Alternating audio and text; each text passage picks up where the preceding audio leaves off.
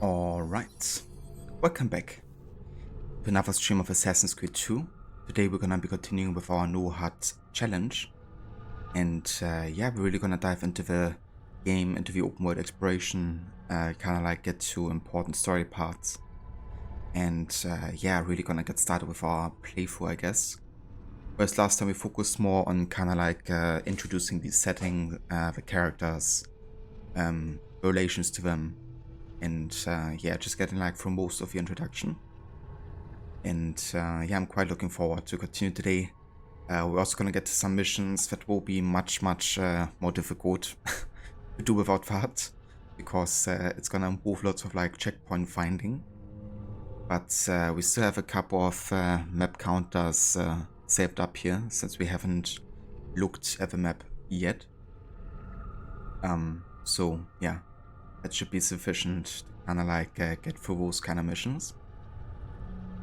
Also, hey, Harbinger, welcome in. And happy Halloween.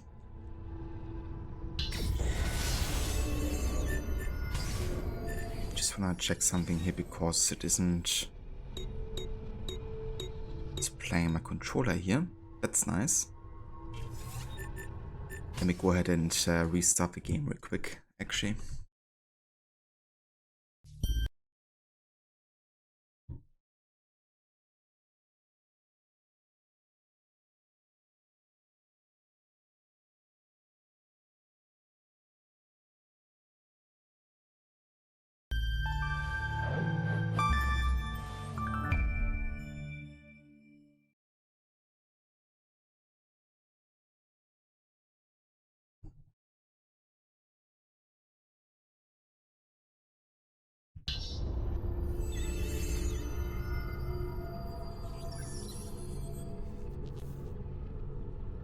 Okay, should be good.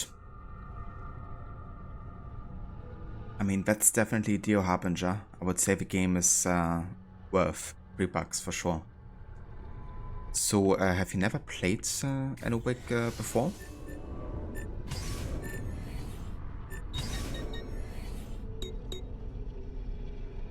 Okay, should be good now.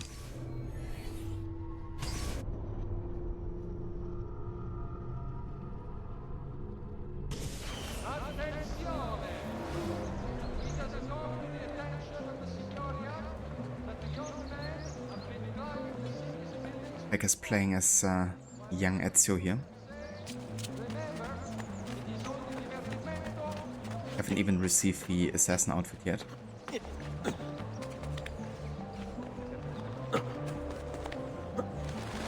Yeah, we just finished delivering some letters to some shady people. And also getting some bad vibes, kind of like from how they kind of talk about that there's something going on and that they should be moving and stuff. So Ezio's here with kind of like a bad feeling about what's going on.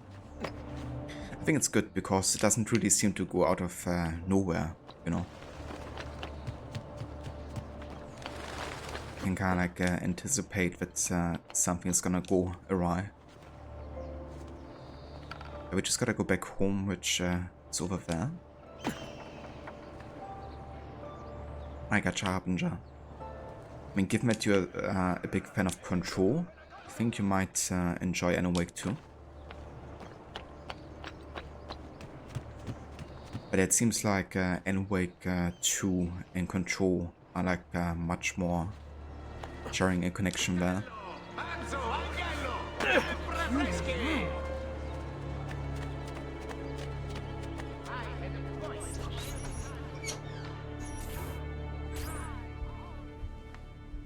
Father?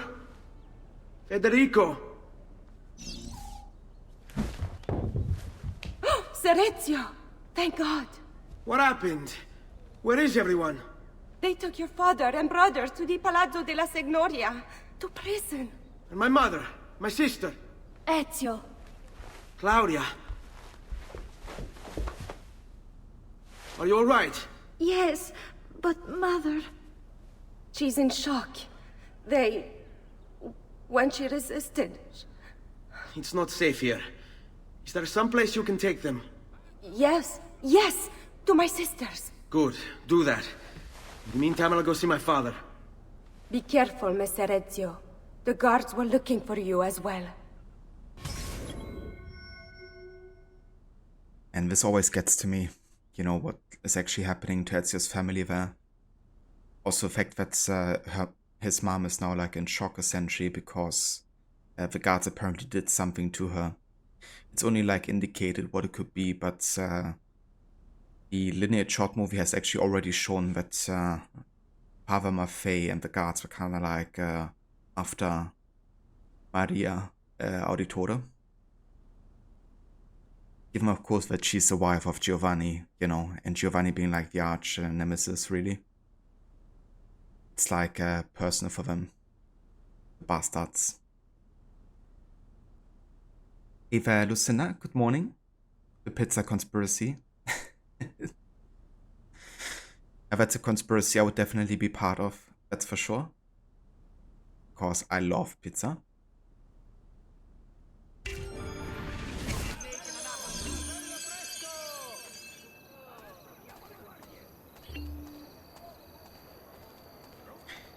I mean, yeah, then I'm definitely part of the conspiracy because I've eaten pizza this week, just a few days ago.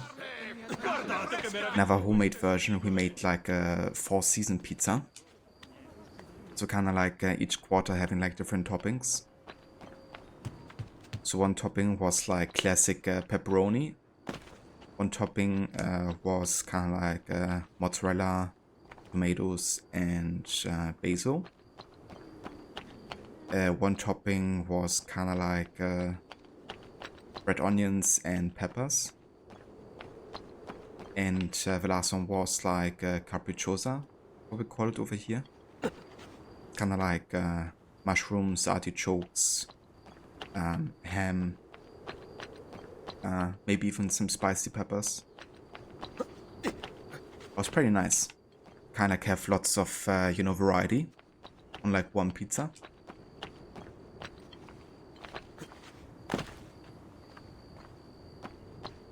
So gotta go and visit our father, and he's trapped in that building over there.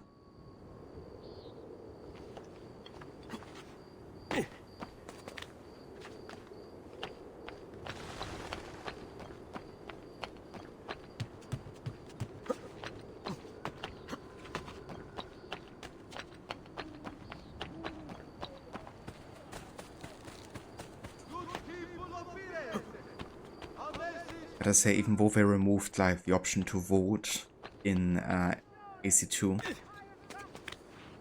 the parkour system just works so much better, at least on PC, because there are lots of bugs, you know, with like invisible walls blocking you and just like falling off the edges much more easily. Treatment with the least varieties brought back from the marshlands of the Indies will heal almost any eel. And leave you feeling. Why are you here? Get down! You are not allowed up here! Doesn't see me like this, is he? I'm ducking. Must have been a local after all. Must have been a local. I mean, I am a local.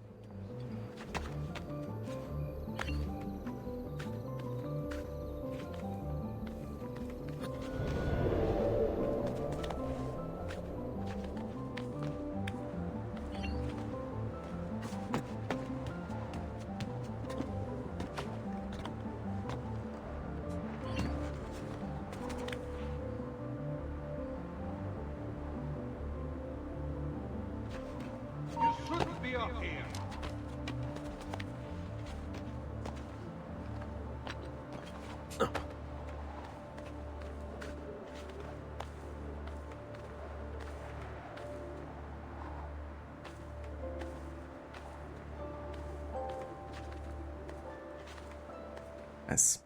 I've actually done it stealthily. Ezio. Father, what's happened? Took a bit of a beating, but I'm all right. What of your mother and sister? Safe now. Annetta took them. Yes. Wait. You knew this would happen? Not the way it did, and not this soon. Doesn't matter now. What do you mean? Explain! There's no time. Listen closely. Return to the house. In my office is a hidden door. Use your talent to find it. Beyond lies a chest. Take everything you find inside. Much of it may seem strange to you, but all of it is important. Do you understand? Yes. Good. Among the contents is a letter, and with it some documents. I need you to take these documents to Mr. Roberto. He was with me in the office this morning. The Gonfaloniere, I remember. Now please, tell me what's happening. Are the Pazzi behind this? There was a note for you at the pigeon. It said, Go, Ezio. Go now.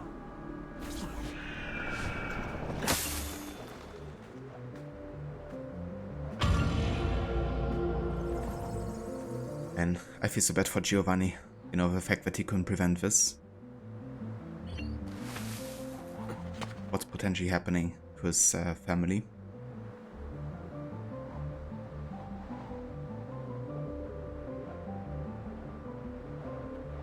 Yeah, Alan Wake is definitely a nice game like the first one, and the second looks really good as well. Especially given how many years have passed since the release of the first one. It's nice that they kind of like seem to have made a good connection there. And Rod, of course, also seems to be really enjoying it, and he's played Alan Wake 1 like so many times already. It's good, but it also seems to appeal to like hardcore fans, I guess.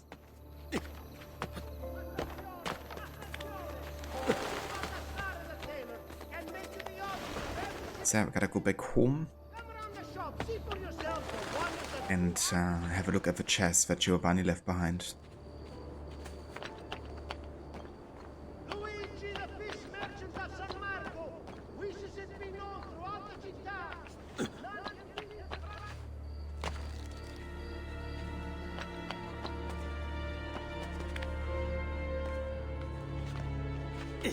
Oh, Pfeffer.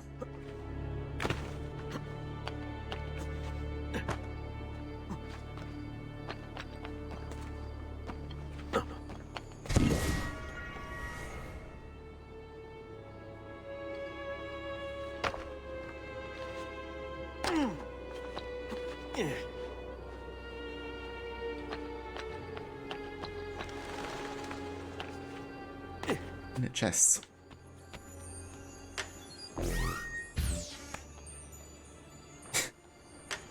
I like how it clapped in his hands with the animation there.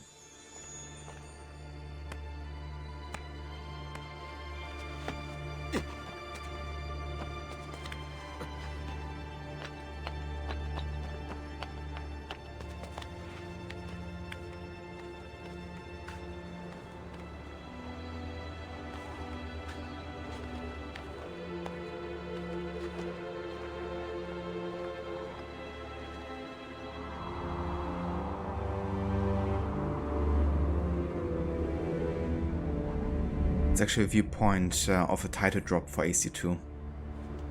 We stand with Federico and then like overlook, you know, the Duomo.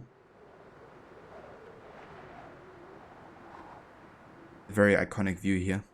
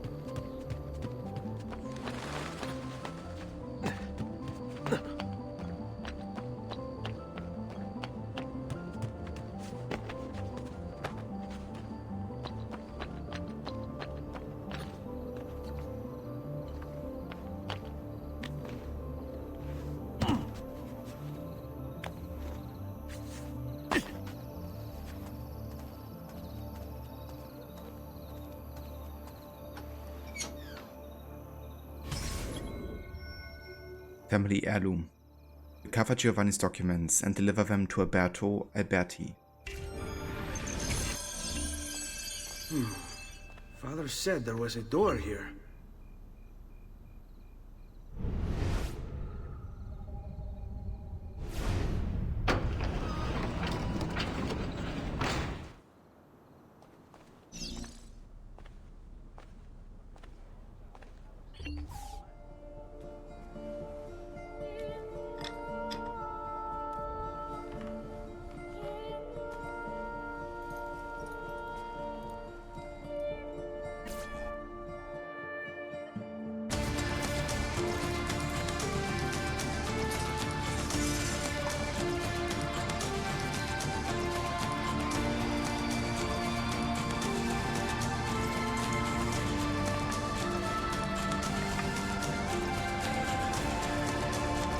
bring this to Messer Roberto.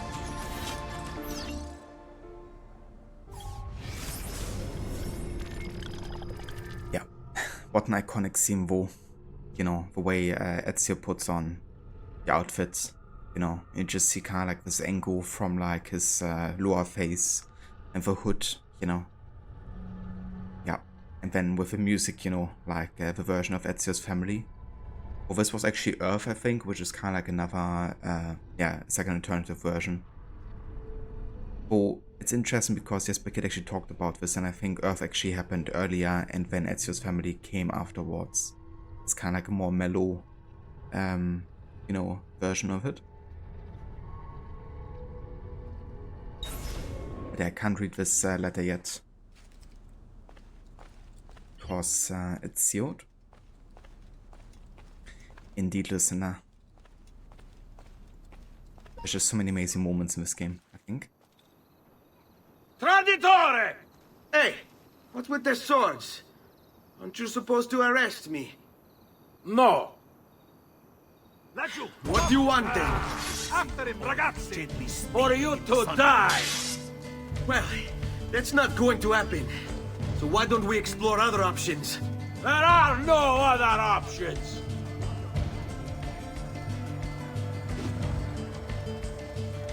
Let's see if there's more dialogue here.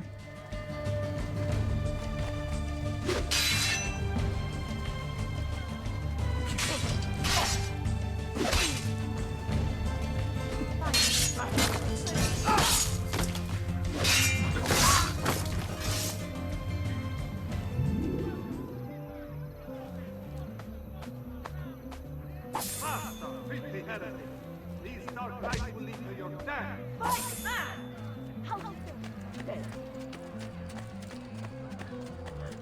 Good people!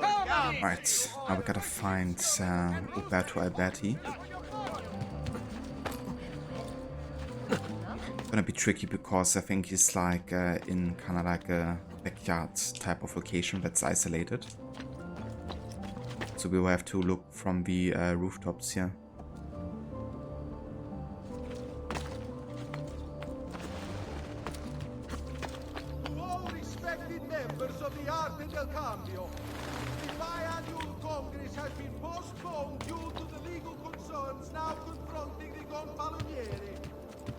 It was actually a pretty good chest with potentially lots of money.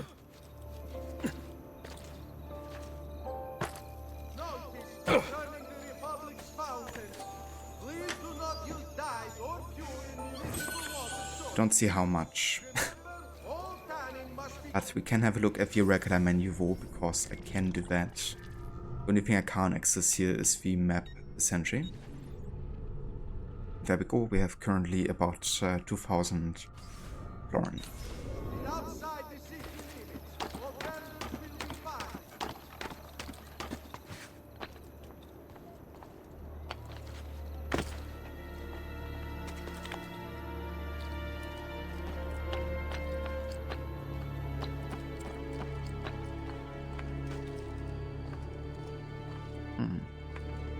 But pretty sure I can't get there yet. Yeah, it's locked off.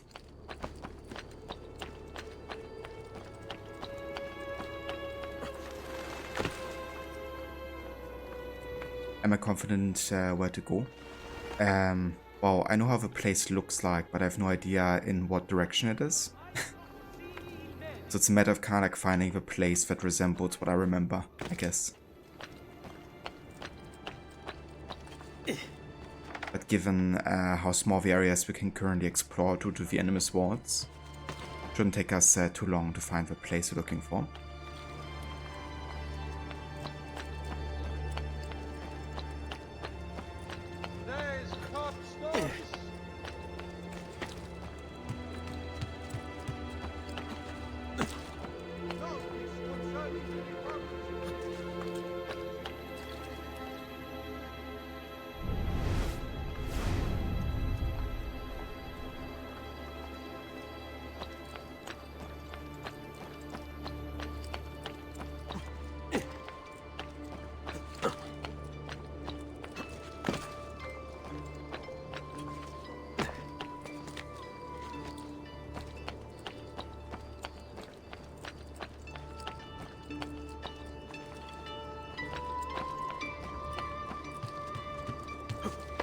music is so beautiful in this game.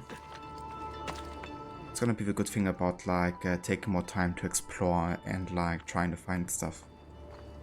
Also gonna have more time listening to the beautiful music.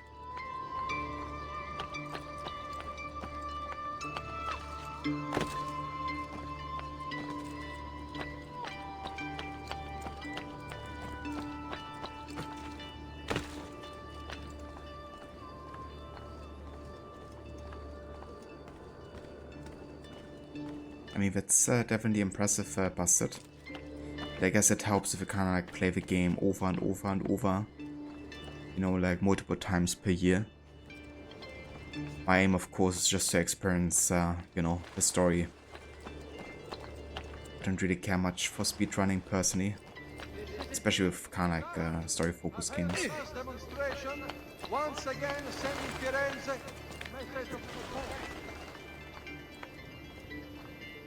I just like to take my time in general and just like playing through the games. I think I would eventually loathe them if I would do like that, to be honest. I think it's impressive how Actor Tutu plays, you know, and his dedication to kind of like, you know, trying to be the best, or I guess staying the best in that kind of like category.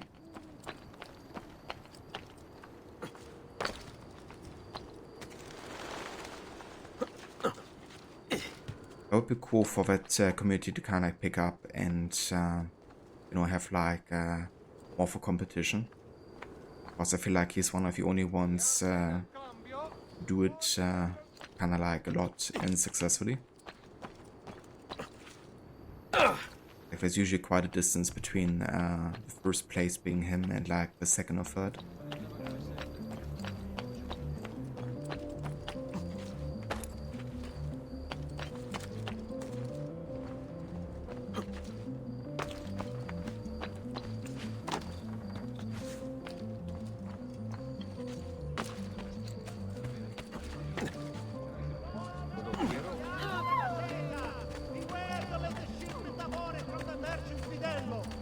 Several members have cast inferior bronze from it, suspecting impurities in the copper delivered. The guards are like me here. Kill that stupid bastardo! I know, stupid bastardo.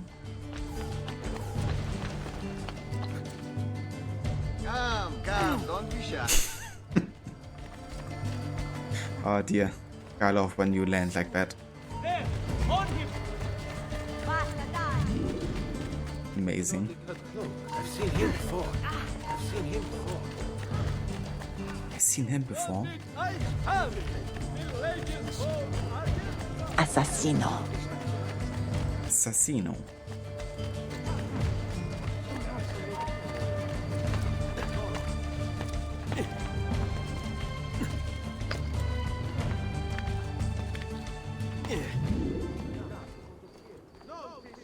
Is Tree the only one who speedruns 100%? I really didn't realize that he was the only one of that category. Then again, I think it's crazy to do that, you know, like how long it especially takes to kind of like 100% the AC games, and how much you would have to remember, and also kind of like plan around doing like the most efficient. But yeah, I guess if he's the only one, then the first place will stay there for a long time because nobody else really has that kind of dedication. I think like doing 100% run in AC games in general is like enough of a challenge. Doing it as a speedrun is just like, nah man, I'd never do that.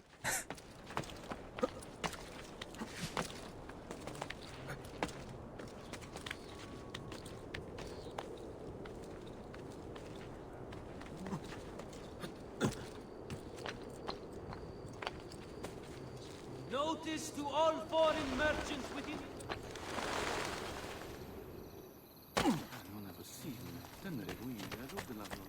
Not this. That's it. Kinda looks like the location of a battle, but guess not.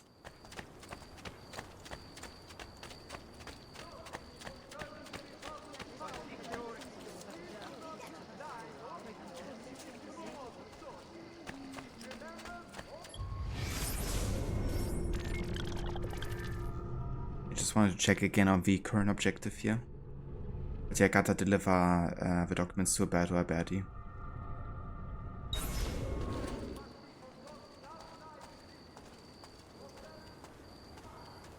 Yeah. Yeah, like exactly, you know. Like remembering everything, but then doing it also like in a very long play session where you have to be like 100% focused a lot of the time. Posteriors at our honorable delegation. The arte del cambio warns members to avoid bentivolios of Bologna.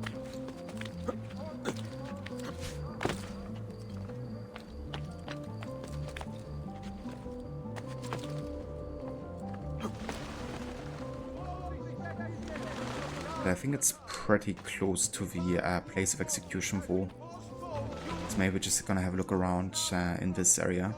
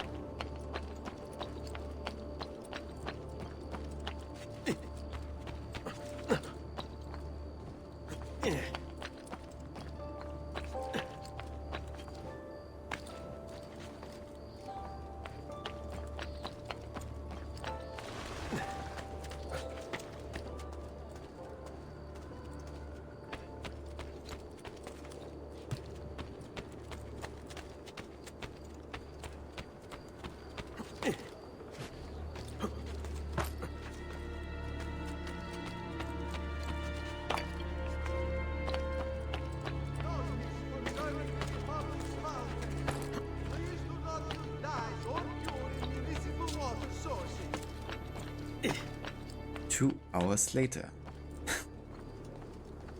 Yeah, it is just a matter of time, I guess, but really having an idea about where the direction is I have to go makes this of course kinda tricky. Must be somewhere nearby here. Like it's not that far away from the execution place.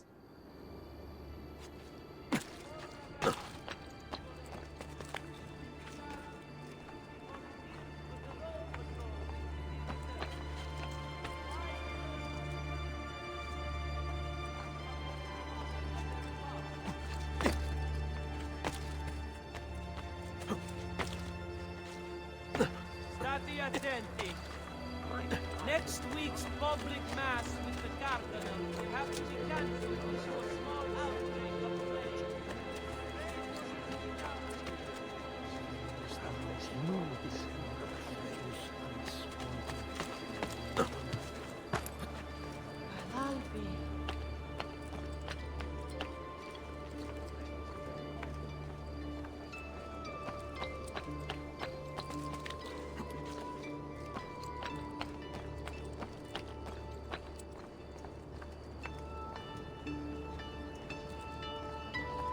So there should be like a shimmering effect on the door, which is how we kind of like know where it might be. I'm pretty sure it's kind of like in a secluded area.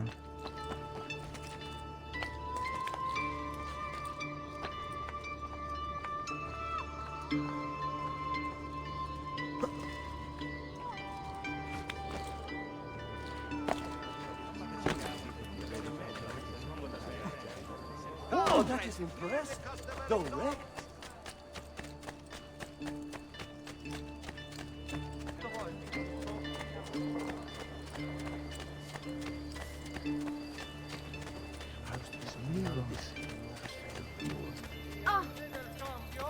Warns members to avoid the bentivolios of Bologna. Important defaults suffered by an esteemed member have led to this draconian measure, which will persist until satisfaction is received.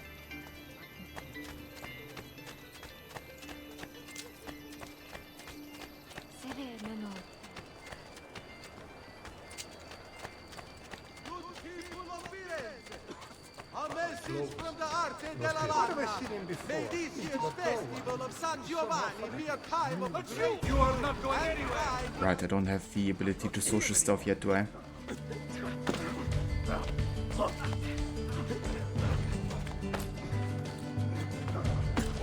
Which way? Next week's public mass in the Cardinal will have to be cancelled due to a small outbreak of plague.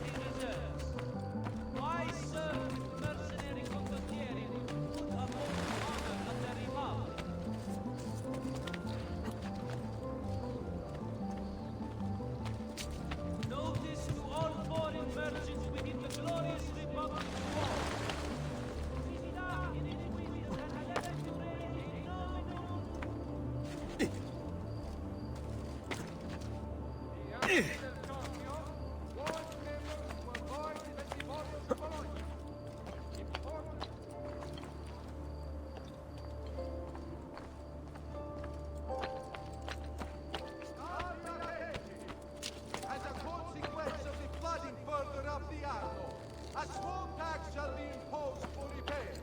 All batteries sailing into the main station. And I'm so sure it was here. Based on tonnage. I really thought it was this location.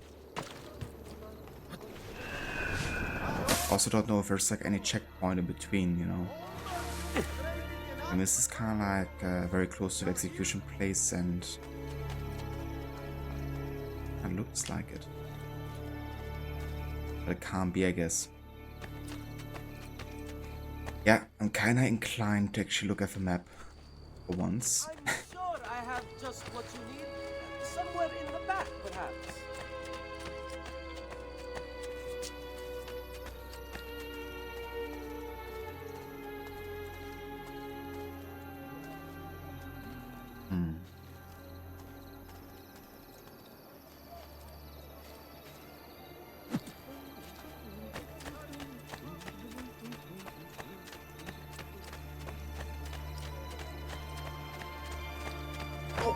He's here! Say your prayers, criminal! He's here!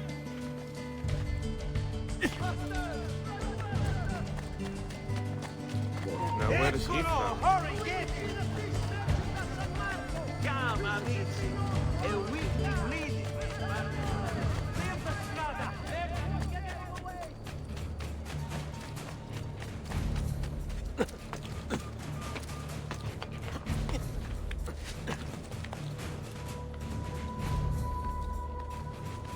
Move and vigili now!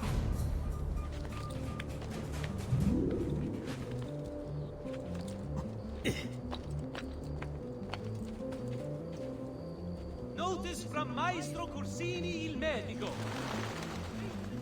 Hey there, Nick. Welcome in. How are you doing?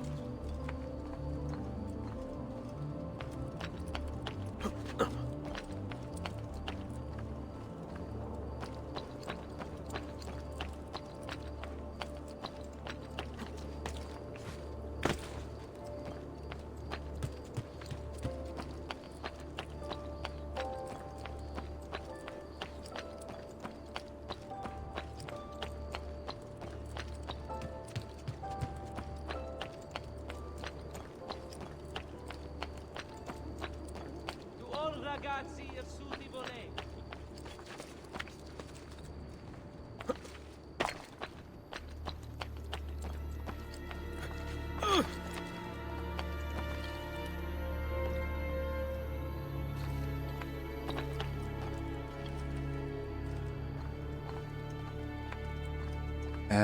Yeah, I mean, for now, it's definitely there, Nick. I can't guarantee or make any promises about keeping it forever. But, yeah, for now it's there.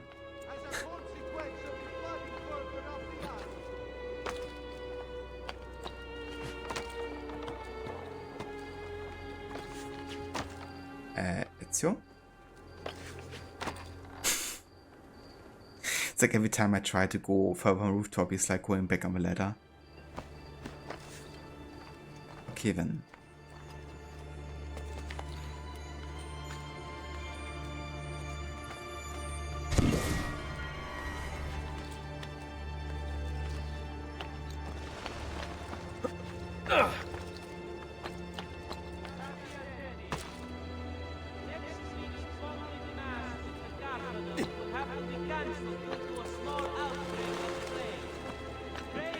Small outbreak of plague. Just a small outbreak, you know, nothing crazy.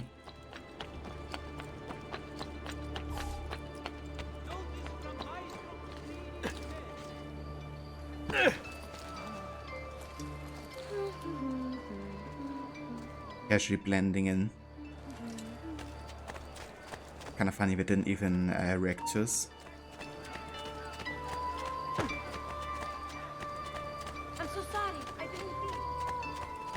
Need to be shy. Come for.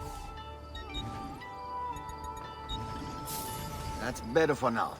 But prevention is the best cure, I always say. I know. Prevention? I'm sure of it. I know what you're talking about. Sai, le armi servono a due... Ma dagli sta pugna! Release me! Down with you! Let go of me! That's the best kind of prevention. Bit of fighting training. Bene. Now I have a way back up in case I fall. Bene.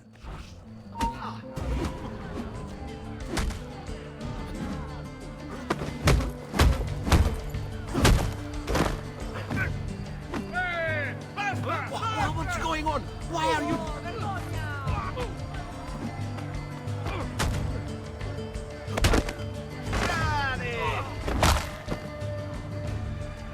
Oh, that's a nice finisher.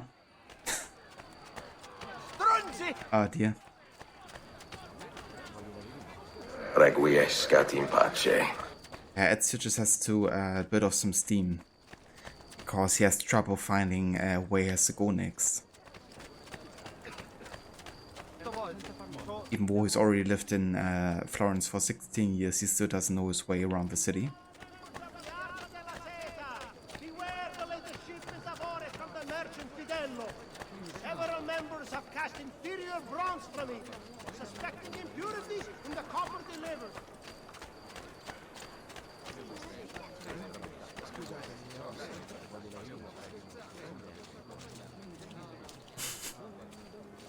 Yeah, that's proper game logic, isn't it, listener? Like, just pretend that I don't know what's going on. You can beat his prices or the freshness of his stock. The new map challenge? Yeah.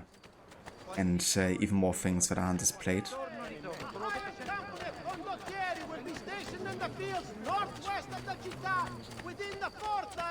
It's gonna be very interesting doing a challenge with the RPG games, you know, because one thing that I remember from Origins playing that without the HUD was kind of like weird not seeing the actual level of an enemy. Because you would sometimes like fight them for quite a while before realizing, oh, one hit of them actually kills you, like, instantly. So finding the balance there will be tricky. Yeah, I've also played through Black Flag without the HUD actually, and honestly, that was one of the best games, surprisingly enough. Of course, what really helps is the fact that you can kind of like always check what's on the island that you're on with Right Pumper. And they're often very small, isolated locations, right? Instead of like huge open world games of land masses that are like all connected. Which means it's much easier to find your way around a certain place because they're quite linear, like all the islands. So that game was actually really good without the HUD, surprisingly. The worst games without the HUD were actually the ETSA games, because they relied so much on kind of like finding very specific points on the map.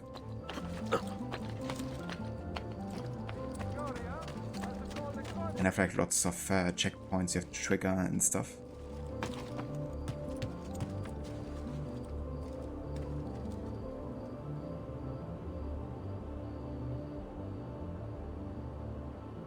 Yeah, I've been having this share for a long time actually, Nick. And it came with like a 10-year warranty essentially, which is also, I guess, more of a sign of like decent quality. That's still quite a comfy share.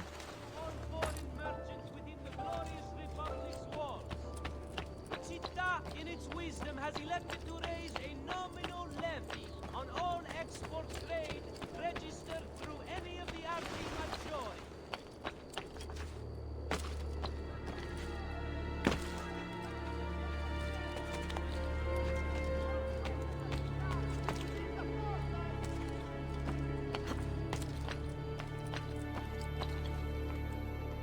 And here we are again.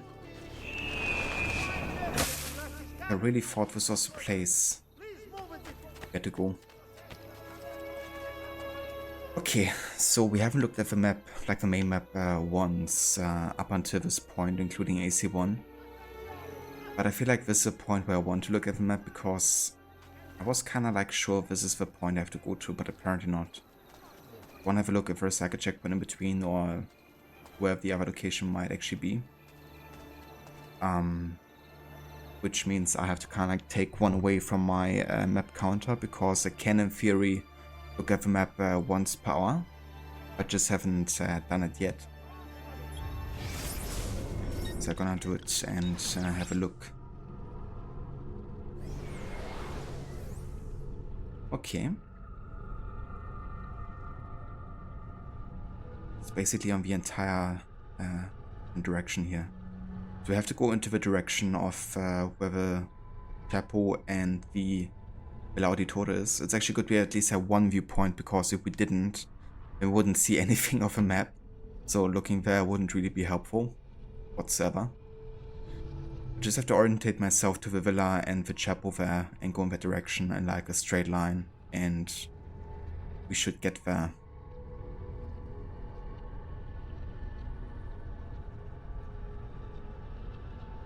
But I think up here is the Duomo, isn't it? So like southwest of the villa. Okay then. Come, friends. Here the customer is always right. Come here. Guided by me.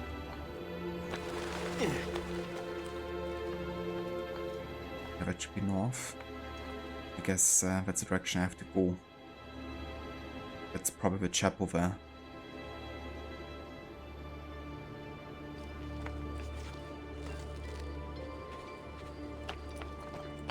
It's gonna be something that will be helpful in the no HUD, is kind of like seeing which way is north,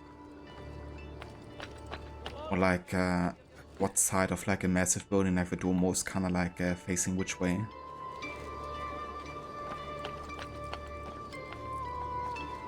There's the Villa Auditore, which should be just past over there.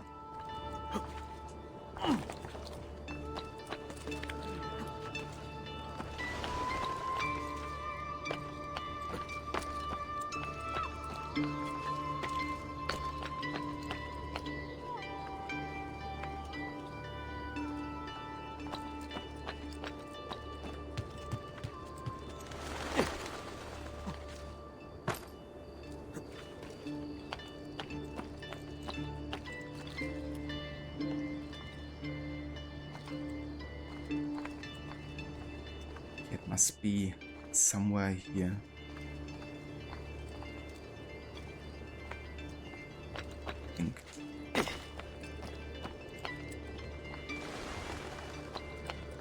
maybe over here?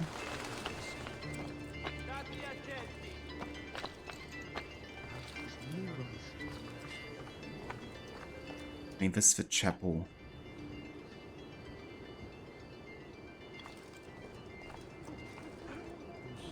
And the map marker was like south of it, right?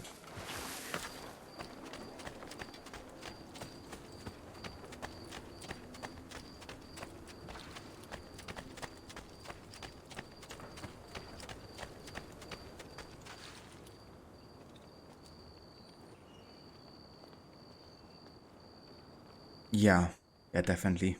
That's one of the more quality chairs you can get at IKEA, I guess. Not like they're famous for their quality chairs. But yeah, that one is definitely decent.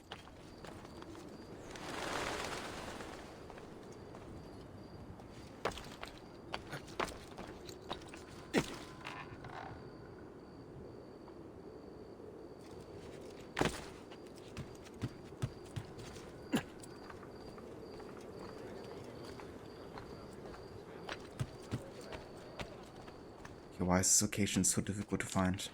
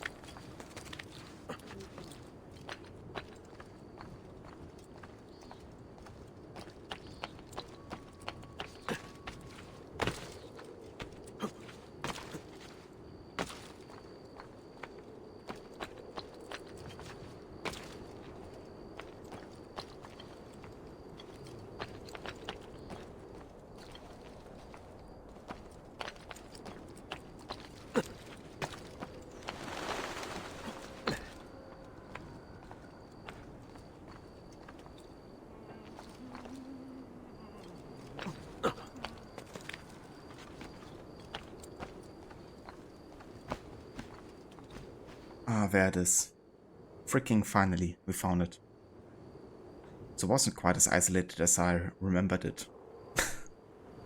Never mind then. I think what I kind of like had mixed up is that you can talk to him, and then I think you get ported to the location of the execution afterwards, right? I think I was thinking that the location you get ported to is also where Uberto is located, which is why I was searching like more closer to the execution site, but yeah, not realizing it's kind of like a fast travel that's enforcing you. Robert! Did you see where he went? Basta, basta! There he is! Coraggio! Distrai! Via!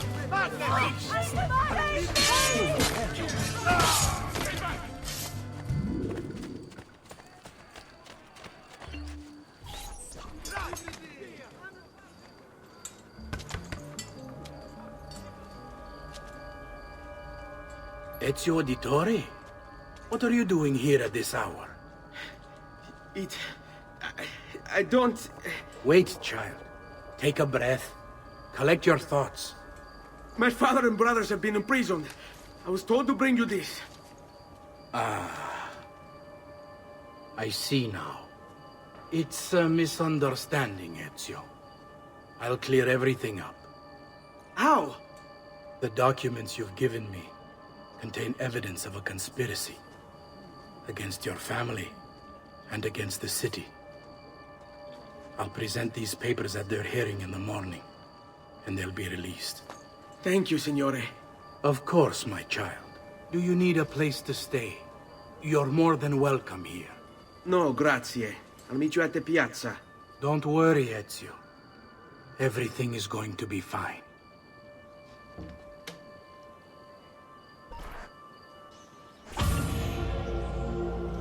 Yeah. So if Ezio would have stayed there, he would have been dead the next morning, for sure.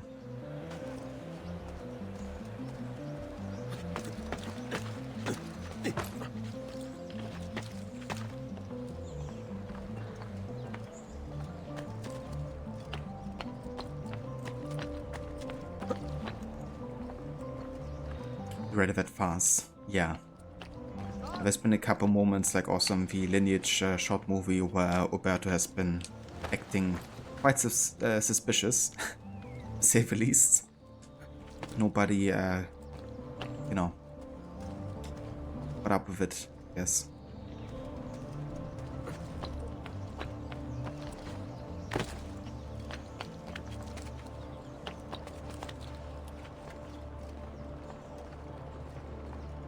But yeah, orientating on the dome is gonna be quite useful, because, you know, this is kind of like in the northeast direction over there.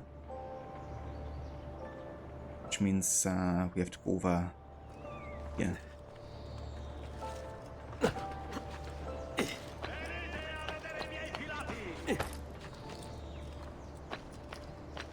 Imagine Ezio had actually stayed there. Yeah. Would have been his last night, and we wouldn't have gotten to play as him.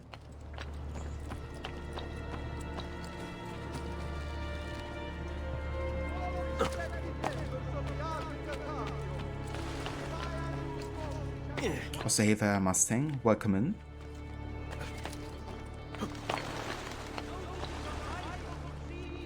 Alright, so now we gotta find a place I did find earlier. Yes. That close? Ah, yeah, there it is. Assassino. Assassino. Northwest of the città, within the fortnight.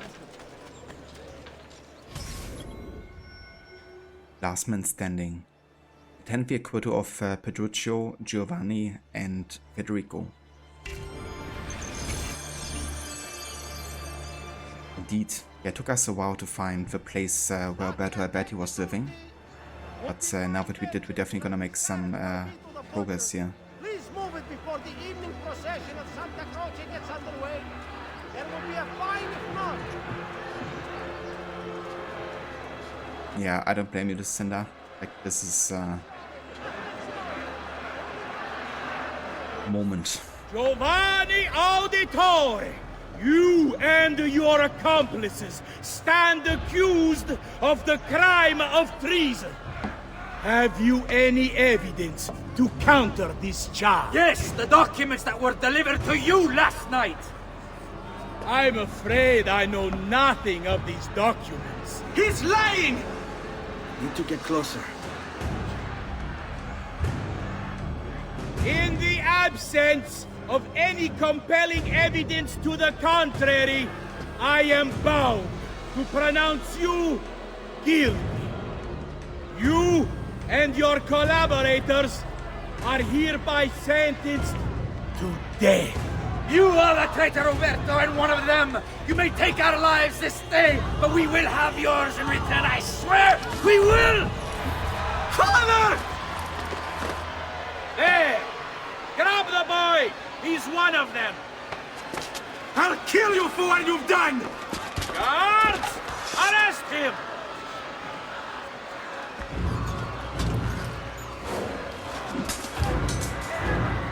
Abattetelo.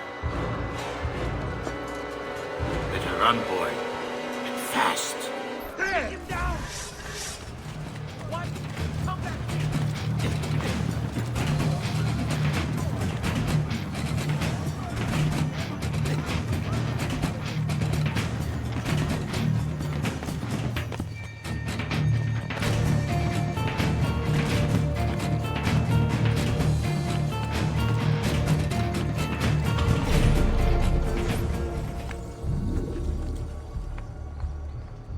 Yeah, this moment, it always gets to me, you know.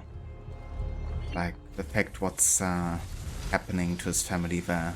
And I guess to say, Lucinda, you know, also to Petruccio being just a child, calling him a collaborator of the conspiracy, you know. And especially since, you know, at this point we have like really built up a connection to all of these characters, you know. Like, we learned about Ezio's family, we spent so much time with our father. With our brothers, of course, as well, you know. And seeing all those just like vanishing in the blink of an eye.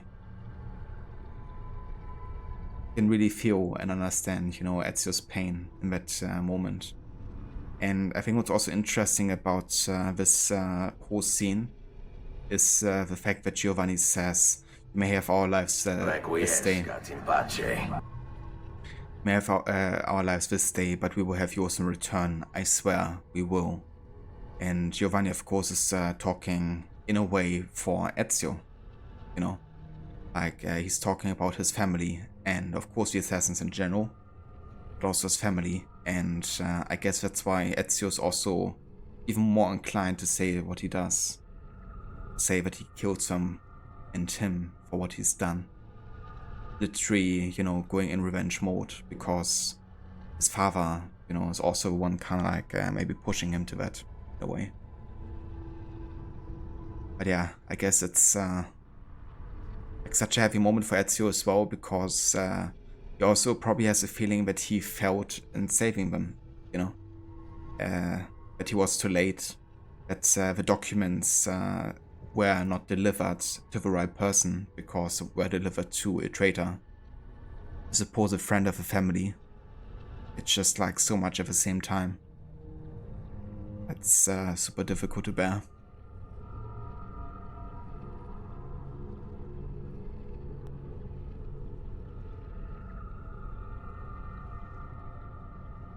Yeah, I mean, this is such an important moment, because it definitely explains Ezio's dedication to go for revenge eventually, you know, and kind of like sets the stage for the whole motivation, of course, of this character. But then that's what I like so much about the ending of this game, is that it kind of like grows over his desire for revenge, because he realizes, for one, it doesn't fulfill him, and it of course also doesn't bring back Giovanni, Federico, and Petruccio.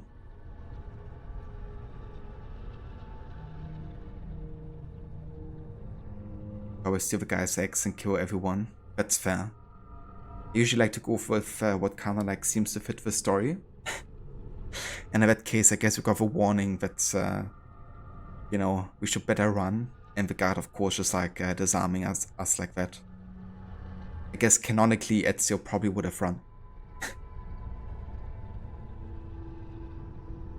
Saw a big guard and was like, oh shit, yeah, me too, the first time I played this.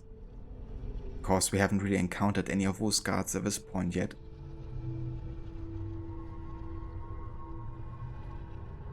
Hey there, Martin, welcome in. It's going good, thank you. Playing some AC2, we just finished with sequence 1.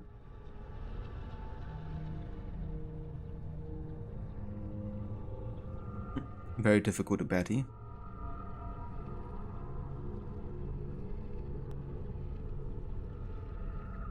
I mean, that's fair, Mustang. Gotta let the rage out immediately.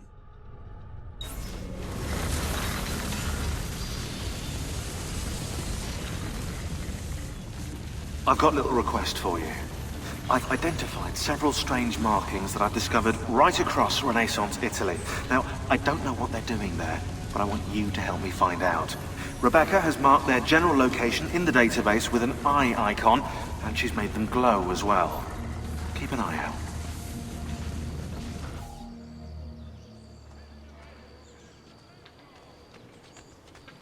Sir Ezio, thank God. I've been looking everywhere for you. I couldn't stop them, Annetta. I tried, I swear. But there were so many guards. Please, come with me. We need to get you off the streets. What of my mother and sister? They're safe. I'll bring you to them. No. It's too dangerous for us to travel together. Tell me where to go and I'll meet you there. My sister's house. Just north of the Duomo. I'm on my way. Oh yeah, we actually get a proper description of where to go. North of the Duomo. That's helpful.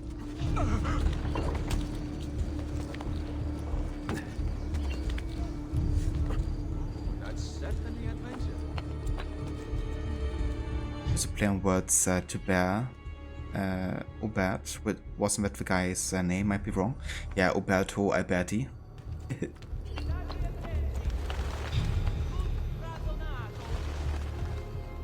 Okay, where's the Duomo? North should be just behind it.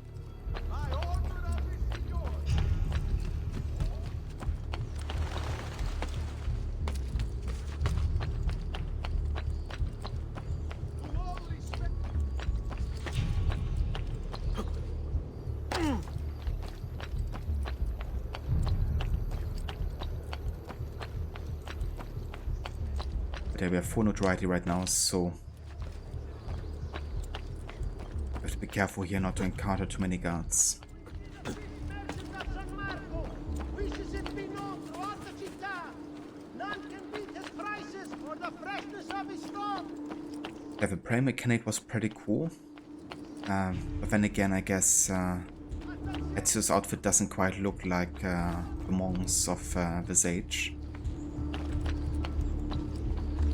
So I feel like blending in, like even by yourself, just like Brain, we would look a bit weird.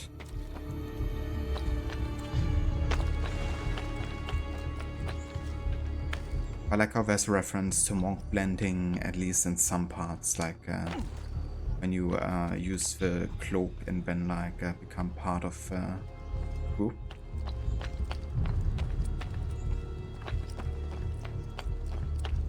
Okay, that's the building here. La Rosa Cota. And should also be a glyph. Indeed. Our first one. I wanna actually find all of the glyphs in this playthrough, if I can. I'm not gonna force myself to do so, but it is my goal, I guess, to do it, because it's a really good story and gives us much more information about the modern day, and also kind of like about different settings, pieces of Eden, etc.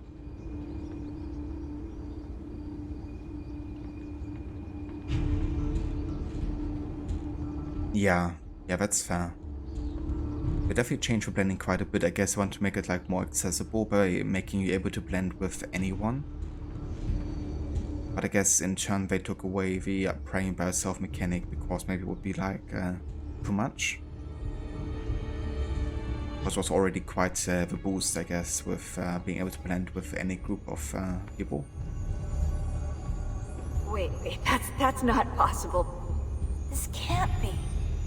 Hold on. That's computer code. Let me compile it. Oh shit, it's an encrypted file. Upload it to my computer. I'm a master at decryption. Humble. I can't. It's only compatible with the Animus itself. Upload it to Desmond then. I can't believe this.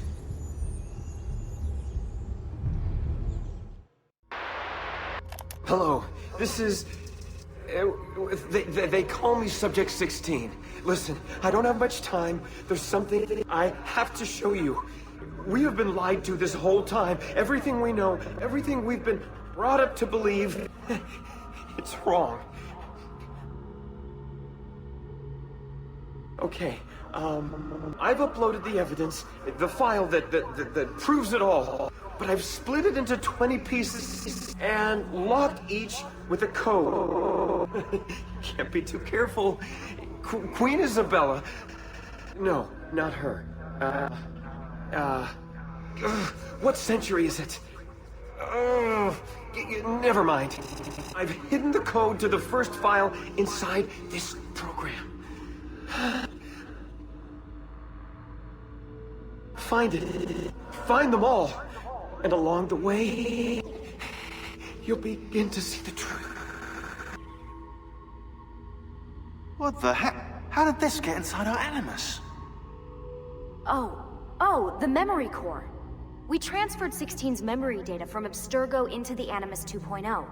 He must have hacked the machine when Vidic left him alone between sessions. Oh, hold on, wait a second. The signs on the walls in Abstergo, the ones written in blood, those were clues. He was telling us to look for them inside the Animus. In the beginning. So this is the first time I actually hear of Subject 16. We know that there was somebody before us at Abstergo, of course, inside the Animus.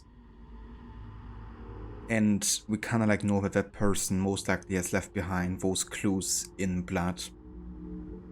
But yeah, I think it's actually interesting that Lucy doesn't actually say anything about this, you know.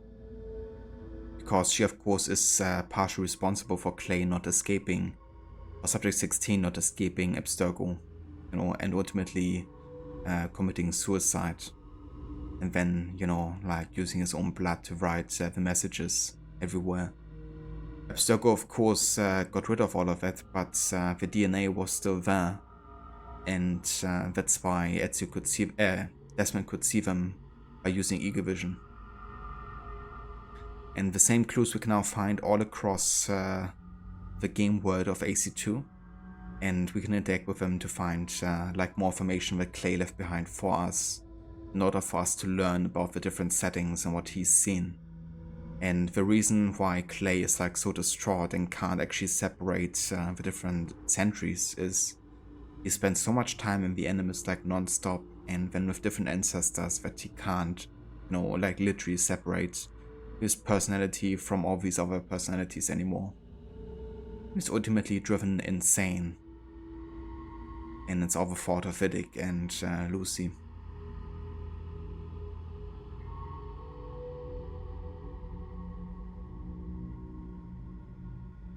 This game has hands down one of the best looking armors. Yeah, the Altair armor is at least my favorite one in this game. The only game that made Abstergo part nicely. I don't know, I also really liked the clusters in Brotherhood.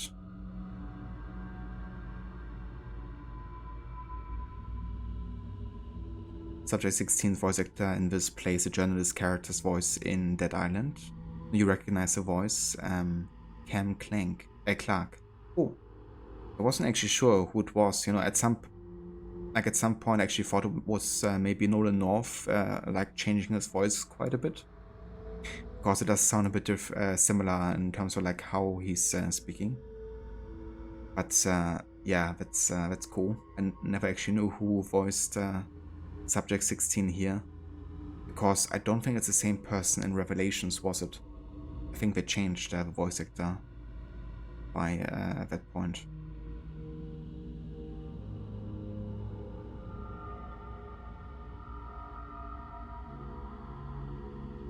The Ezio one, you mean Altair's black armor? Yeah, that's the one that I mean.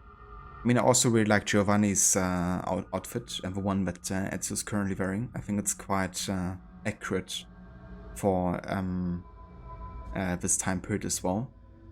But yeah, I love Altair's armor.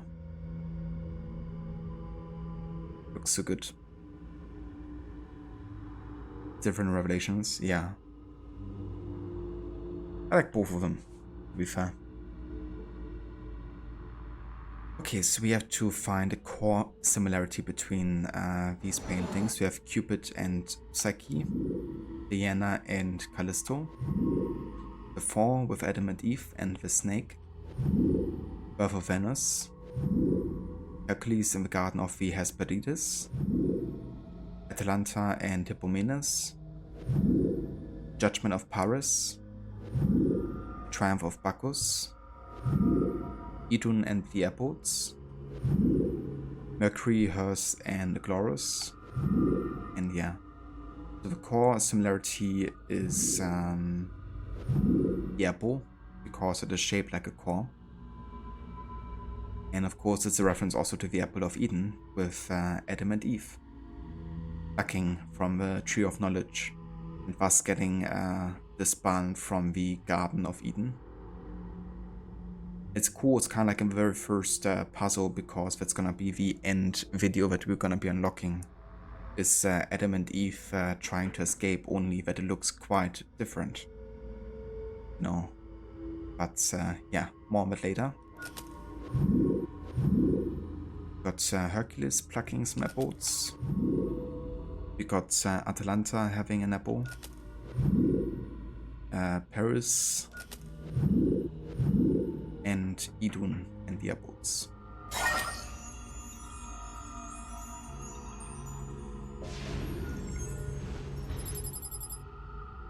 So elegant, definitely is, yeah. Ava Eline, I think the game is more frustrating than these redoubts. I found the redoubts in both this and Brotherhood quite challenging my first few times. But now that I memorized so much about them, I usually blast through them at this point. But yeah, they can be quite tricky, I think. But apparently, according to the statistics of Ubisoft, only like 1% of the player base actually did solve them and try to do them, so they weren't like super popular, which is why they got rid of it by Revelations. But at least Revelations had some other really good modern day parts with Desmond Journey and the Lost Archive.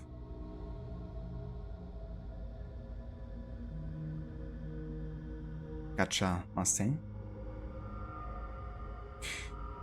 Yeah, Harbinger, I do think they're quite fun. I don't think all of them are so easy. I guess it kind of also depends, like, you know, how one actually gets along with certain types of puzzles, because I know for some people it's like difficult to visualize a puzzle, or like to do stuff with like numbers and all that. But usually I enjoy them.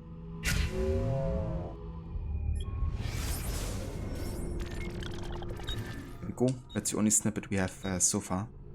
Adam and Eve jumping naked.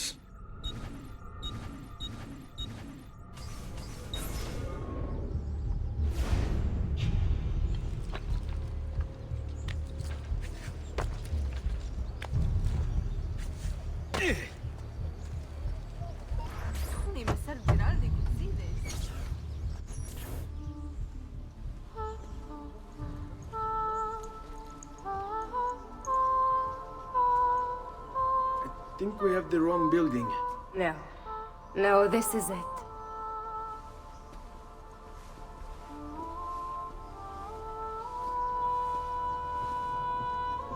It is a pleasure to make your acquaintance, Messer Ezio. Annetta speaks quite highly of you. I can see why. Okay. The game just minimized. I appreciate the kind words, Madonna. Ti prego. Call me Paola. Thank you for offering your home to my family, Paola. It was the least I could do. You must be tired. Perhaps you'd... No, grazie. I can't stay. Why? Where are you going? To kill Uberto Alberti. I understand your desire for vengeance, but the Gonfaloniere is a powerful man. You are not a killer, Ezio. Spare me the lecture. But I can make you one. And why are you going to teach me how to kill? I'm not. I'm going to teach you how to survive. Come. Citizens. Citizens. Eva Maxi, welcome in. Citizen. Citizen! How's it going, dude?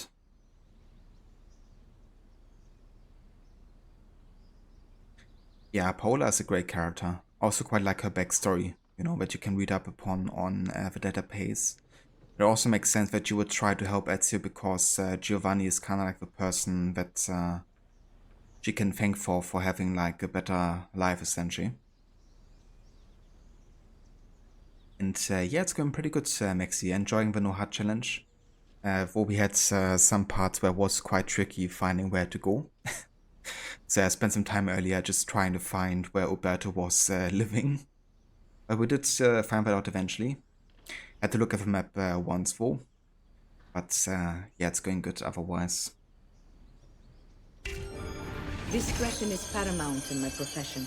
We must walk the streets Doing okay? freely, Nice, dude. That's good to hear. but unseen.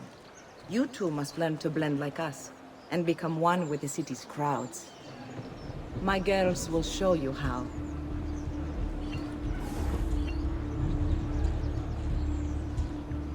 Like what you see? Hello, Paola.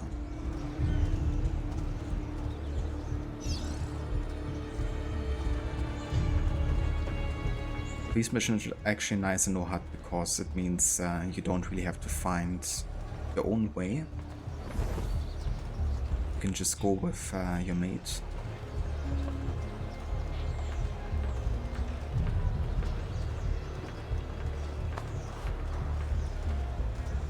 Salute, come state?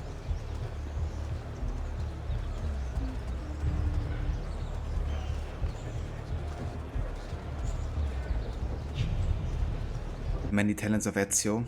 Don't know if it's a minstrel, if it's you know, a courtesan. He's a man of many faces.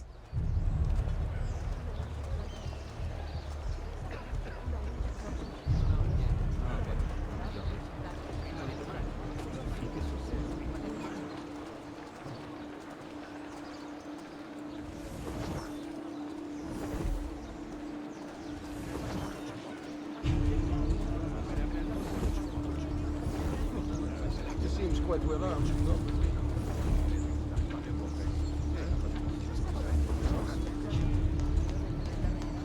Better not be a troublemaker.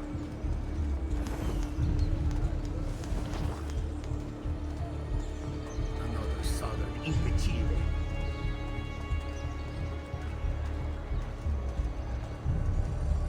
Difficulty here is also like seeing how long it takes for guards to detect you. Like I don't see that, of course, which you know, means I always have to like kind of like calculate how long it might take for a guard before they spot me. But no HUD doesn't just mean, you know, not seeing like the minimap or something. It's like also those kind of things, you know, like where is a guard looking from? How long are they taking to see you? Where's a projectile coming from, or incoming attack? When does an incoming attack strike you? Stuff like that, you know?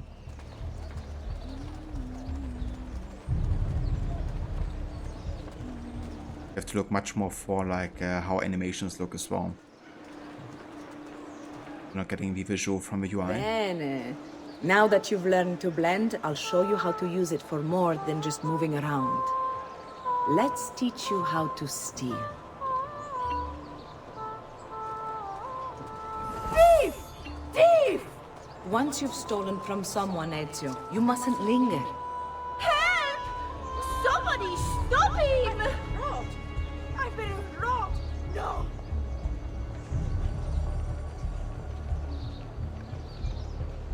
It's this game, Maxi. Yeah, walking fast, also pickpocketing here. Makes sense, doesn't it?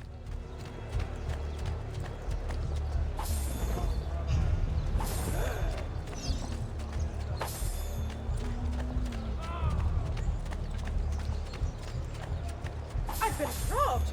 I've been robbed! No! Perfect sense, indeed. Damnation! I've been robbed! You can go now, girls. Oh, do we have to? So innocent. He's cute. Now that you have learned how to approach the enemy, we need to find you a suitable weapon. What would you have me use? Ah, but you already have the answer. Hey, my father's blade and bracer. How did you get them? By using the same skills I've just taught you. It's not exactly in working condition. I assume you're familiar with Leonardo da Vinci. See, but how does a painter factor into this? He's far more than that. Bring him the pieces. You'll see. Before I go, one last question, if I may. Of course. Why have you given your aid so readily to me, a stranger? I too know betrayal. Yeah. Paula knows what Ezio's going through. Got you caught out many times. Yeah, same here. It's kind of annoying when you just want to like catch up on like someone you're chasing without like going into high profile mode, and then it's like, never mind, you stole, which is actually worse than going in high profile mode.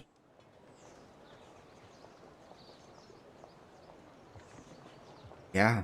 I mean, I guess, you know, lots of things aren't really depending on or dependent on like, you know, graphics or like gameplay mechanics, you know, when it comes to story and cutscene representation. You know, it can be outstanding 50 years ago and can be total crap nowadays. But I think one of the issues that the newer games have is rather that they're not mocapping and like working out proper scenes like this, you know. It's not like handcrafted.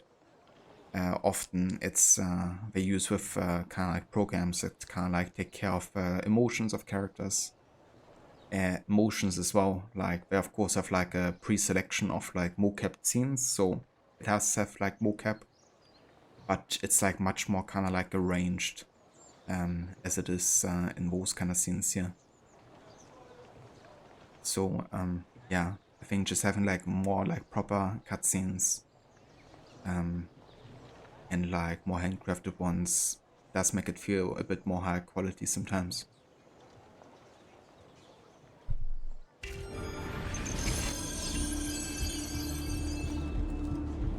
Okay, Time to find Leonardo's workshop.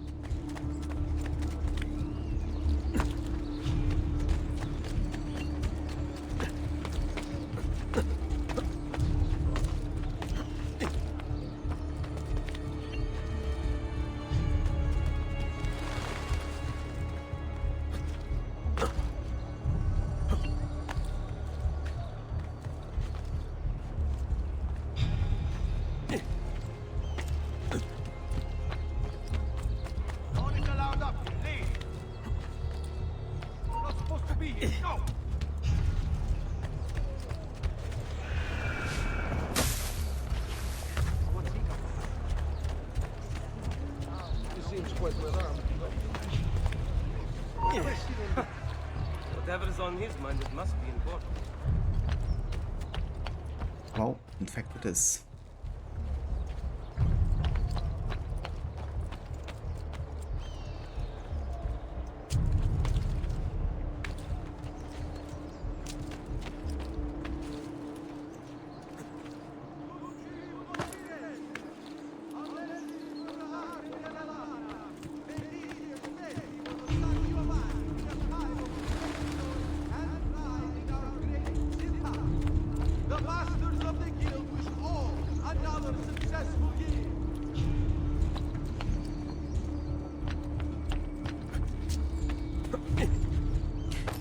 So Leonardo's workshop is quite close to a villa, but I think it's more towards the Duomo, like more towards the north side here.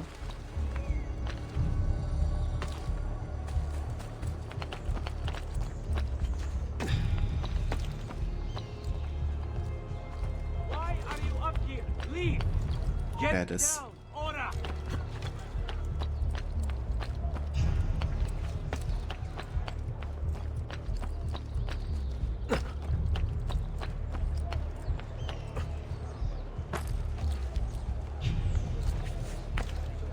What would make a man perform?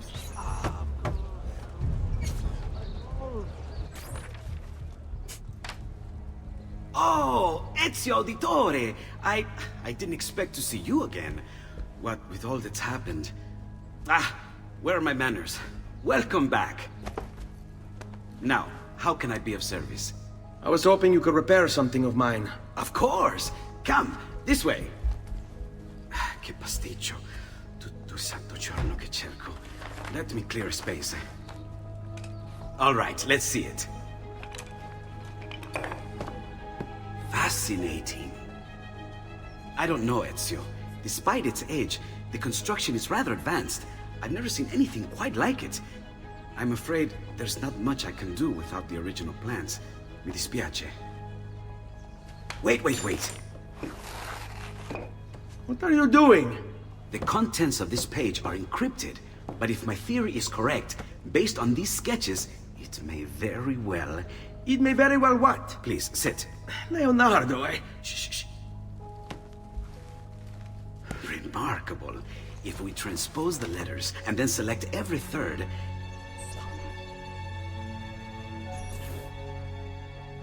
There! It's finished! Huh? What's finished? The blade. I managed to decode that parchment of yours. It showed me exactly what to do. Now all that's left is to remove your ring finger. Really? I'm sorry, but this is how it must be done. The blade is designed to ensure the commitment of whoever wields it. Bene. Do it quickly. I was only having fun, Ezio.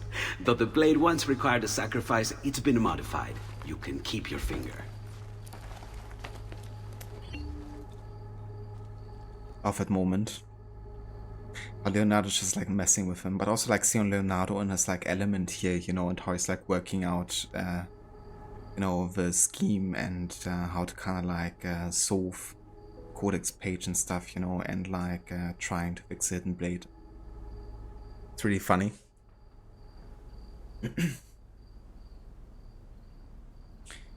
Also, hey there, Bioshock Dragon, good morning to you. Happy Halloween. I hope you're having a nice day so far. Leonardo the Prankster, that's him. Yeah, let's equip the hidden blade, shall we? Incredible. Yes, it is. Tell me, do you have other pages like this? I'm sorry, only the one. Listen, if you ever do happen across another one of these, please, bring it to me. You have my word. And thank you for fixing this. By order of the Florentine Guard, open this door! Just a moment. Wait here. Are you Leonardo da Vinci? See, how may I be of service? I need you to answer some questions. Certainly.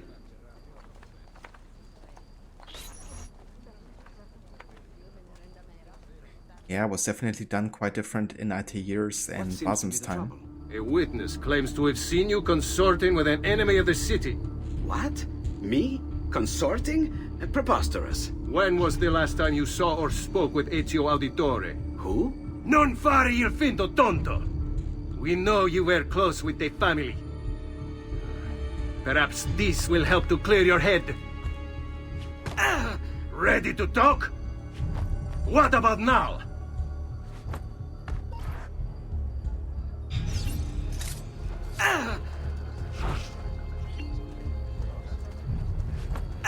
What about now? What about now? Ready to talk? Grazie, Ezio. Sorry about that. I've grown accustomed to their abuses. What of the body? Bring it inside and put it with the others. Others? The city gives them to me for research. That's one of the reasons why a lot of the paintings of people looked as real as they did with Leonardo's works. Because he had lots and lots of bodies and cadavers he could work on.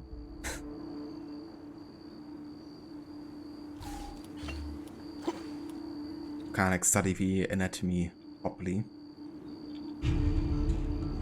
Is that Black Groove from Skyrim? Not sure, I've never actually played Skyrim. Hate crime? What about now? Yeah,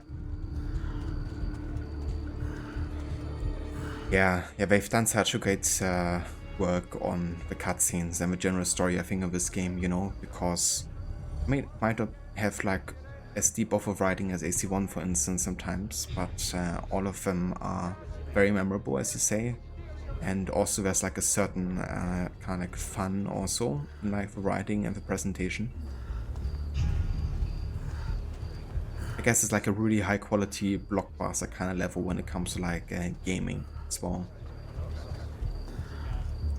With a nice amount of like intrigue and plot twists and stuff.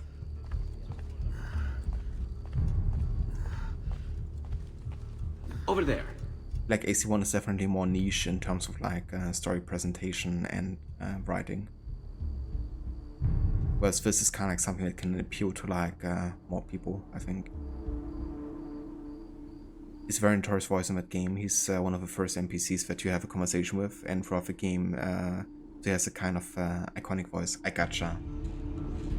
Yeah, would definitely stand out. I really gotta play Skyrim at some point, I guess, but the amount of bugs and mods you have to install and the length is kind of like putting me off of playing it sometimes. It's not like just a casual game you can like start up and, you know, you have to spend, I guess, a bit more time to like set it up properly and test things out and stuff. See? Like it never happened. Thank you, Leonardo. For everything. Anytime. And remember, if you find more of those strange pages, bring them to me. Should they contain new designs, I will upgrade your blade as well. Of course. Now, I really should be getting back to Paola. Porgile I miei omaggi.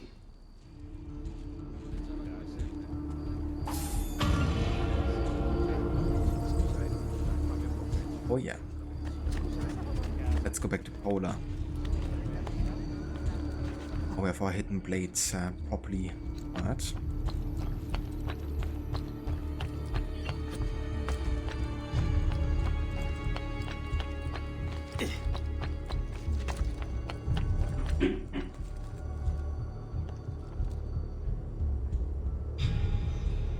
I think a bird just flew against my balcony. A pigeon, actually. because there's quite a storm outside currently. It's oddly fitting. The young men have been climbing the city's buildings for sport. While not illegal per se, remember, it is only Elder Scrolls 6 will be out in a few years. Yeah. Not gonna be that long, right? About the same time that GTA 6 comes out. What is it with game number 6?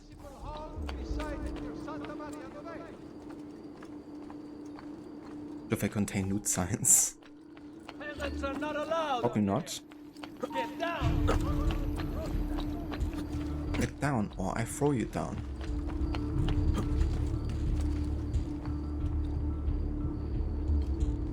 Right. It's kinda funny, like I've always been drawn to pigeons, and pigeons to me it seems.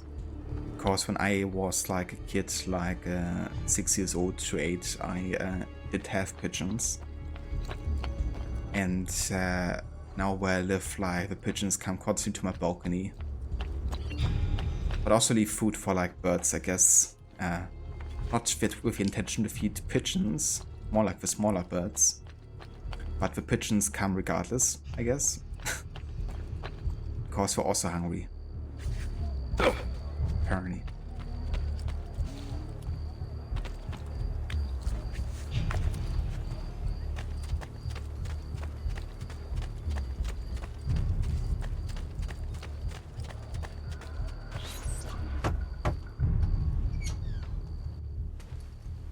You were gone for quite a while.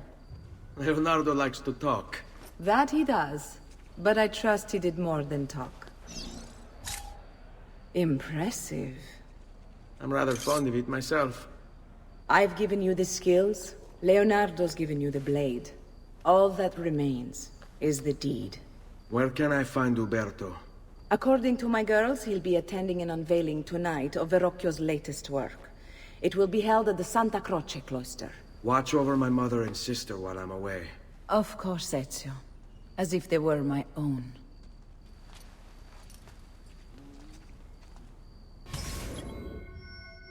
That look, though. I mean, she's definitely meaning it. Yeah. Honestly, it was really cool to have pigeons, like, even though I was quite young still at that point. But yeah, they can be awesome birds. I guess they have a bit of an unfortunate reputation, because with, like, urban life and stuff, you know, like, they became more like the rats of the air in some parts of, like, cities. Same here, I guess, in, like, Berlin and stuff. But I think in the right environment, you know, they can be awesome birds for sure. Judge, Jury, Executioner. Visit the art show at Santa Croce, find Uberto, and exact revenge.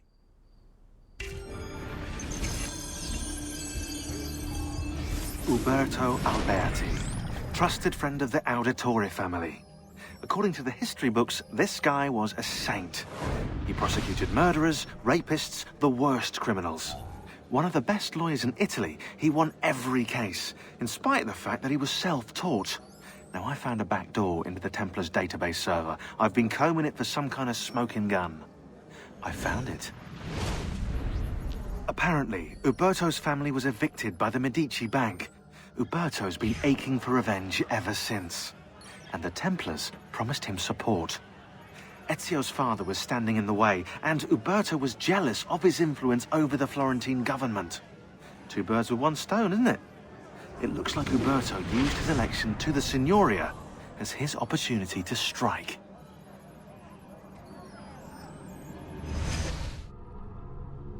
Yeah, selfish bastard. No. Betraying a friend and his family. Just for, like, personal gain, really. To secure wealth for himself and his family. But Uberto is aware, you know, that it's like a very deep betrayal of a friend.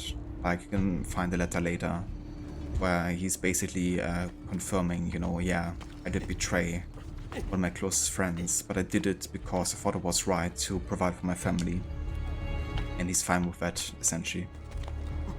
I think it's good they kind of like showcase that because, yeah, it kind of like, you know, gives more context, I guess, to a villain, and also showcases that they also have motives. As selfish as they may seem.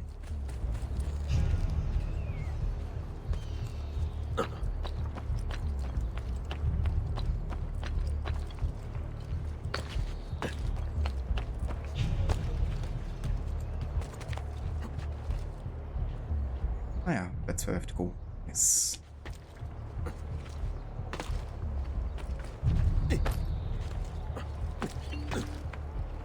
Santa Croce. There's actually a glyph on there, but we're gonna collect that later. Now we're doing a story. Again with this? You have overstepped your bounds, Uberto. Who are you to speak of bounds?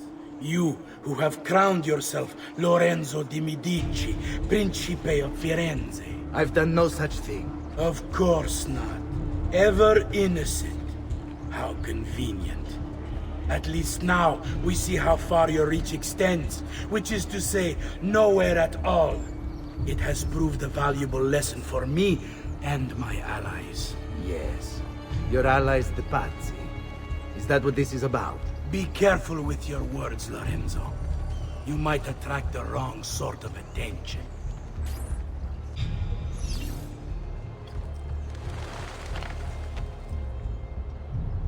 I mean, I don't blame you, Mustang. You know, going after the feathers is a bit of an annoyance sometimes. You know, I kinda collect them whenever I come across them, and usually I collect so many that I go for all of them just to unlock the extra dialogues, but yeah. It usually requires me to do like one off-stream session where I just try to go after the rest of them. In this playthrough, I'm just gonna go after what feathers I come across. If it means finding all of them, you know, that's fine. But if I don't get all of them, that's fine either. But yeah, given that we don't have a mini-map, I'm not gonna force myself. So I need to blend in with the group here.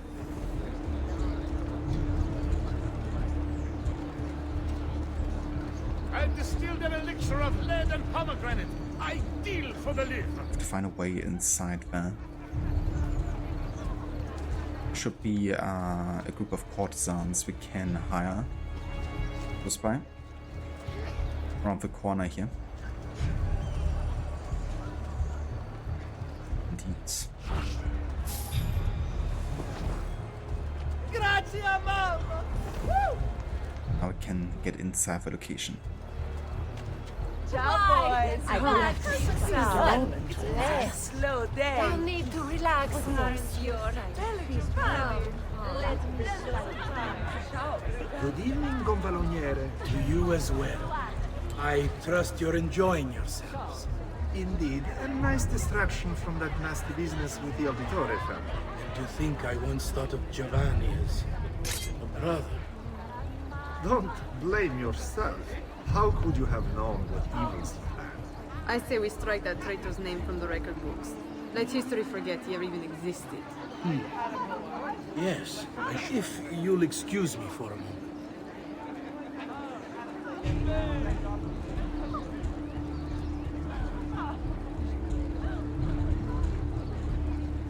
Ben, now I have a way back up in case I fall. Anything for you, Beatrice. So, tell us, how does it feel to be a hero? Please, I am no such thing. As Gonfaloniere, it is my duty to ensure that the city of Firenze remains a shining beacon of justice. Corruption and its ilk shall find no purchase here so long as I am in control. You are a treasure, Uberto. I hope Lorenzo recognizes that. Yes, our great leader, Lorenzo.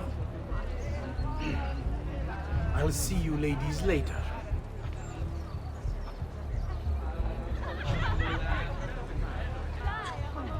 What a cowardly traitor. Would be good to get rid of him. I was just telling the others about the execution. I mean, no offense, but what if they did not act alone? You can rest easy, friends. I am confident that this treachery began and ended with the Auditore family. What of the other son? Ezio, was it? The child poses no danger. Soft hands and an even softer head. He'll be caught and executed before the week is out. Oh, don't let us keep you, Berto. We just wanted to say hello. Yeah, gonna show you my soft hand.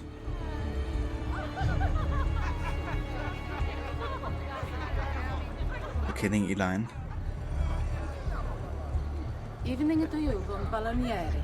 Is everything to your satisfaction? Do you even need to ask? Of course. Accept our thanks for this evening and for helping to keep Firenze safe. I always had my doubts about the Auditore. Where did the family even come from? To gain such wealth and prestige in just a single generation. And the children with their odd names, always making trouble. No surprise given the company their father kept. Whores and thieves, I swear it. Indeed. It is clear now he sought to undermine the city, to overturn all we've worked so hard to build. But thanks to you, that's over now. No, this is a really interesting aspect, I think, of this story. Because the whole, like, family Auditore is essentially a social stealth effort, you know. We learn more about it in the Auditore crypt, the family crypt in Monteriggioni. That Auditore was actually a name that the great-grandfather of Ezio took on as an identity to blend in with society. Imitating like a nobleman, essentially. Because initially he was a sailor, you know, and being like, kind of like of a lower class, really. But he took on, like, there's a bit of more of a backstory, but essentially he took on a credit of the Polo family, and that's how he got quite a bit of his riches. And the villa he got gifted by Lorenzo de' Medici himself.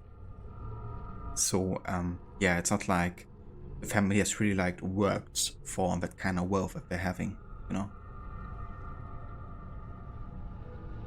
But that's also why the family is kind of like frowned upon from the outside, and now they're all revealing how they really stood in, like, in relation to the family, you know. No insult sound produced against Roberto. Yeah, not today.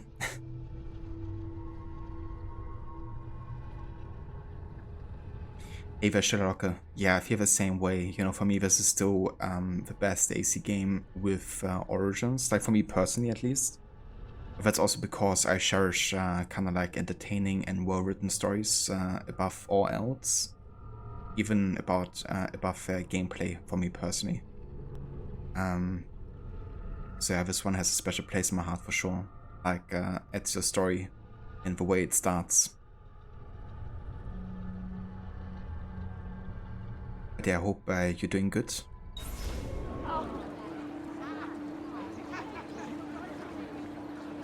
We're gonna have a listen if there's more dialogue here.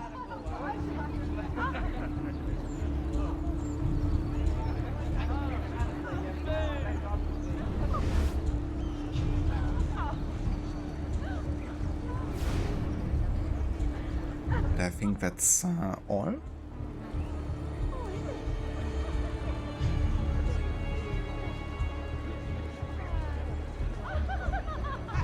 Yeah, seems like.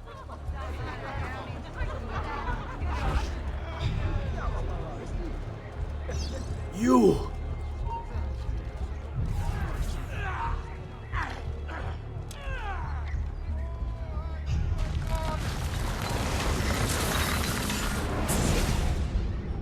You would have done the same. To save the ones you love. Yes, I would. And I have. The Auditori are not dead! I'm still here! Me! Ezio! Ezio Auditore! Assassino!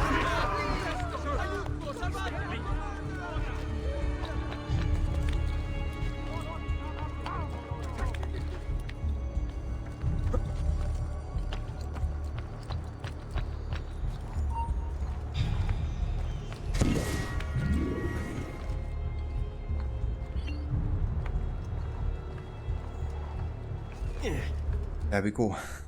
Roberto Alberti dead.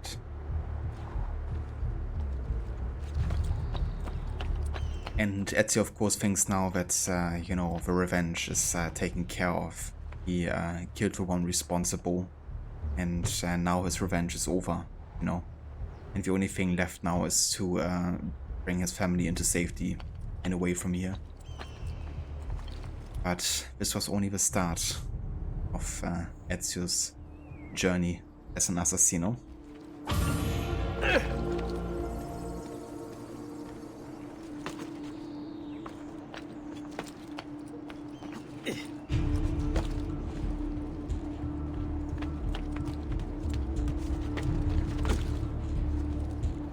There! No, you don't.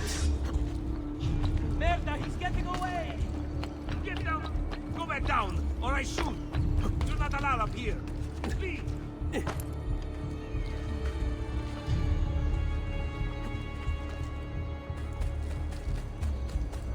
Why are you here? Get down!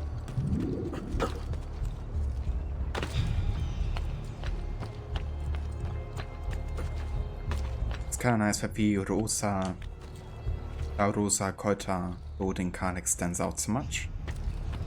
Of course, makes it much easier to find than a lot of the other buildings we had to go to.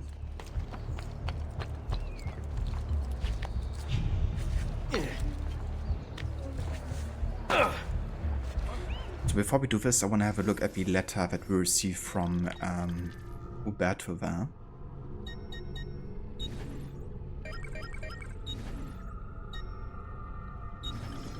My love, I put these thoughts to paper in the hope that I might one day have the courage to share them with you.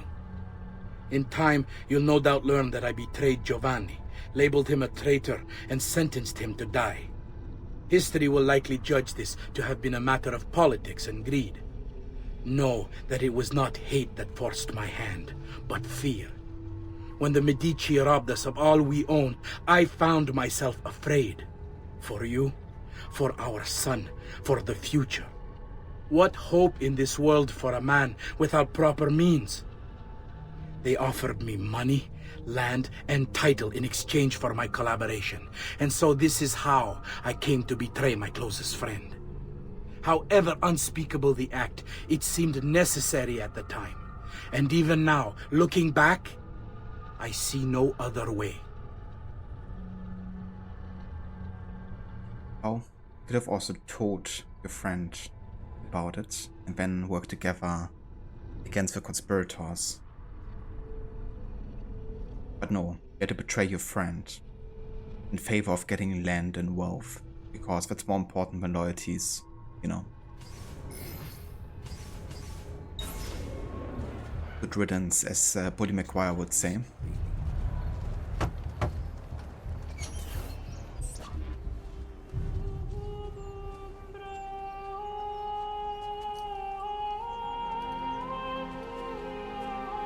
I think it's best I leave Firenze. Where will you go? My Uncle Mario owns a villa near Monteriggioni. You're still a wanted man, Ezio. What would you have me do then? I've seen posters all across the district. Tearing them down will help the city forget your face. No doubt the heralds also incite the public.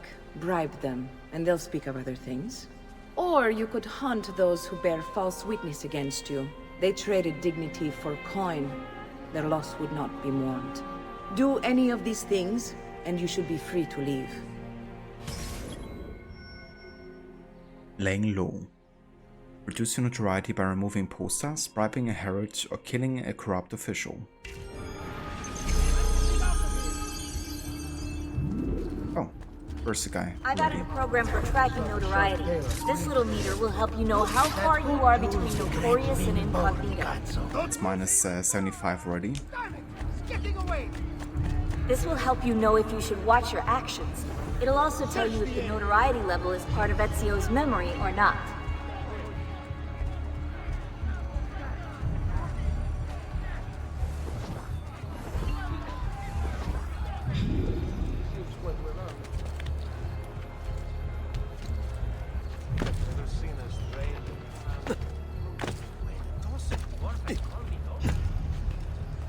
just have to find like a wanted poster or something.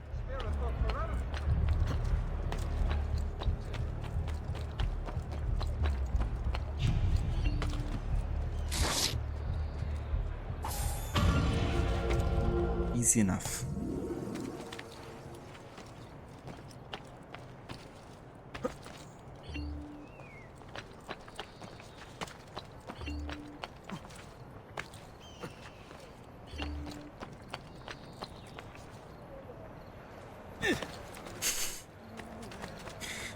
The jumps are sometimes so funny. Bentornato, Ezio. Were you successful? Yes. Madre? Ezio! Where have you been? They wouldn't let us leave. And Mother, oh, she hasn't spoken a single word since we left the house. Father will need to sort things out. Where is Father? And Federico? And Petruccio? Hmm? Something's happened. What do you mean?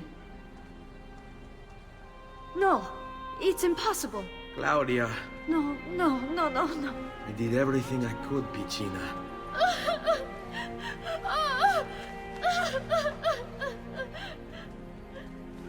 Listen, right now what matters is getting us all someplace safe. But to do that, I need you to stay focused. Do you understand?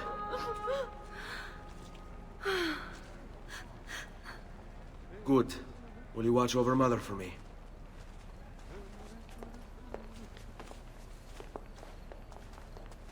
Then we are ready.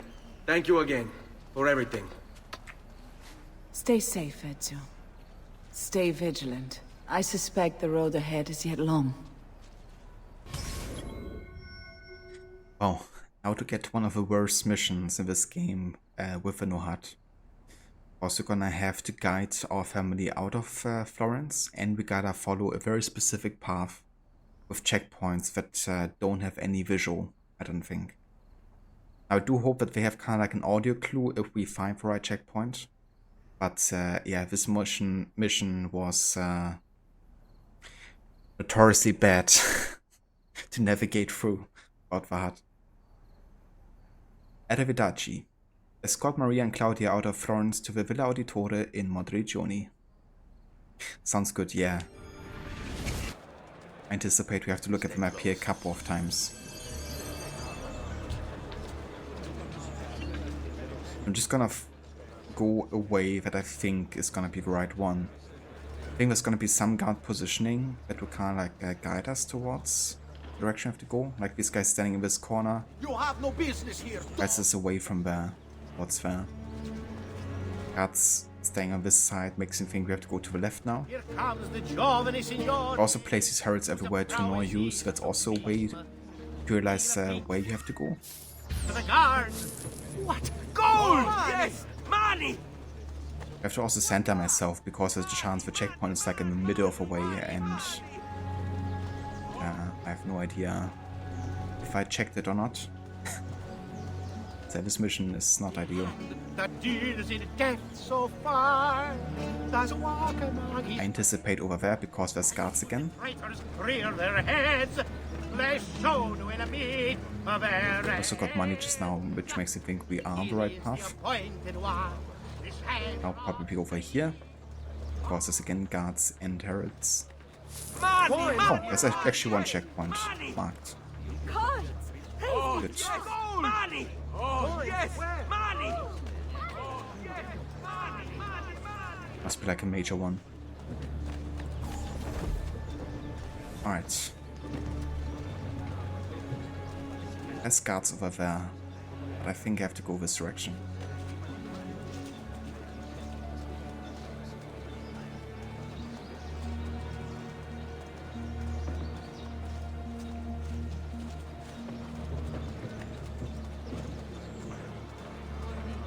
I have no idea if we are on the right path here.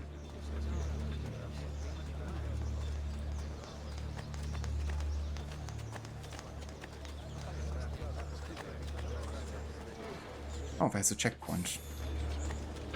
I mean, so far, so good. I money. Oh nice, we actually made it. Okay, I remembered this to be much worse when I first played with HUD.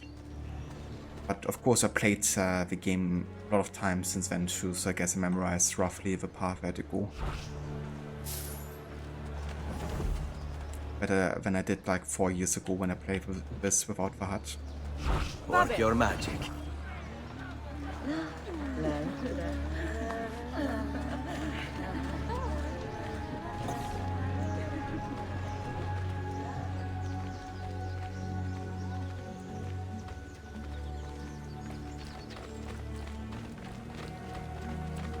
Okay, so here we should have road signs guiding us towards where we have to go.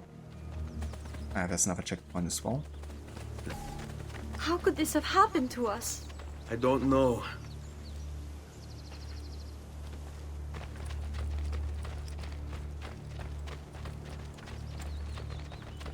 Will we ever be back? I don't know.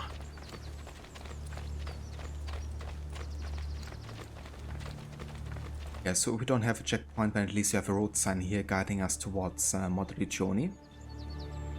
So that's how you know which paths to take. And since I won't be using fast travel, of course, we have to spend quite a bit of attention to the road signs to get from one place to another. Follow my What will lead. happen to our house? I don't know. Were they given a proper burial? Yes, they were. We don't see it in this game, but we see it in Brotherhood later, that Ezio did actually provide them a proper burial. It's kind of like a cutted scene from this game that they put as like a memory in Brotherhood. A Christina memory, that is.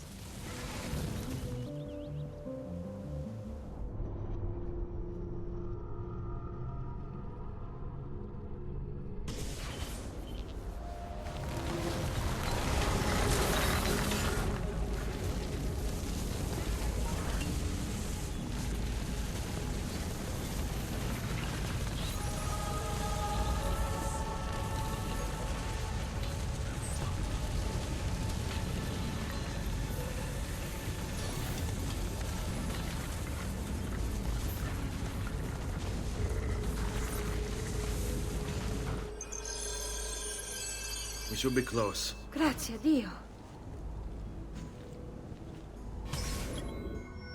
Roadside assistance. Escort Maria and Claudia to a Villa Auditore in Monteriggioni. This way.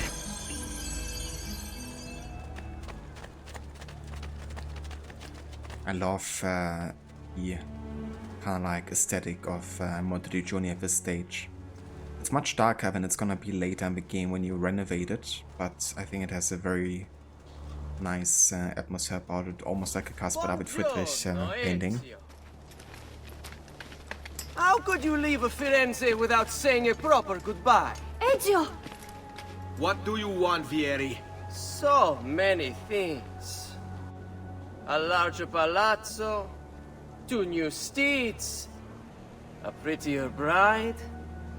Oh, and yes, your life. My condolences for the loss of your father and brothers. What will happen now that there's no one left to help you? I have such wonderful things in store for your mother and sister.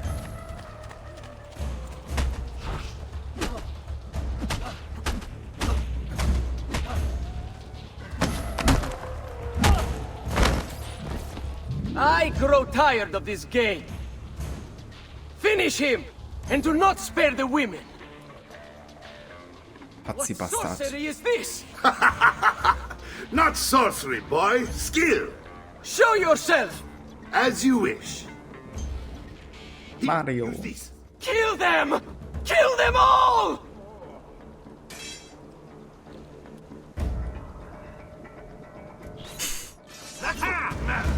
You want to escape?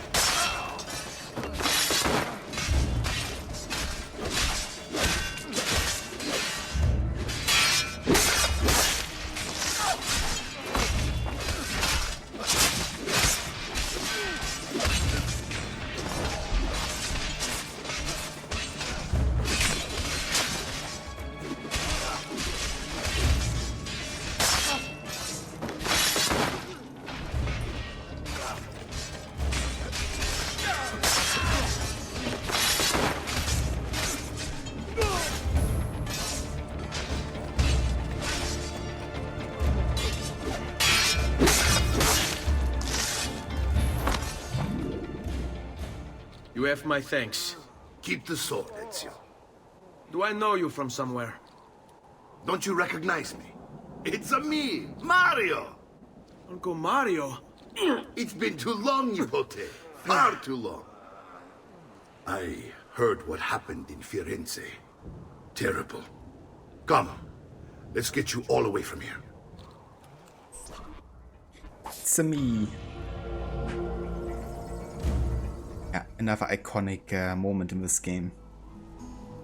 And like an Easter egg reference there to Nintendo Super Mario.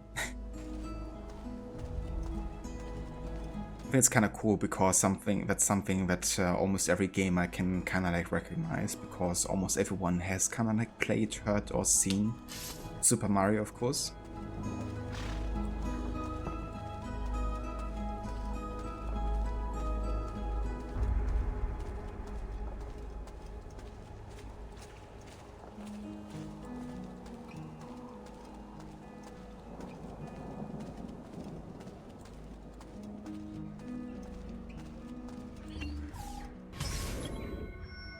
CASA, DOLCE CASA. Explore the Villa Auditore with Mario. So, tell me everything. They executed Father for treason. Federico and Petruccio too. And they came for me. Do you know why? I have no answers, Uncle. Only a list of names taken from a man who wished me dead. I still can't believe they are gone. Don't worry. We will make sense of this. I wish I shared your optimism. Come on, keep pace. We're almost there.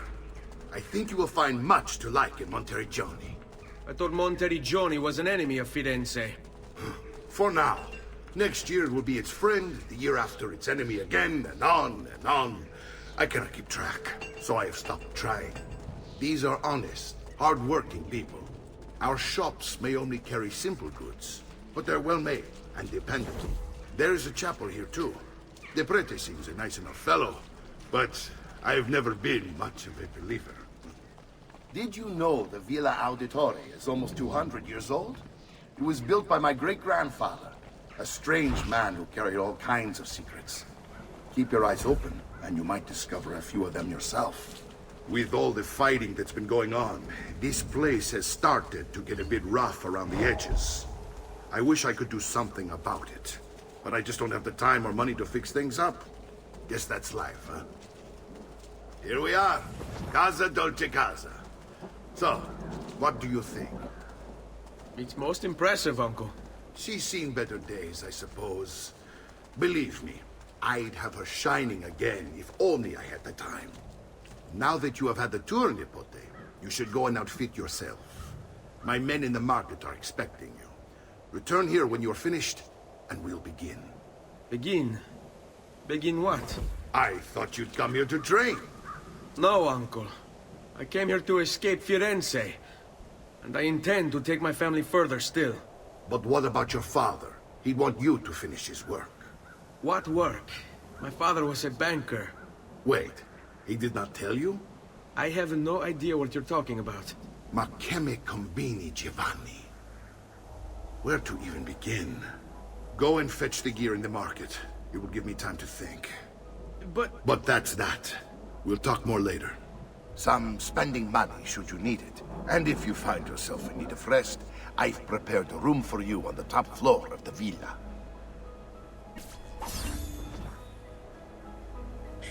Indeed. Ezio doesn't quite know yet what awaits him here. I mean, obviously Ezio might get an idea, you know, with the gear he's found, the hidden blade and stuff, but of course he doesn't know how far he really was involved with everything.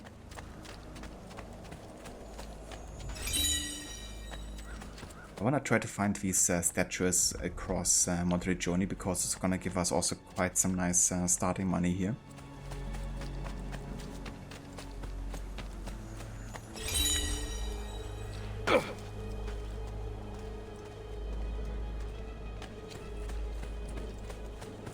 Let's have a quick look around.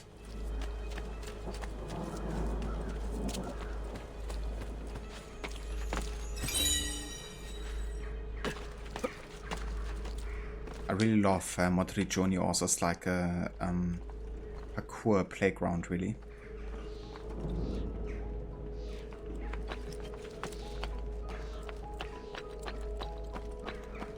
It's quite a nice layout and verticality. Hey there, ST, welcome in. How's it going?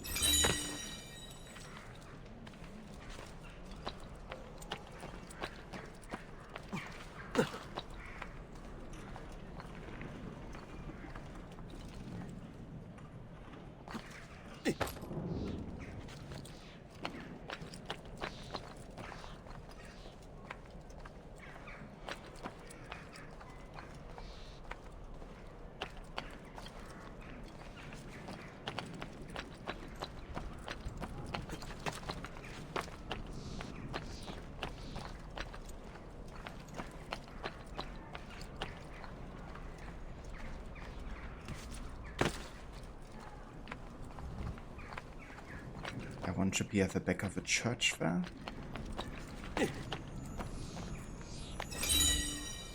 Ah, there's also another one. It's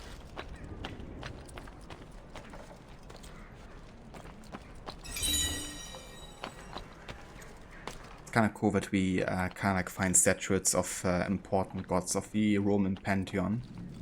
Which of course is kind of like also a hint later for, you know, the first civilization people, which they are based on, essentially. Nice little connection there.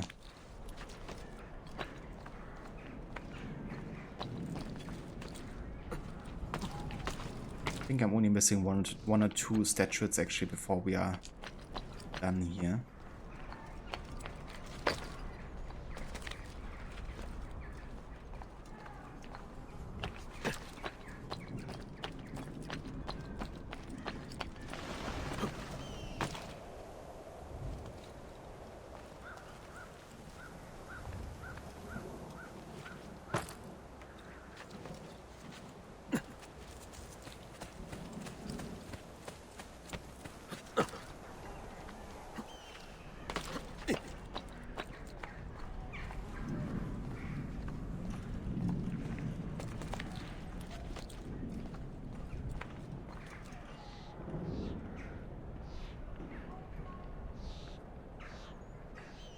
I gotcha, SC.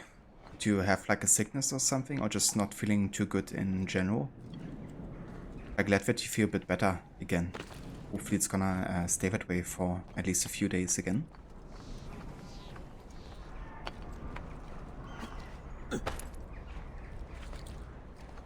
Okay, so I think we found most of the statues at least. I might be missing one or two. But let's go ahead and deliver the ones that we have collected so far.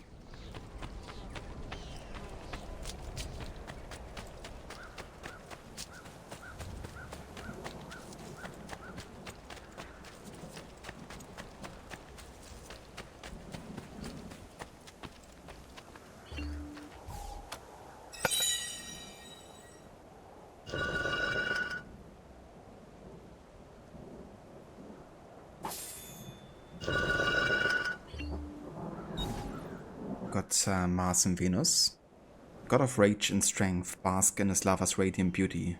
She tames his anger with a gentle touch. Oversee, I gotcha. Glad that you're feeling a bit better. So yeah, hopefully it stays that way.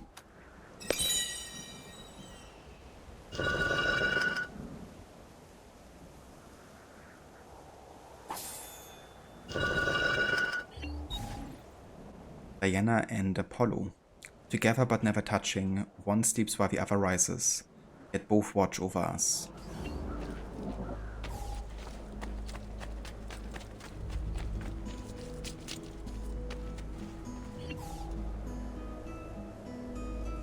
That's Minerva and Zeus, I guess. Father and daughter, and also the one of the most important first civilization people, or Jupiter, I guess, which is the equivalent of Zeus. Here sits the king of all Olympus, and beside him stands wisdom to guide his rule.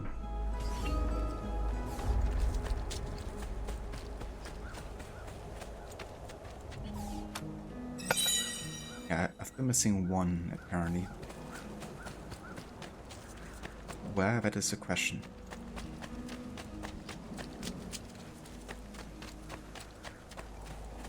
For now, let's go to a blacksmith. I think it's one on the ground in like a courtyard that I haven't found yet.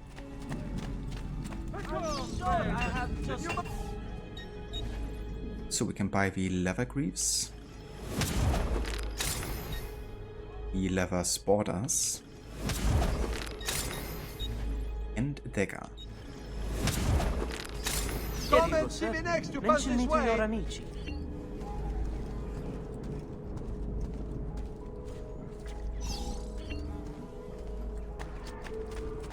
Ah, don't be shy. I only aim to heal. I'll be close by should you return.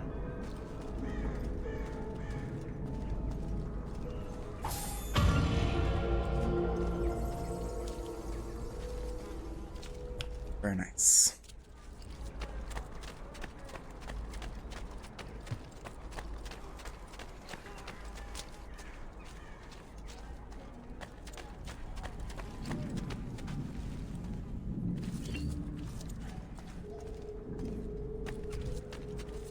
I still want to see if I can't find the location of the other statuette there.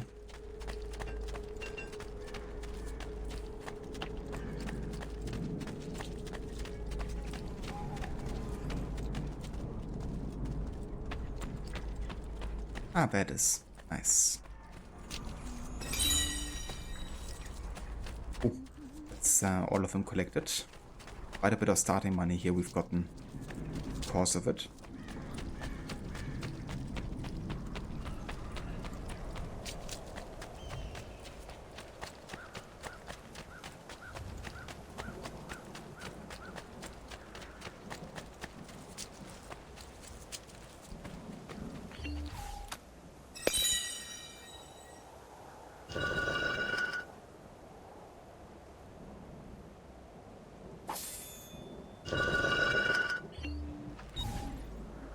Neptune and Pluto.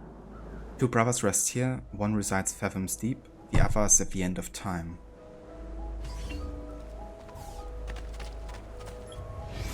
And now we have, let's see, yeah, almost 11,000.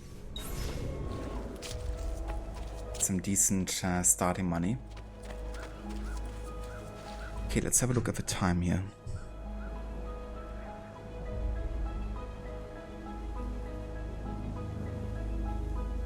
Okay, we actually have a bit more time before I want to go and take a break, I think. I'm gonna go for like another almost hour or so, I think. Then I'm gonna take a bit of a longer break to take the dog out and stuff. And then we're gonna be on for a bit longer. Yeah, progressing quite nicely actually. Also have done much faster with some of the missions than I thought we would. Don't worry, we're only staying here for a little while. I don't like it here. I want to go home. I know.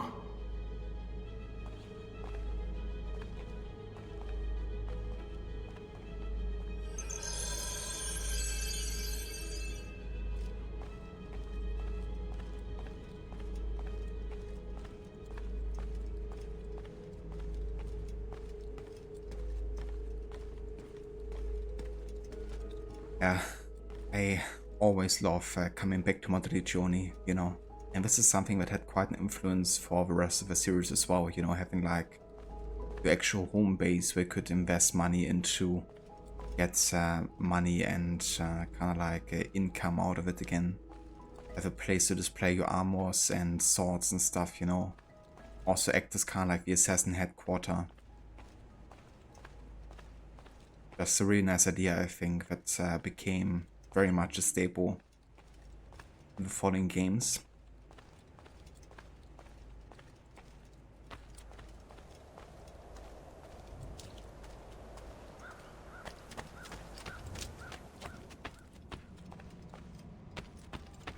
But yeah, let's go ahead and find Mario.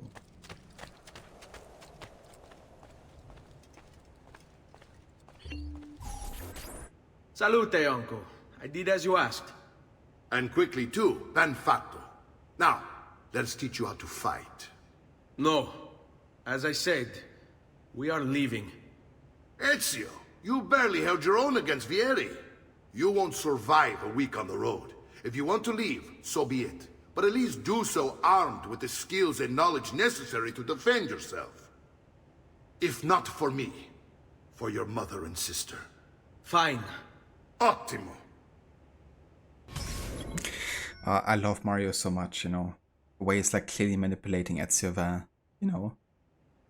It's like, yeah, if you wanna leave, you know, so be it, you leave. But at least I gotta show you how to defend yourself, you know. And with it, of course, fill you in on the assassins, the conflicts, you know, kind of like already begin training you as an assassin without Ezio realizing, you know. Because, yeah, Ezio actually takes quite some time before he becomes like a full-fledged assassin. But this is where the training starts, you know, with Mario. And I also like how Mario uses some emotional manipulation there with like saying, you know, if not for me, do it for your mother and sister, huh? You want to protect them, don't you? So Ezio, of course, being quite naive at this point, still he lets himself be manipulated. But of course it comes from a good place, you know, like with Mario, he's like trying to actually protect Ezio, and he of course realizes that he can't stop Ezio from going away, like he can't force him to stay. But he can at least try to make him stay. We made an entire game just to support that meme. Yeah. Practice makes perfect. Learn how to fight from Mario.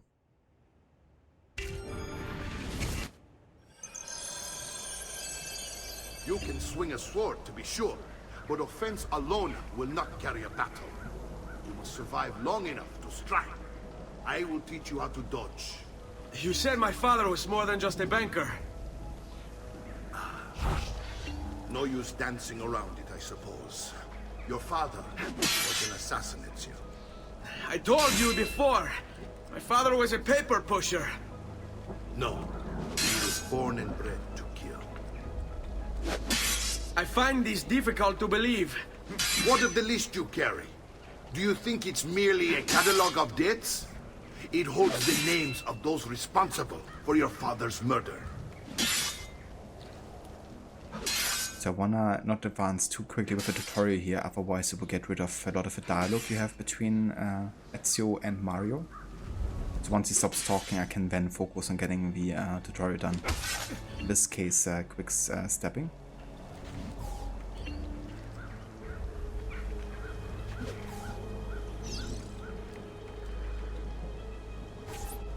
Bene, I've taught you how to avoid your enemy's attacks. Now you'll learn how to turn them to your advantage. All this talk of assassins and Templars, it reeks of fantasy. Like something from an old parchment covered in arcane writing, perhaps? How did you know? You have your father's blade. I figured you have the Codex page he was holding as well. Codex? See, a guide to the inner workings of the Order, its origin, purpose, and techniques. Our creed, if you will. Your father believed the Codex contained a powerful secret. Something that would change the world. Perhaps it's why they came for him. Assassins, Templars, Codex pages. This is a lot to take in. You need to open your mind, Ezio. Always remember, nothing is true, everything is permitted. That's the first time Ezio even hears these words, but of course he doesn't understand it quite yet. It's like, okay then, you know, it's kind of like a dogma, or like saying, but he doesn't really understand the words, the meaning behind them. But he will.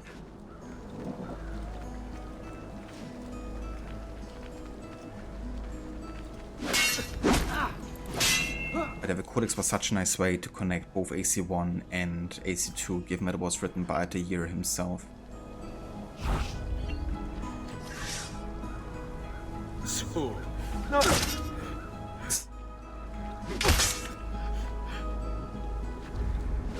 Come now, you bore me. Avanti, mi stai annoiando. The taunt skill, the most important one in the game. You're making fine progress, Ezio. Today I'm going to teach you how to position yourself in battle. Where you stand and how you move can make all the difference. Don't think I haven't seen you picking apart my library. I trust you believe me now? Yes, my father was an assassin. But why the need for such secrecy? Are you familiar with the Templars? One of several knightly orders formed during the Crusades. History teaches they were disbanded nearly 200 years ago in France. Only they weren't. Merely pushed underground, where they continued their nefarious work. And this is really cool that he mentions that they have been disbanded 200 years ago, which would have been like, I mean, yeah, like early 40th century. Like, I think it was like 1307 something. When we see it in the start of Unity, actually, because at the start of Unity you see Thomas de Carnion and the last days of the Templars and how he helped take them down. And it's interesting because Ezio's great-grandfather, one who also built the Villa Auditore, Domenico Auditore, he actually worked together with Thomas de Carnion to rid Europe, I guess, of the Templars. But they were just pushed underground, and that made them stronger in a way because the assassins didn't know anymore where they were. But that's still a setting I so wish we would see like be properly realized, because even though we had a glimpse of it at the start of Unity, there was of course like one mission, you know, and it would have been cool to kind of like see more of it. Maybe even a game that could have been split between Italy and France, and have like, you know, like of course the cities, but make it like more like an Origins open world maybe, where you have like still the connecting landscapes and stuff between the two countries. I think it would be kind of cool actually. You'd still be able to go to Rome and Florence and Venice, but actually explore the parts in between, and then also travel to France, to Paris even. That would honestly be my dream AC game, like that setting. What work? The Templars seek dominion over matter, and we, the assassins, are sworn to stand against them. Was Uberto one of them? Yes. And the other names on my father's list? Templars as well. That means Vieri. Just like his father, Francesco. Likely the entire Pazzi family.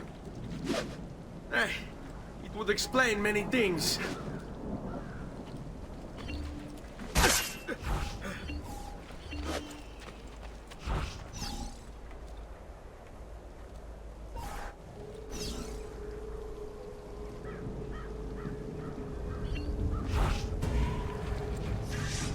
How to defeat our uncle. Stavolta, tua madre non può aiutarti. It's a fight, Fesso. I love taunting Mario. Hai intenzione di startene lì impalato? Che c'è? Aspetti il permesso del capitano? Non amo che mi si faccia aspettare. Vatti sotto. Are you afraid?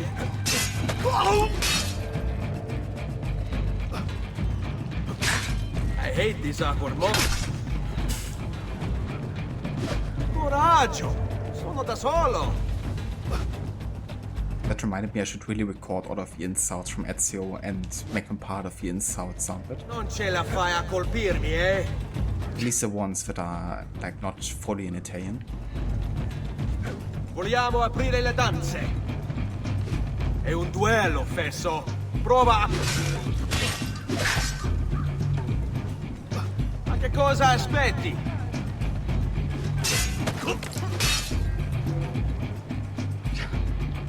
Oh, that's what he told us, Harbinger. He taught us how to taunt. Oh, su! Non sono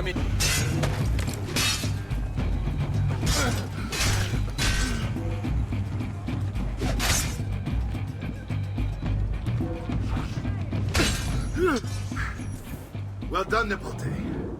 You've really come into your own. Thank you, Uncle, for all you have given me. Your family. Such is my duty and my desire. I'm glad you had me stay. Good. You've reconsidered leaving. We sail for Spain in 3 days. But Nipote, I have given you these skills that you might be better prepared to strike against our enemies. And if they find me, I will. You want to leave Ezio? To throw away everything your father fought and died for? To deny your heritage? Fine. Come vuoi. Arrivederci e buona fortuna. Uncle, wait! Why is he so upset? How can he not be? Vieri's been harassing us ever since you first arrived. To be expected, I suppose, given his heritage.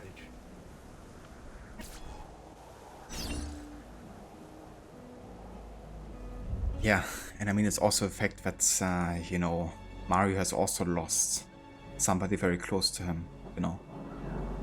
And he doesn't want to lose more of his family, you know. Which is also understandable.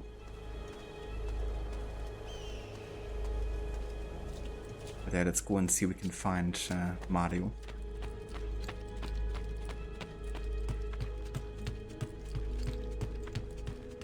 Uncle! Where is everyone? They ride for San Gimignano to slay that snake, Vieri. Vieri di Pazzi, the youngest member of the second most notorious Florentine banking family. This kid knew how to burn right through his father's money. Outside of spending sprees involving weaponry, exotic animals, and clothes, he was fiercely competitive. Vieri hosted races of all kinds: boating, horseback riding, running. All of them rigged, of course. And get this, if through some amazing stroke of luck he ever lost, he'd invite the winner's entire family over for a victory dinner and serve them a meal to die for.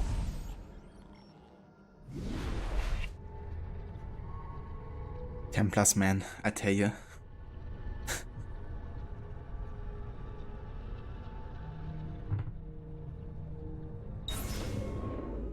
I wish to join them. You'll find what you need at the stables. Before leaving, go check on Maria.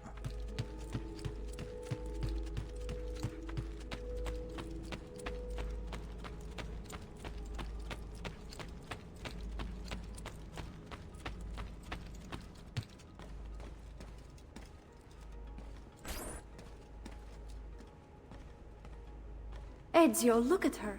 I still can't get her to talk. She spends all day and night in front of those feathers Petruchio used to collect. She can't let them go. I don't know what to do. Don't worry. She'll come back to us. I know it. Yeah, that's where the feather quest comes into place, because we can collect 100 feathers to essentially advance Maria's storyline. Because it's a pastime of Petruchio, the youngest of her sons.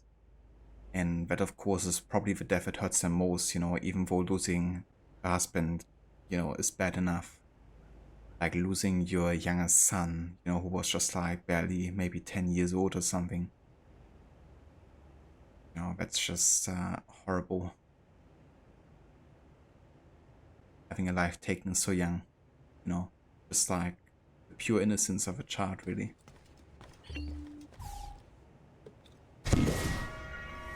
That's why collecting the feathers reminds her of Petruchio, and she will eventually start talking again. Because he didn't forget about her. Until then, she's basically in shock, and she stays silent and she's praying. And it's so fucked what happened to Ezio's family, like. ever felt so completely devastate me in a way, you know. And to kind of think about how Ezio must be feeling in this whole situation, you know. But also Claudia, of course. I think for Claudia it's even worse in lots of ways, you know, because she kind of like, even that she isn't like the eldest son surviving, you know, a lot of responsibility lays with Ezio, which means she doesn't have that much agency to also fix a mistake, you know, because she probably has a similar desire to have retribution and revenge potentially, you know. Instead, she's kind of confined to Monteriggioni and is bound to kind of take care of the city there. Whereas Ezio can actually go out there and make a change, you know.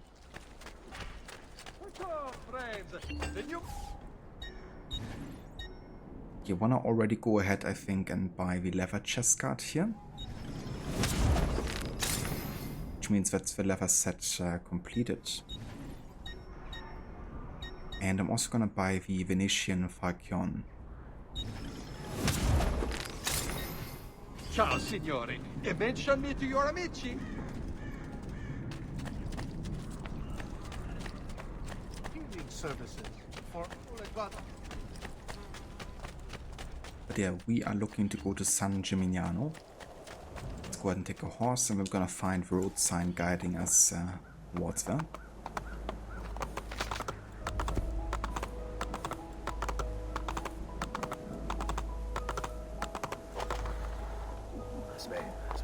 There we go.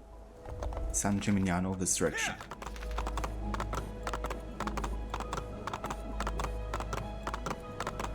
So we have passed 2 hours actually, so let's go ahead and add another map counter there.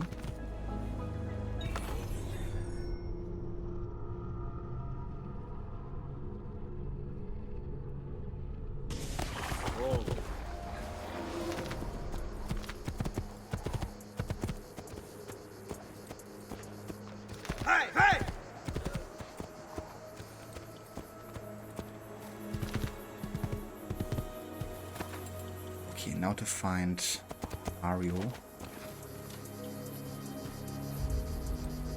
Not quite sure where he is, but must be close to the city, so maybe over there.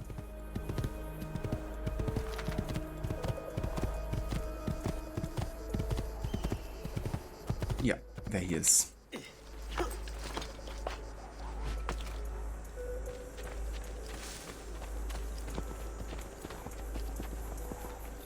Ezio, what are you doing here? Taking responsibility. Vieri troubles you because of me. Vieri troubles us because he's a Templar, and we are assassins. Either way, I wish to help. Va bene. Then listen close. First, we must find a way inside the city, though it seems Vieri expects us. He has sealed the gates and sent his men to guard them. Fortunately for us, the city is larger than its host. The southern gate suffers for it, so this is where we'll strike. Pronti? Goes around. Help Mario and his men assassinate Vieri the Pazzi.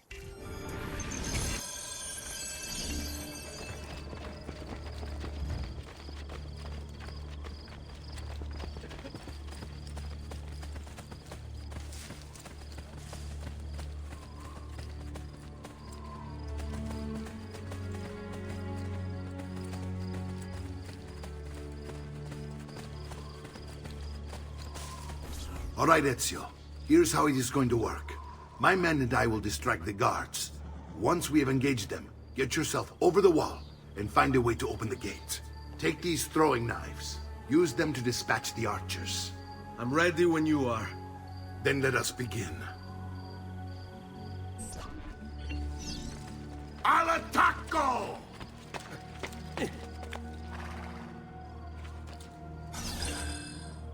This mission was so annoying for the stealth challenge because I couldn't use throwing knives, because throwing knives would detect you for like a split second before they die. And some of them also won't die one hit. I mean, at least in this mission they do, but then later in Venice, when you have like the armored archers, we have to need 2 throwing knives to kill them. We can't use them stealthily either. such a blessing once I got to Brotherhood and I could use the crossbow because that doesn't get you detected. As you can see, there's like a small detection, so I wasn't allowed to use them essentially for the entire playthrough of AC2 during my stealth challenge.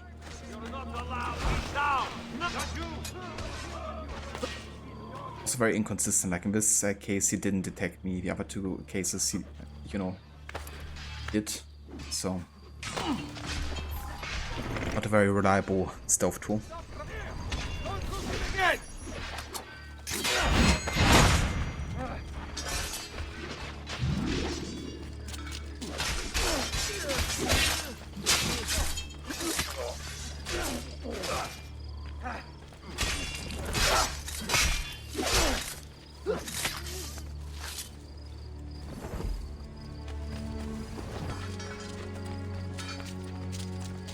Well done, Ezio. We're in. This way, men. I want you to distract those guards and keep them from raising the alarm. Hopefully it will buy me enough time to find and silence Vieri. Va bene. Wait, Nipote. Take a few of my men with you, just to be safe. Come join me once they're dealt with. What's Vieri up to now? No one knows, but something hasn't arranged. How else to explain all the things? Signal again when you should follow.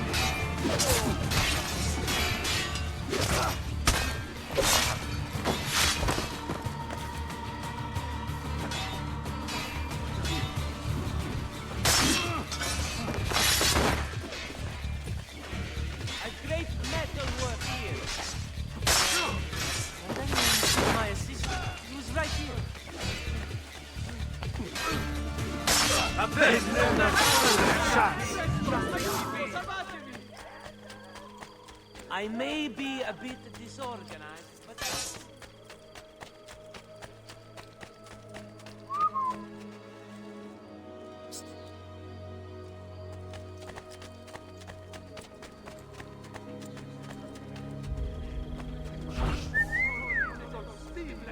For all the years spent enduring you thugs!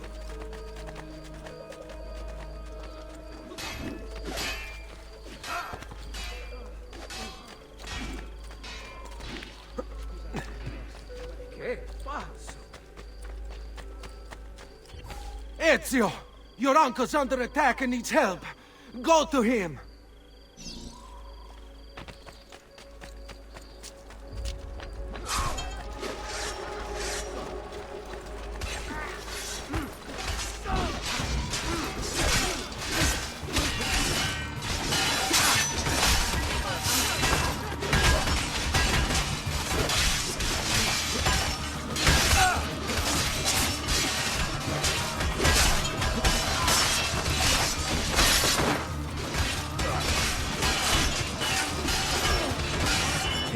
Mario. Ah, Nico. There you are. There you are. It seems my plan has hit something of a snag. Vieri's men ambushed us, and now we've got our hands full. My brothers and I will deal with these guys. I want you to go on ahead and root out that snake. See that justice is served. Alright, let's do this. It's fine, Vieri. Where did he go? There! Put that dog down!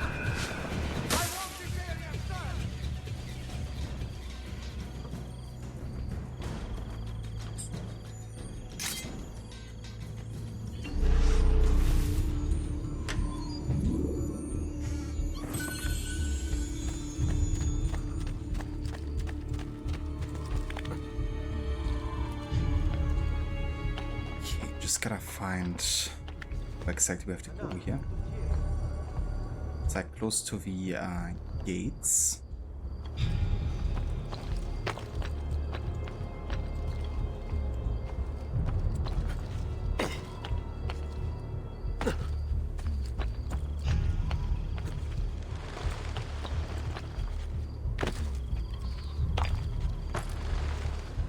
press checkpoint.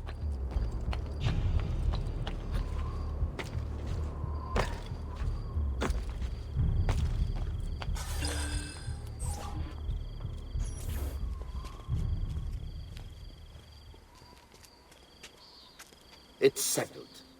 Vieri, you will remain here to coordinate the mercenary. Francesco will organize our forces in the city and send word when it's time to strike. Jacopo, your job is to calm the citizens once the deed is done. What of that ubriacone Mario? He continues to harass my forces, and I fear he'll discover what we intend. He's always been trouble. Just like that bastardo brother of his. Then let me reunite them, father. There will be plenty of time to clean up the refuti when we're finished. Now, is there anything else? Muy bien. May the Father of Understanding guide you. May the Father of Understanding guide you. Comandante! Comandante! What? Mario Auditore has invaded the city. He comes for you. Then let's not keep him waiting.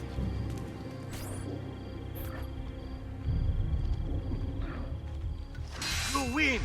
Valhalla no HUD. Yeah, we're gonna find out how that feels like. I've never played it before without the HUD, so it's gonna be my first time. I do look forward to it actually. So unfortunately we can't assassinate Vieri because we have no smoke bombs and we can't air assassinate yet. So we have to go into a combat fight with him there.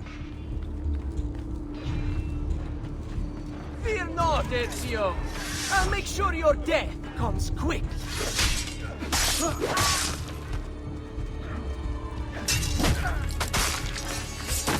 Take him down!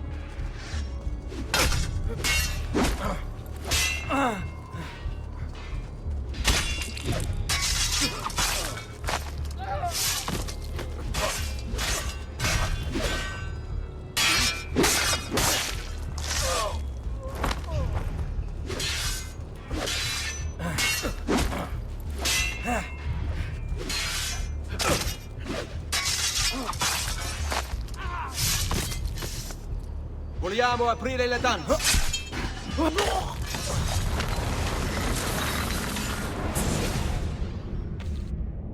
What are you and your allies planning? Is this what my father discovered? Is this why he was killed? I'm sorry. Were you hoping for a confession? Pezzo di merda! Vorrei solo che avessi sofferto di più! Hai avuto la fine che meritavi! Spero che Enough, Ezio! Show some respect. Respect? After all that's happened, do you think he would have shown either of us such kindness? You are not Vieri. Do not become him.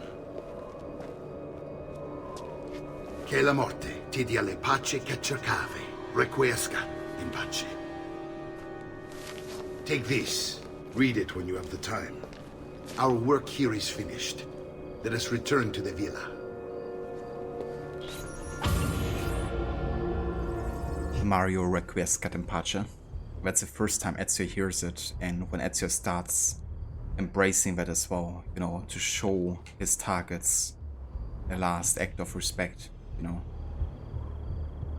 and not try to glorify deeds of taking a life. And Mario is so important to Ezio in like so many different ways, you know, because if it wasn't for Mario, then Ezio would have maybe become like a bloodlusted murderer.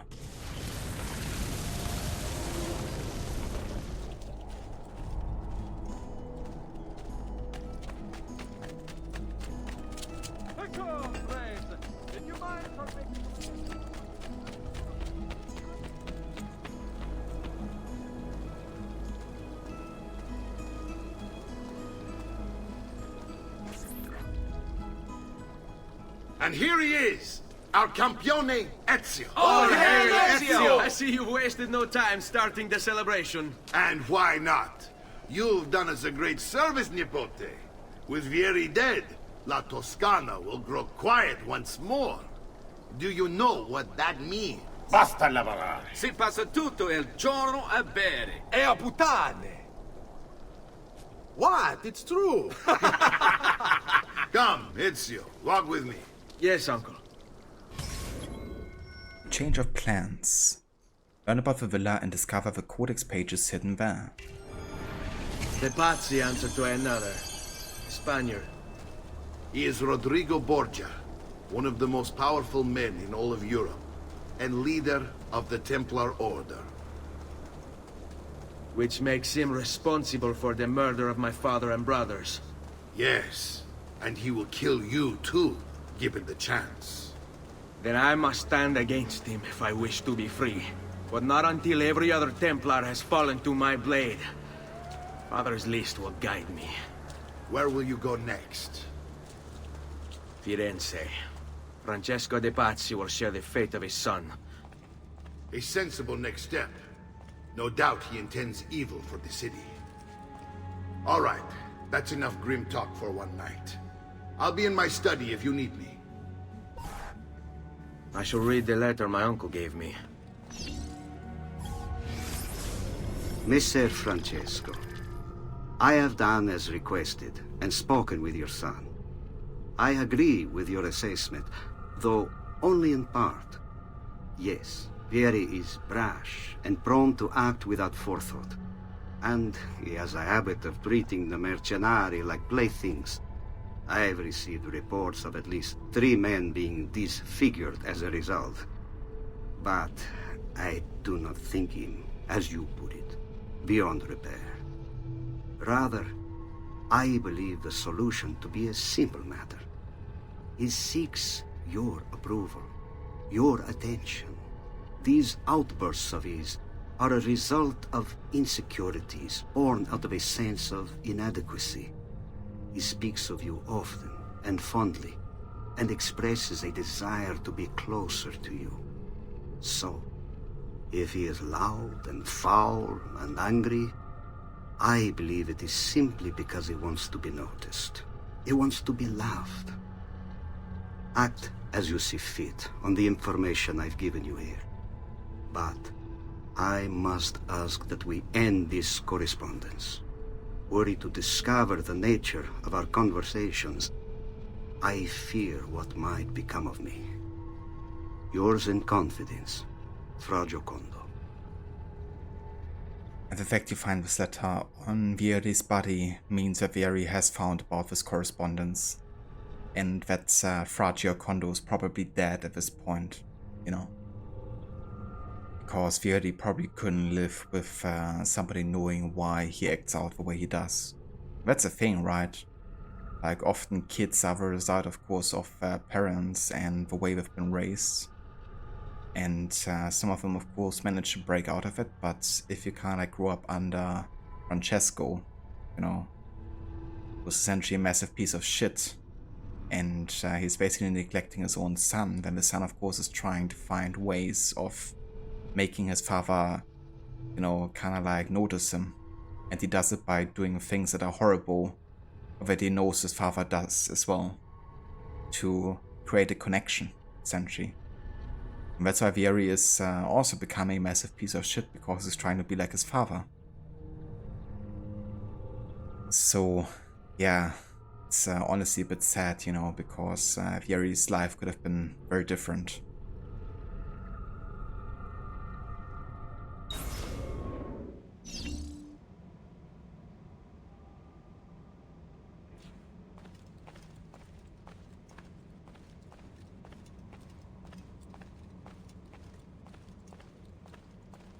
Yeah, I believe the next mission will take us closer into what Monteriggioni also has to offer here. But I think at this point we're gonna go and take a break now, because this is a good kind of like point to do so. And I'm gonna take a bit of a longer break to also take the doggo out, because I'm gonna be alone with the doggo this week.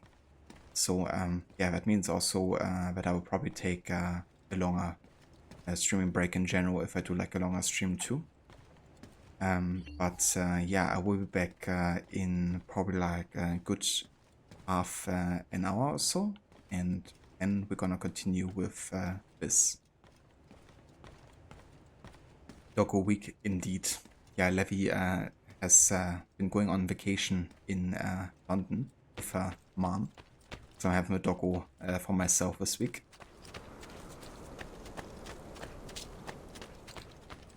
But yeah, once I come back, we're gonna go and talk to Mario, and then it's time to start the assassination on Francesco Pazzi. But yeah, until then, I'm gonna leave you with some of the amazing soundtrack by Jesper Kid, and then I will catch you guys in just a few.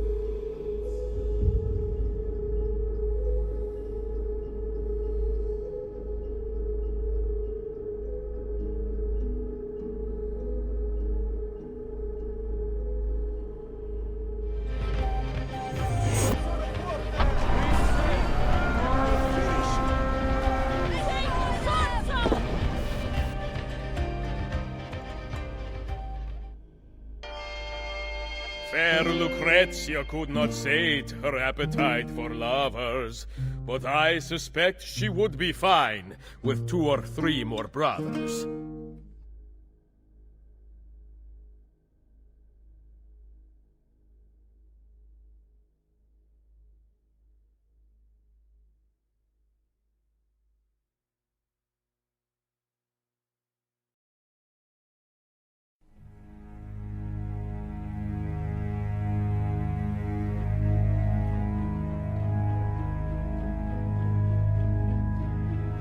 Citizens?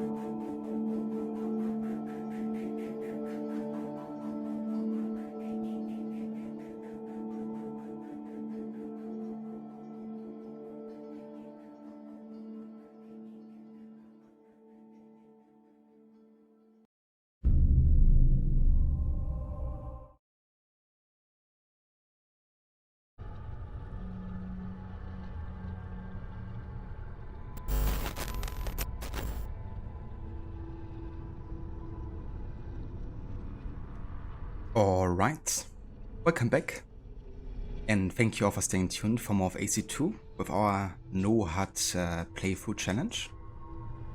Also welcome again to Rods and all the raiders. Thank you again so much for the raid. Yeah, thank you for staying tuned as well. It was a bit of a longer break because I had to take the doggo out, but yeah, it was really nice. It's been decent weather over here actually, at least not quite as cold as it was a few days ago. But I hope you had a good time with Alan Wake 2 today, Rod. Did you actually finish the game? But yeah, welcome back Shilla, Maxi. Thank you guys for joining. And Aura and Mondeo, thank you also for being here. Hello. Citizen! Citizen?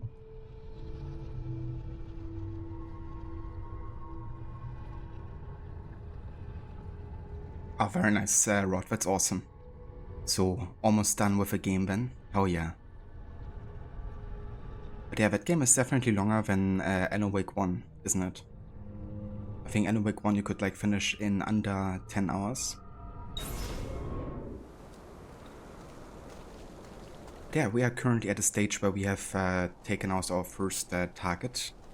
Or I guess our first 2 targets. Which of course are Alberto Alberti and Jedi de Pazzi. And we are now working on target number 3. Which is the father of Jedi, Francesco de Pazzi.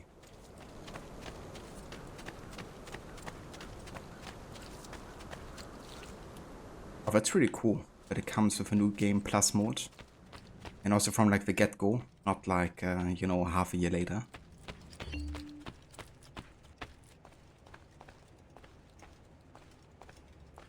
What a lovely family to see get killed. Indeed. The pizza family. I mean, usually I'm a big advocate of pizza, but not in that case.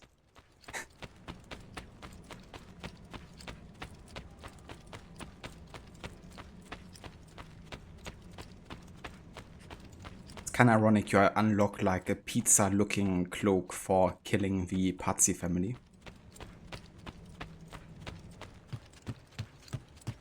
Coincidence? I don't think so.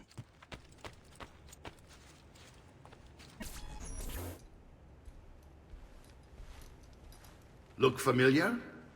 Oh, they're codex pages. Yes. Your father managed to find and translate a few before he... Here. This is not your father's work. Someone else has translated it. Leonardo da Vinci, a friend. Do you see the way the words cross from one page to the next? There is something underneath it all. Some kind of map. Where is it supposed to lead? Your father and I managed to make out bits of a prophecy scrawled across these pages. It was written by an assassin like us, who long ago held a piece of Eden. His name was Altair. He spoke of something powerful and ancient hidden beneath the land. What is it? What indeed? Solving that little mystery is exactly why we collected these pages. Then let me help. It's time I take on my father's work. All of it. I start with the page I took from Vieri. Leonardo will decode it for us. Bene. Return here when time permits, and we'll add it to the wall.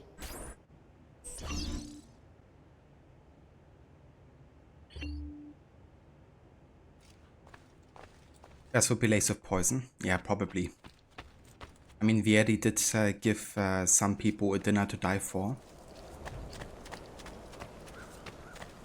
So definitely has experience in poisoning food. Also, hey, the Harbinger, welcome back to the spawn.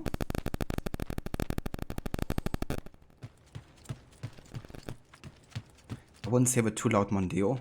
I think there might be some assassins lurking in the shadows there. Gotta watch your back.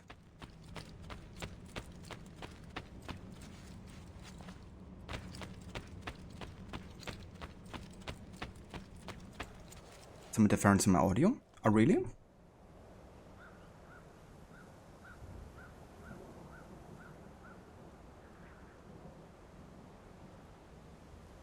So how's it now?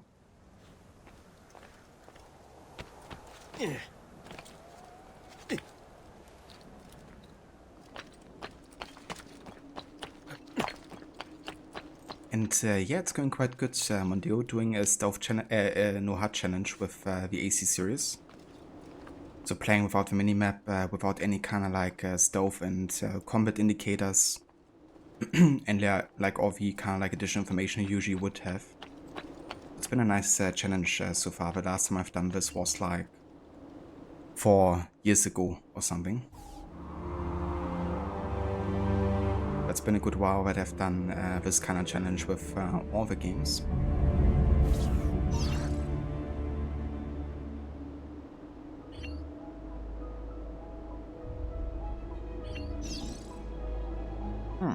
That's kind of cool, huh? But they're probably a nice resource to have, you know, to kind of like get some inspiration for new builds and stuff.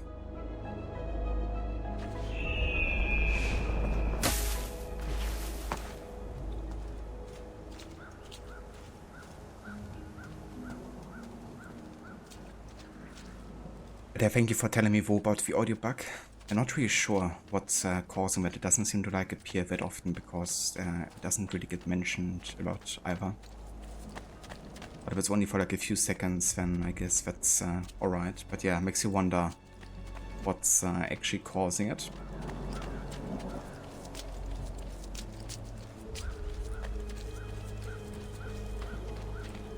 So currently we are at, let's see, 16 counters for the map. I had to use one of those earlier for finding Umberto Alberti's building because I just for the life of me couldn't find where he was living. It was kind of like ended up searching for like half an hour just running across Firenze trying to find the building. So I used one map look earlier, but apart from that we haven't looked at the map yet.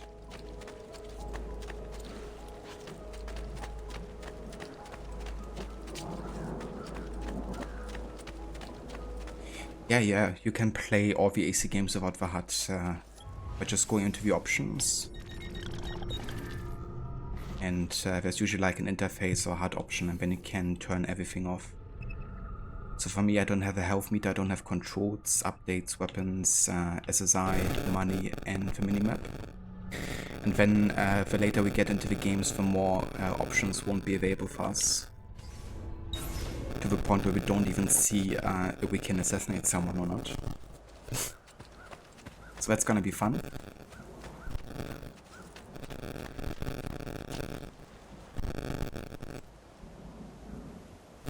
Yeah, makes sense, Aura. It's nice to have a kind of resource. I've been also looking like for Odyssey. I've also had to look at like different YouTube channels and like Reddit guides on like kind of like making interesting builds, you know.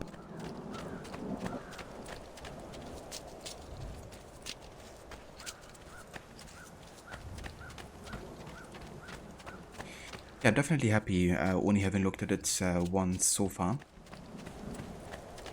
I kind of wished, of course, we hadn't had to look at it, and I probably didn't have to necessarily, but I also didn't want to end up like searching for an entire hour just to find the next kind of like, you know, vision marker.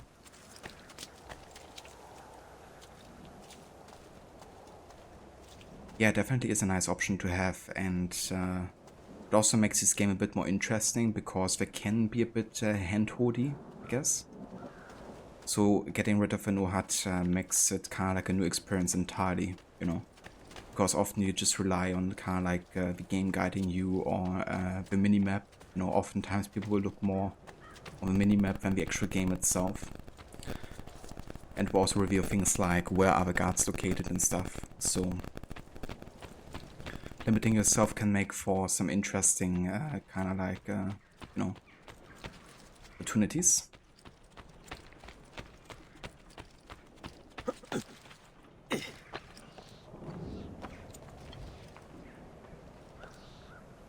I got you, Rod. Thank you for telling me. Yeah, another button up. I mean, I do usually wear them quite often, but maybe you haven't noticed yet, Aura.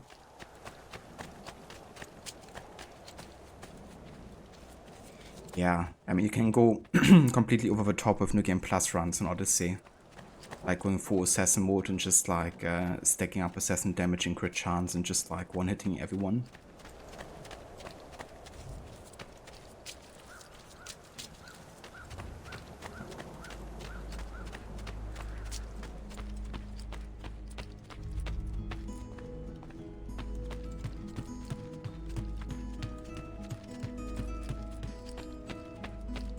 Okay, so what's the next step now, actually? I gotta collect the codex pages, okay.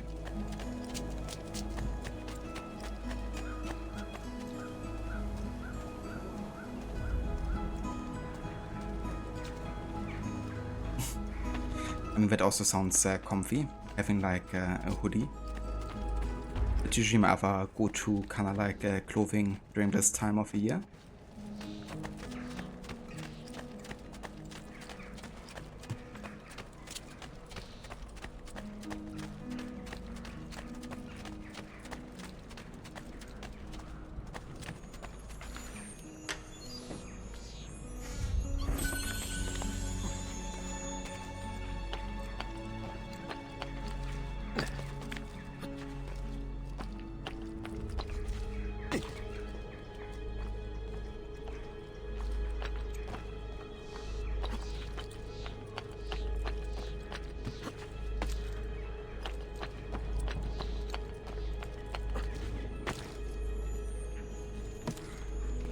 Okay, there's number 1.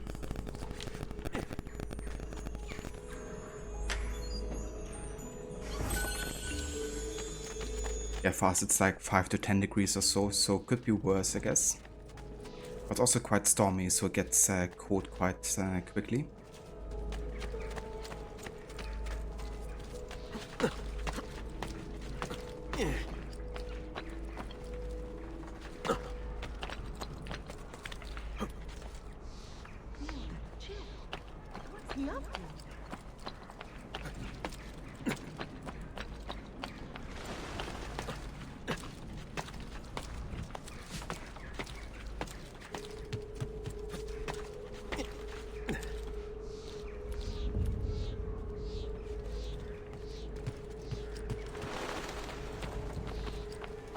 Sorry, give me just 1 sec.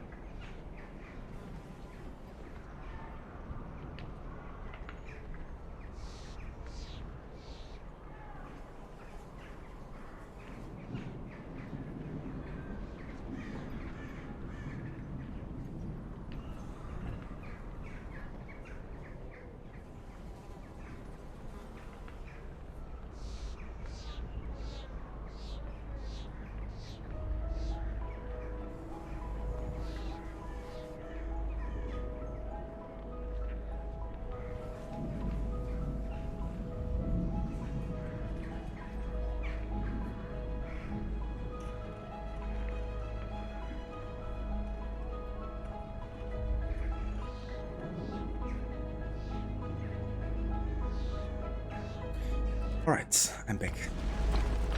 Let's go ahead and find the other codex pages then. Same weather here, windy as heck, so it makes it feel colder. Yeah. It's also kind of like cozy weather, I guess, because it's really nice to kind of like find something comfy and warm.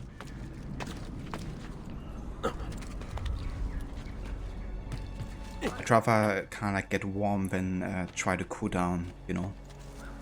I'd rather have like colder weather, but then have like the option to wear something warmer than, you know, just being too hot in general.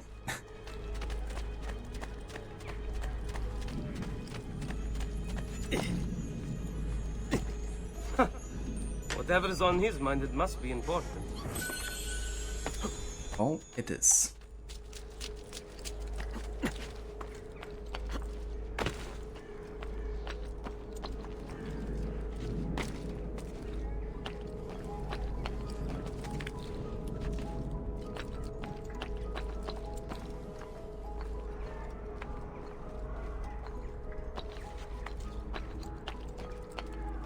Okay, there's another codex page.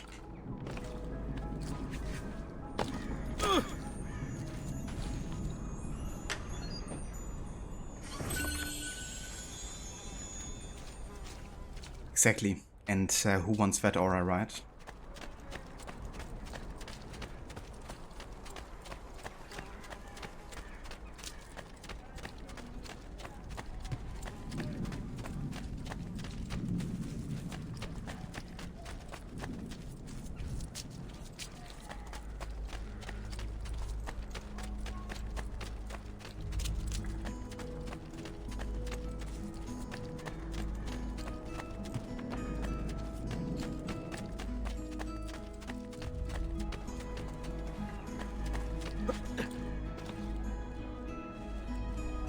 That's the one I've already collected. There should be 3 in Monteriggioni and 1 outside, I think.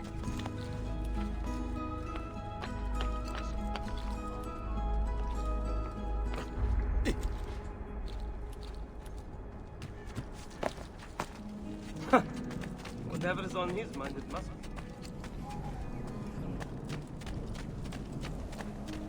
Ah, there it is. Nice.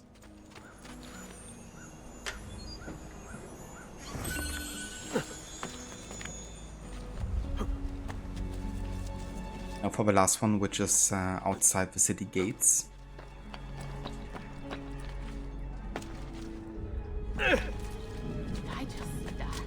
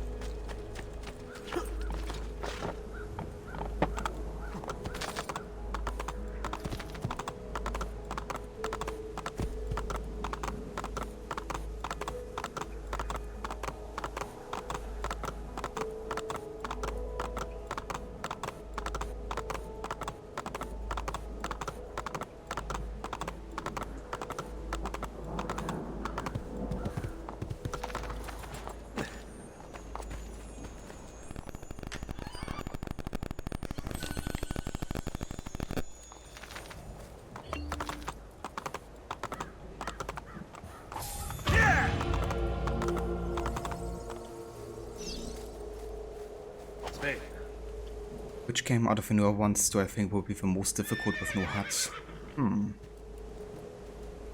It's kind of tricky because I've only ever played Origins before with no HUD. Odyssey I haven't yet, but I did put it up recently to activate no HUD and kind of like look around and see how it feels like. I feel like Odyssey would be quite tricky because you kind of like have like a lot of little information provided to you. Especially what I mentioned the other day, that you don't really know who you can talk to and who you can assassinate, right? Whereas in Valhalla and Origins, the amount of people you can talk to or assassinate is always separate. And you can't really assassinate like regular citizens either. Whereas in Odyssey you can. So yeah, it's gonna be tricky, I think, kind of like separating them properly. But usually, I guess the games are harder that are more like a big landmass than having like islands, because the islands are usually more isolated and thus easier to navigate. But Odyssey, of course, has kind of like a mix of both, right? It's like quite a bit of landmass and also like quite a few islands.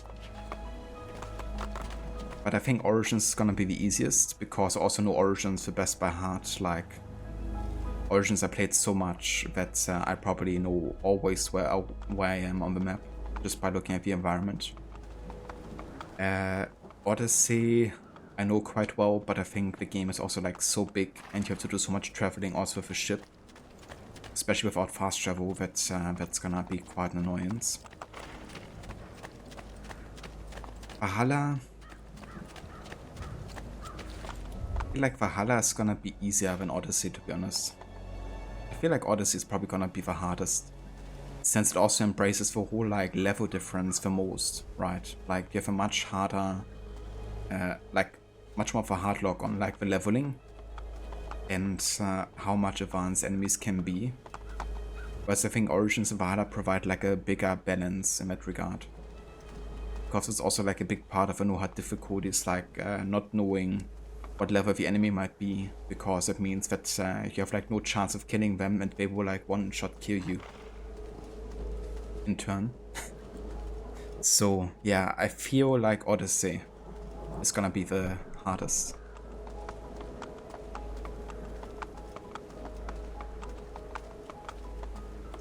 I think Origin's gonna be alright because you can still mark people, and I think they're still gonna be displayed as well, even with a no HUD. At least from what I remember. And Odyssey, of course, is quite similar. It doesn't really have like eco vision like you had with, I guess, AWO.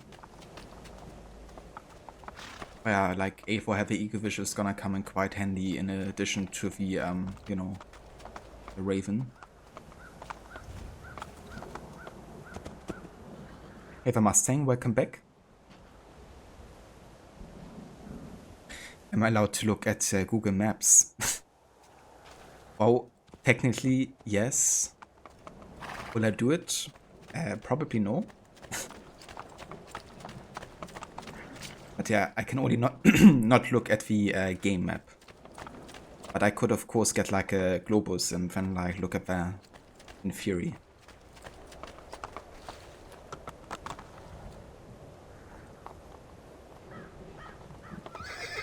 Yeah, Odyssey without a fast travel and without the HUD in general is gonna be quite the playthrough, but in a way I do look forward to a challenge, because it will definitely change the way I will play Odyssey, and I feel like it will also make some parts more rewarding, like finding a mission for instance, and like exploring something that you haven't seen before. Instead of just going on the map and then marking something and then going there and not really wrecking your brain, you know, at all. Because I feel like in Odyssey it's very easy to get into like an autopilot mode, where you don't really think too much about what you're doing. And I want to avoid that with these games. I want to kind of like challenge myself.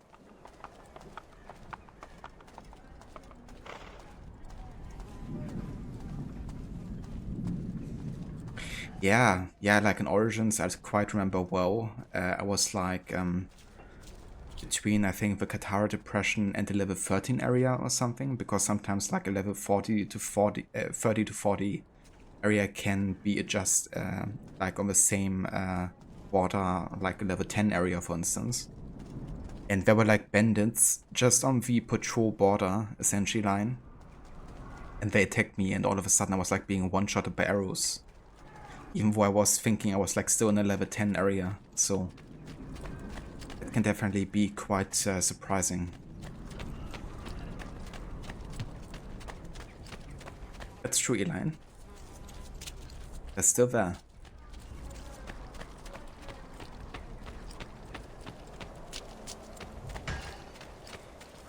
Yeah, but of course the point is that I don't really get any artificial help from the game or outside of the game. Only the kind of like options that are enabled by default. Even when disabling all of the HUD. So like tutorials, of course, they will still be displayed. I can still utilize those. I can still go into the main menu and have a look at the current objective or database if I need kind of like do something specific. And of course still can look at the main map. Like at this point I can look at the map like 16 times total. And it's just gonna be like stacked up every hour. I feel like we're gonna be alright.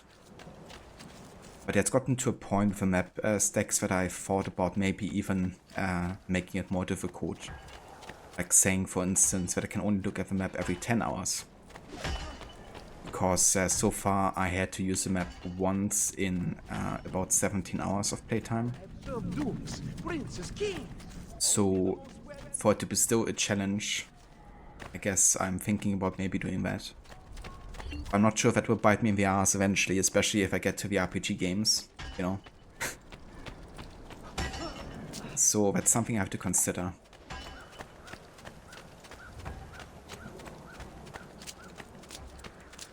But that's kind of like something you find out while playing something, rather than knowing exactly before you start a playthrough. But still thinking about whether or not I would do it that way.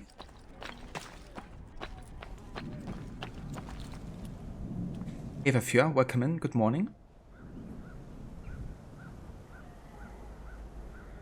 Yeah, I love Assassin's Creed 3 so much. I think it's a really underrated game. I feel like Connor got a lot of hate for a few reasons, I guess. One of them being that he wasn't quite the character that Ezio was. People have grown so accustomed to him, but also to the setting of the Renaissance. So AC3 was like a totally new change, you know, like playing as somebody with Connor's background and in like a world that didn't really have like that much history and like, you know, like very dense urban environments with lots of verticality. Instead like more landscape and nature focused and like everything more in the building like part. But I honestly enjoyed that about AC3. I thought it was quite unique. And it was a welcome change for me at least. Because I like to have like fresh ideas. Not for every game to feel the same, you know.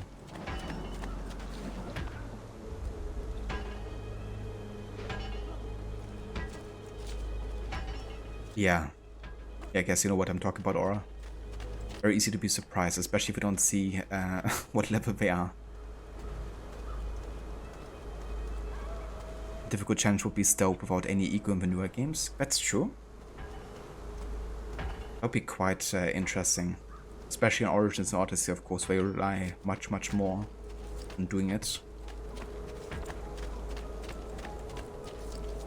I think what's cool in Origins is the fact that you have like the heartbeat sound happening whenever you get close to somebody, which was also really nice without the HUD. Because with that you always knew how close somebody is to you.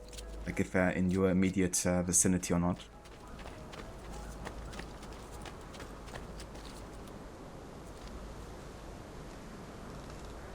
Oh, damn, Fjör. Yeah, that's quite cold.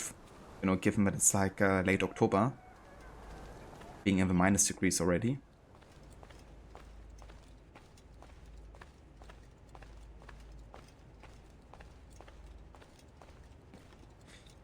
Yeah, that's the thing. You know, like Connor has this backstory. You know, he's not really growing up in like, you know, Western society. At least what we understand as Western society. And he also grew up with like severe trauma of like seeing his mother burn alive, you know, and being attacked, of course, by the Templars and stuff. Like he was almost killed, right? Like Charles Lee was very close to killing Child Connor as well. Just like about to snap his neck.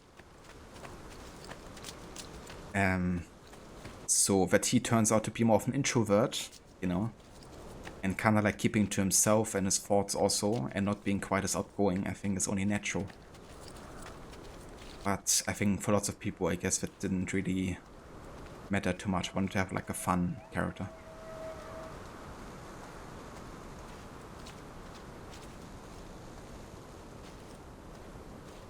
It was 21 on Saturday. Yeah, we also had crazy weather changes here. If you are from like almost like mild summer temperatures to like straight up winter in the matter of days.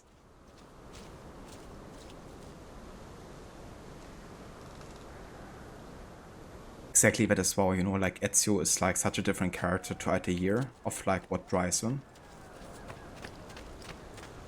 But I guess the thing was, you know, we had like Ezio for 3 years and he's been like such a big character, not only in the series but also in gaming in general. So people, I guess, kind of missed him. But at the same time, people also asked for like something different, right? Like some people were getting bored of Ezio as well. But that's the thing, you can't always please everybody. And if Assassin's Creed tries to, then I think it's at its worst. Like when it tries to appeal to everyone. I think that it's kind of like losing itself a little bit. They have to kind of like make decisions and commit to them.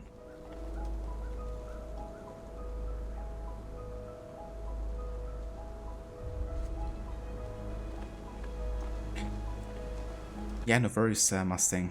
I appreciate you coming by to join us for this run.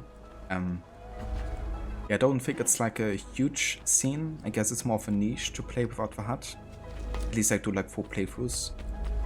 It's honestly not something I do that often. I mean, I like doing it, and I would like to do it for more games in general. But I often also want to kind of like finish a game in like a specific amount of time, and I know that no HUD will always kind of like extend the playtime by quite a lot, most often.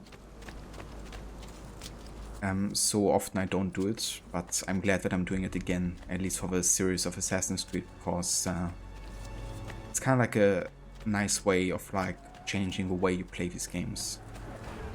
Otherwise I kind of like tend to hand over games in a very similar manner, I guess. The games that I would like to play without the HUD would be games like Rockstar games. Like Red Dead Redemption 2 I think would be kind of cool without the HUD. I also would like to play Witcher 3 without the HUD and see how that's like. But yeah, what else?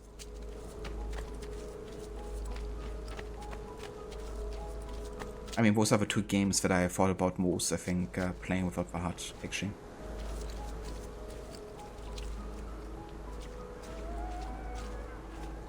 And it's an idea both driven by revenge in some way. I mean, for idea here, it's more like retribution, I guess, or redemption, I guess, is more fitting. Because he ends up breaking the creed, and then Amorim is pretending to kill him, essentially. And idea thinks he's being reborn and getting another chance at life, essentially, but also at proving himself to be an assassin. So he's driven by regaining his rank as Master Assassin and also the admiration of his mentor, Amorim.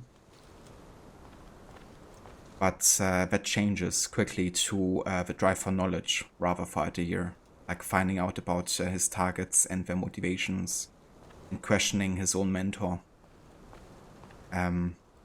So yeah, I guess he's only driven by revenge, maybe at the very end, when he finds out about Amorim, you know. But for most of the playthrough, it's like first redemption and then kind of like knowledge. And then later again knowledge when he gets the apple.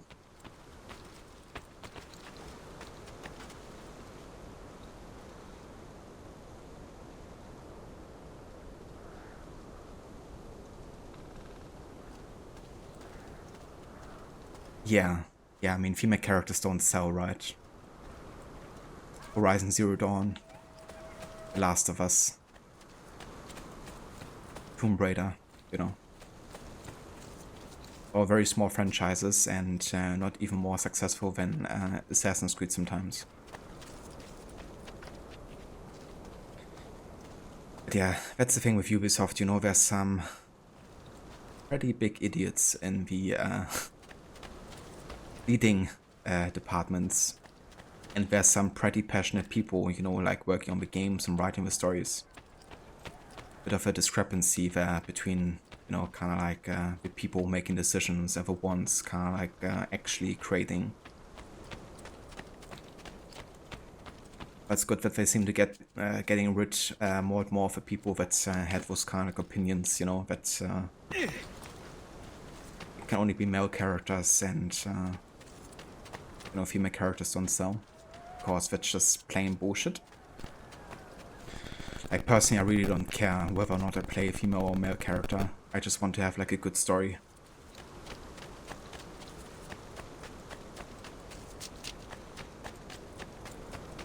Also, really don't care, like, what kind of sexuality they're having, you know.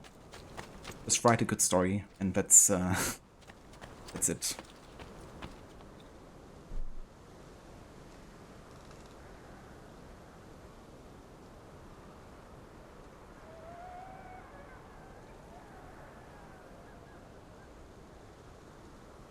Yeah, I guess at that point, Rod, you have to ask yourself, like, why do you even like this franchise if you don't like the, you know, kind of like things that make the series what it is, you know?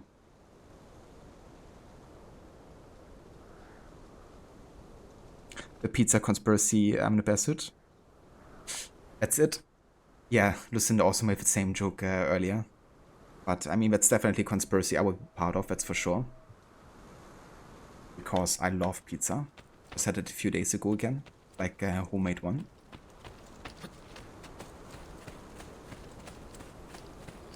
A nice Mustang. Yeah. I've seen some videos with the No HUD on Reddit too, and also watched one streamer do it as well. And it definitely looked manageable, I guess. I probably allow myself to use some kind of like help by the game, but still keep the No HUD going. Like maybe auto follow road, and probably allow myself to use the map. But yeah, like having all the information like minimap and ready queue and stuff disabled would be quite interesting.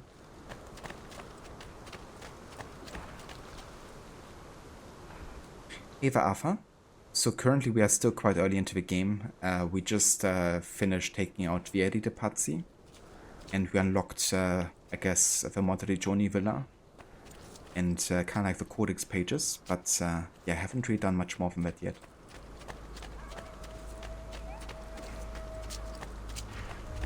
I really wonder how that might be like Aura, and I really want to replay Witcher 3 as well, especially with the update, because I haven't played that yet.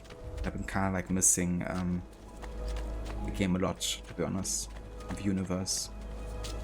Even if it always is kind of like a lengthy playthrough, just, yeah. I don't know, I just love it.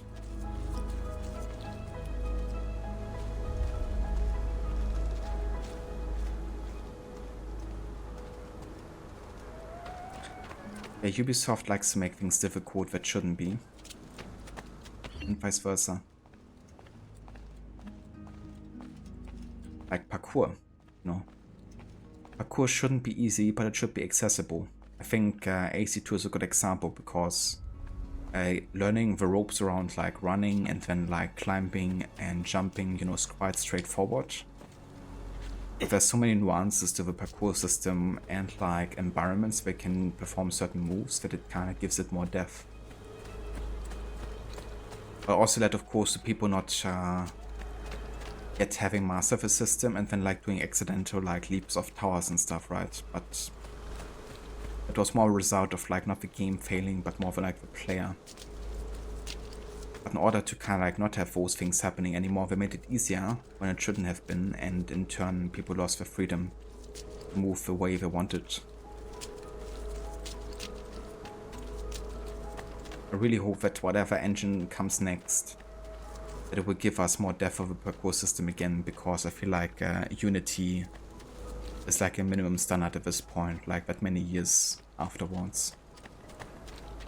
I think it has to at least match that, like, in terms of like quality. And I mean, we all know Unity isn't perfect either, but it's a good kind of like approach, at least.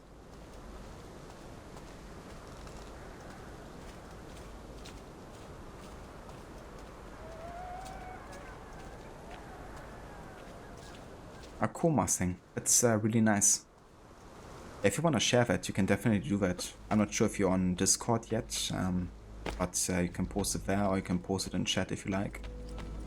If people are interested in checking out some cinematic immersive runs.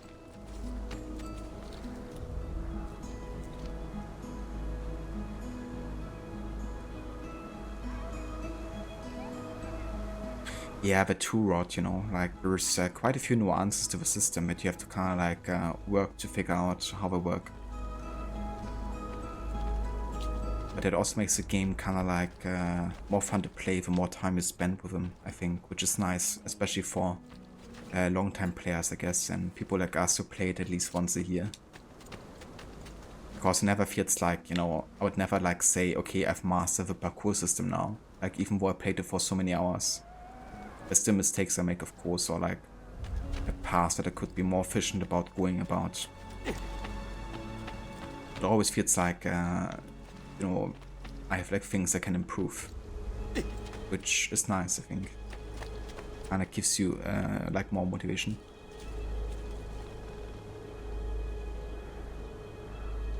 Has anyone said the pizza conspiracy yet? Nope. It never has been said before. Hey, there's Dan. How's it going? But yeah, let's go and talk to Claudia.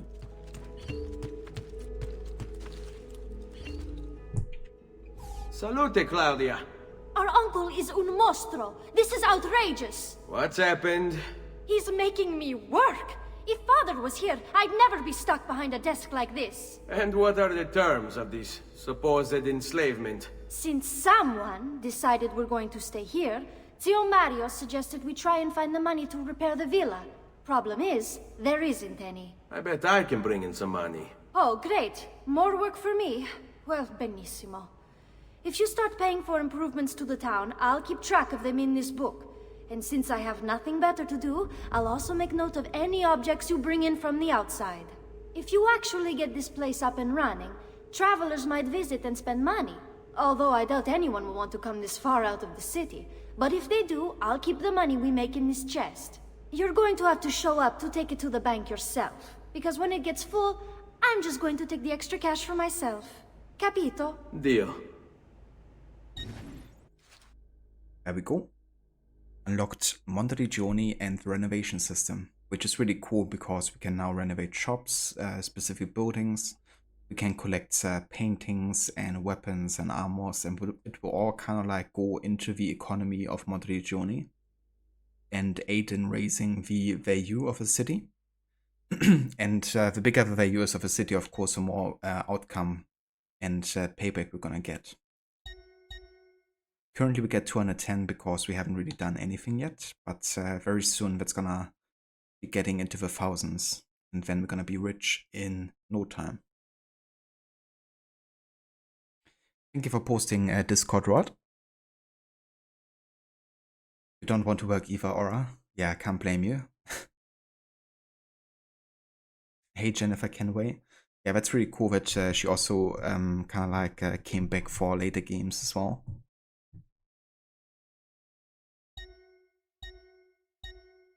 But yeah, so we can renovate the art merchant, the bank, blacksmith, doctor, tailor, the brothel, the mines, the church, military barracks, the thieves guild, and the well.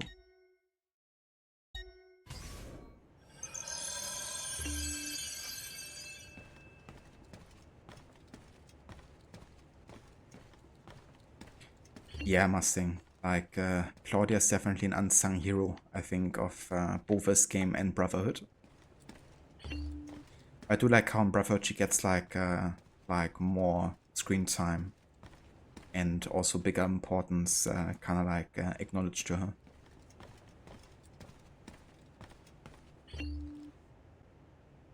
Definitely Rod. I quite like her work, you know. Like also in Brotherhood, what I mentioned, like I can really tell that she also has matured quite a bit, you know. And I love that moment as well when she's joining the assassins, like as a full-fledged one.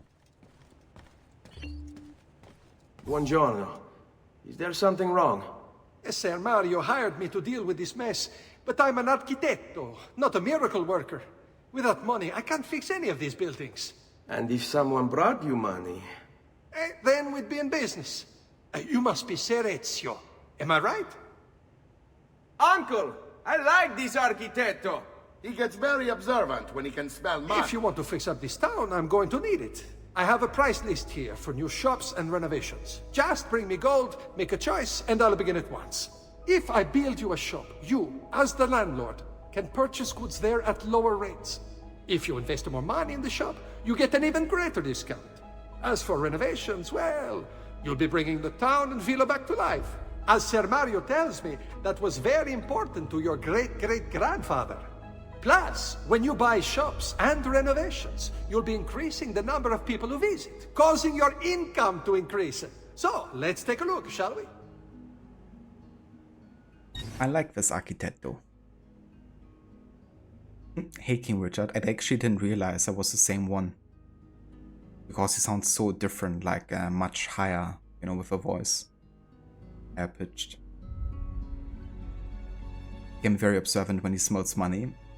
Yeah, I mean, can't blame him, right? Like, it seems like nobody has invested and renovated this place in like a good couple of years.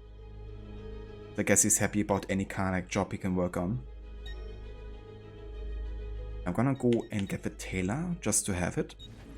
So you can buy some new designs, some pouches and stuff. Also gonna get the art merchant to also be able to buy paintings. Kind of like make Monteriggioni a bit fancier. and the bank because it gives us the biggest increase in the value of a city.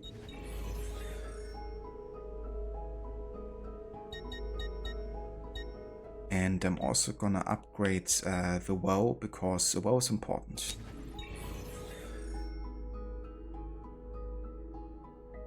Buon viaggio!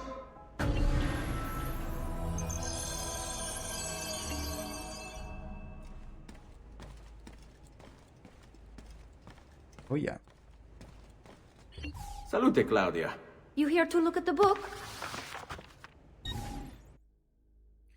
Right, and now our income is 1,385 per 20 minutes. A presto, Ezio. So more than 1,000 more than we had previously.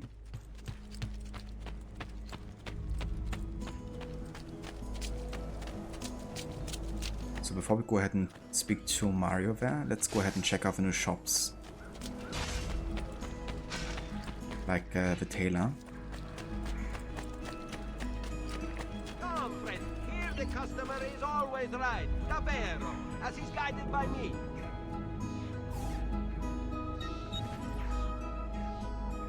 Okay, I think I might want to change my color here.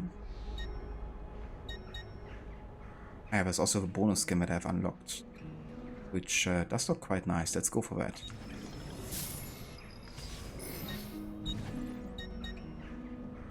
There's also a free knife bed upgrade. A smart choice. Ciao for now. Stimati clienti, you know I only get the best. You know I only deal with honor. If you are not entirely satisfied by your purchase, I offer a full exchange for any other work, subject to a few small conditions, of course. And I love the merchants so much in this game and in Brotherhood, and what they're kind of like saying to sell you stuff. The treasure maps I'm not really interested in because we don't have a mini-map or a regular map to look for them, so that can be left alone in pretty much all of the playthroughs. But yeah, I'm gonna go buy some paintings because for one they raise the value of Monteriggioni and they make the villa a bit nicer to look at, so let's buy the lady with an ermine. St. Francis in Ecstasy.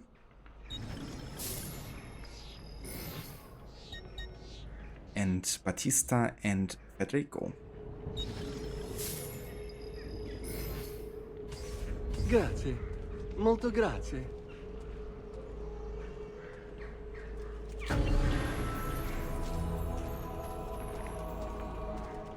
Yeah, it's still such a shame, Rod, that some of the outfits just get taken away by not really having access to some parts of the game anymore, you know? Just take a look. I promise you'll be satisfied. I think the only way to still get those is by playing it on PC and then like downloading a mod which allows you to, you know, have access to all of the outfits essentially. But I guess your PC can't, or your laptop can't handle Black Flag and streaming it, I would imagine.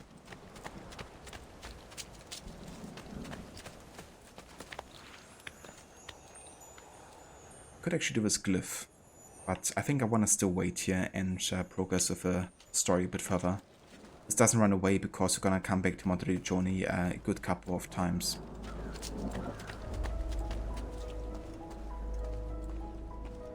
Yeah, fair enough. In that case, probably best to stick to console then.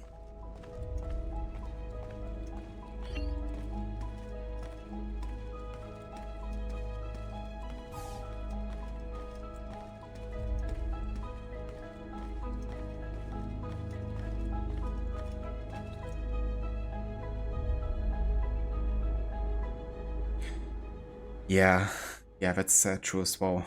Laptops are notoriously awful often for like gaming, unless you look for something very specific, or like with, you know, even for like finding a laptop that has like a proper graphics card built in instead of just running the graphics via the processor, can be quite rare to find. but they're often like laptops, I guess because the target audience is more like people working with documents and stuff often, or like doing just like general working, aren't really designed towards like you know, graphic design or like playing games. So if you're missing a graphics card, which often is the case, then it will become much more difficult. And then there's a whole issue of like overheating, which also happens much easier, because the airflow just sucks in laptops often. So, or not the best circumstances. But of course there's also some really good laptops, but I guess you have to invest much more money into those. Even like match a PC, like close to a PC.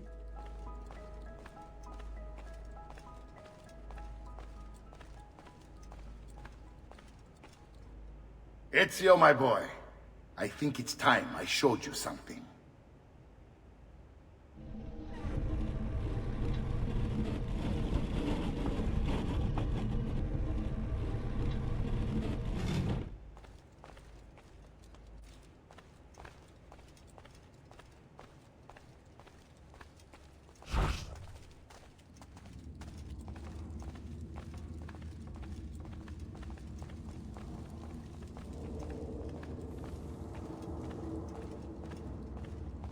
Really, Aura?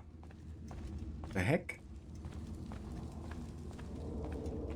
And legally you're allowed to keep it seated.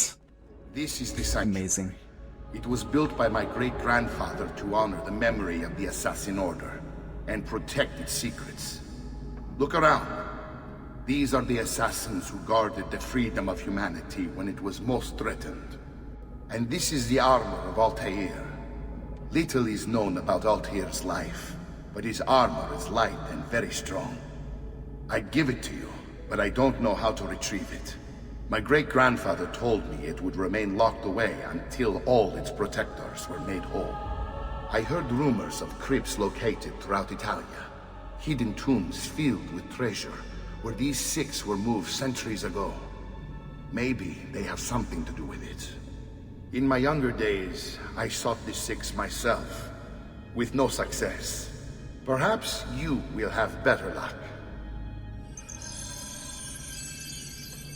In order to achieve perfect synchronization with Ezio, you have to get that armor.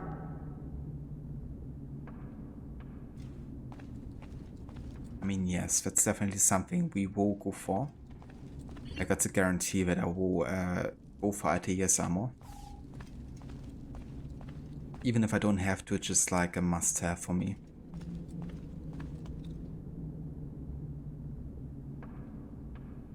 Your husband uses it as a daily laptop now. I mean, fair enough. It's definitely a deal, I guess. I mean, I reckon the Gengar plush wasn't too cheap either, I would imagine, but certainly not 1,000 bucks. Unless it's like a super unique collector's plush or something.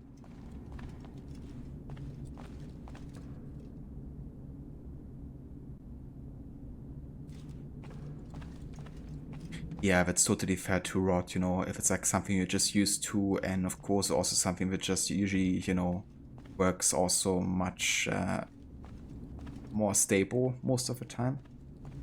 For me, it's kind of like the other way around, you know, like I always was more of a PC gamer because I didn't really have any consoles growing up until my brother got like a GameCube when I was 12, I guess.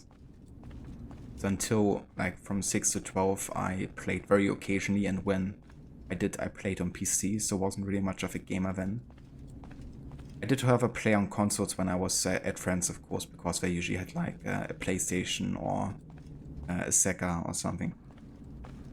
But yeah, then my main console was kind of like GameCube actually, which I absolutely love to this day still. It's still a console I have like very fond memories of, but shortly afterwards I got like my own personal PC. So since then I just played everything on there and continued using a PC.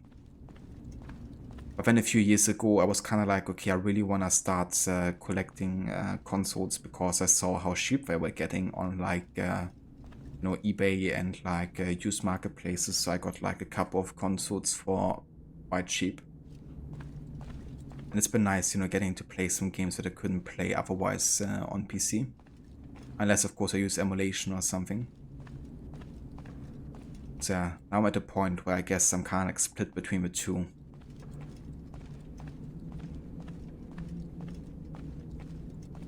But I think for now I'm gonna keep playing the newer games on the Series X though, because it just is a much better platform.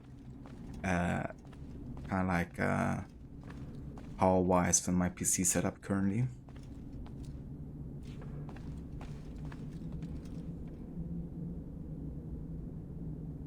Yeah, I mean that's still quite expensive, Aura, or just like a you know, or something like that.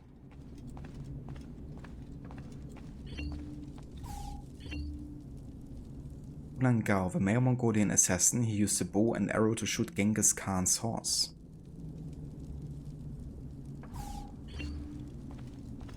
So he actually worked together with Altair to also take down Genghis Khan. Darius, the male Persian assassin, he used his hidden blade to kill Xerxes, and this was the first recorded use of a hidden blade. Of course, somebody we saw in AC Odyssey, in the Legacy of the First Blade DLC, only he looked quite different. And instead of having the hidden blade concealed, not only under his wrist, but also under a cloak, as you can see, quite similar to Ezio, he uses a cloak on the side of the blade to hide it. That's why it's called a hidden blade. But no, Ubisoft had to make it the shown blade on the outside of the wrist, like on the outside of the arm, I guess. And he's not using a cloak either to hide it, so they made it the exposed blade instead, kind of like similar to how Eivor uses it. Only for Eivor it makes sense, because Eivor wants her enemies to see what she's handling.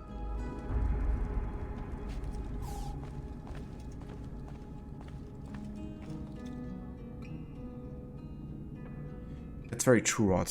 Yeah, it definitely becomes part of muscle memory, because I used to play always with mouse and keyboard. Like, I didn't have a controller until when Origins or Syndicate launched. And I started playing on a controller then, but it took me quite a long time to get used to it. And to also have a feeling that I actually prefer playing on controller. But now I couldn't go back, to be honest. I mean, I guess I could, but I don't want to. Because I feel like controller is much more convenient and much smoother feeling.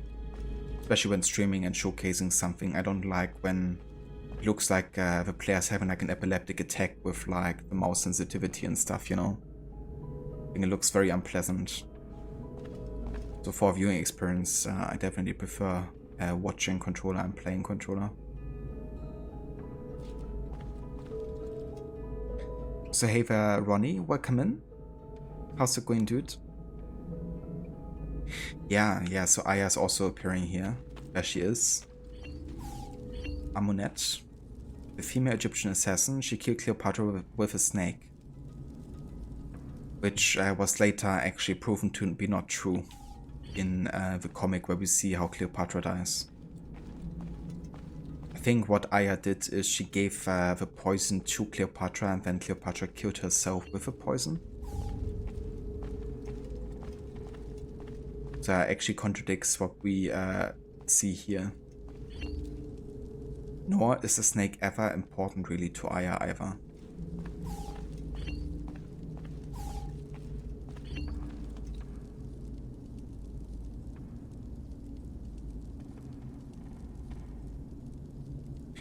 Yeah, that's true. Like first-person shooter games or first-person games in general, I usually think are better with mouse and keyboard. Because it's nice to kind of like separate the kind of like aiming and the moving, I think. Definitely much better with a precision with mouse and keyboard, I think.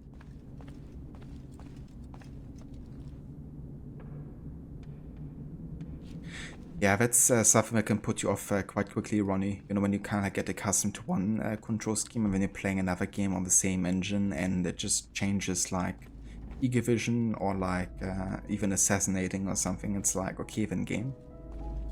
Was it really necessary? Mirage was actually like that. I feel like in Mirage we had way too many changes to a button scheme that didn't really feel good. Like getting rid of heavy attack on right trigger and making it hold right button instead.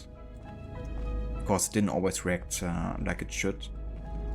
And making like right trigger instead like a weapon wheel or something. I think it's kind of weird.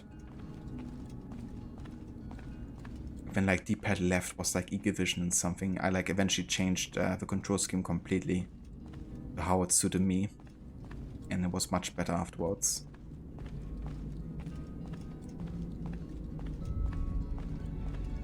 Wi-Fi. Yeah, it would be much more difficult with mouse and keyboard, I imagine, Mustang, than doing it on controller. Why Yu, the male Chinese assassin, he used the spear to kill the first Chinese emperor, Qin Shi Huang.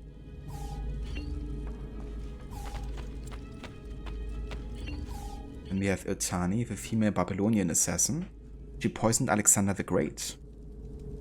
A character that we will see later, but more like his burial place in Origins.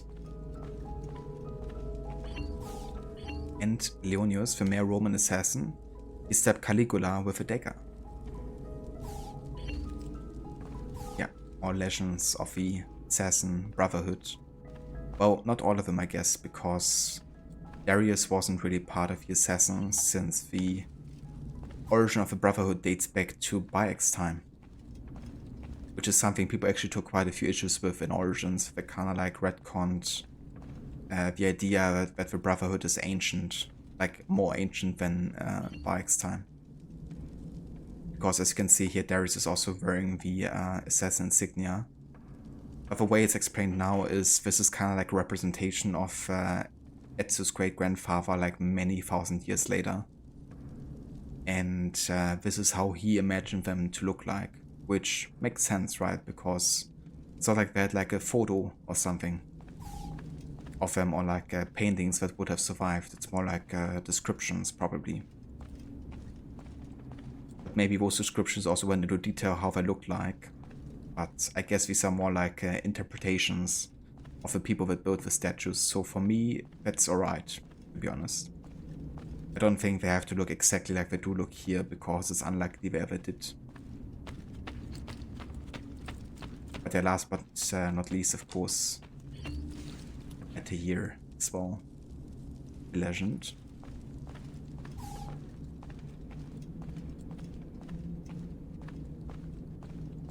No worries, Stan. Hope you enjoyed the dinner. What did you have?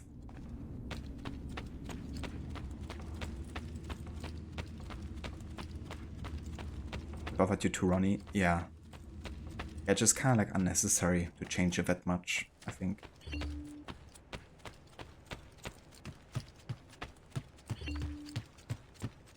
So, what do we have to do now? I think we have to go and get to N7.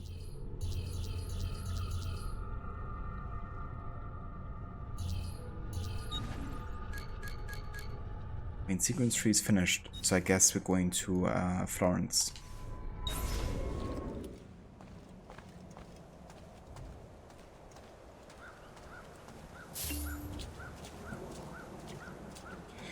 Yeah, that's also something I really had to get used to, Ronnie. The control scheme of PlayStation, because I was just always playing on Xbox controller on PC. So I kind of like having cross and then X always screwed me over. Like when playing Ghost of Tsushima and stuff, like the amount of times I accidentally hit my horse instead of like going on it.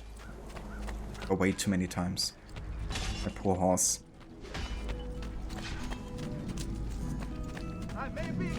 An unholy chicken sandwich, illegal amount of sauce. I mean, that sounds nice. Love me a chicken sandwich. Also like spicy chicken or something.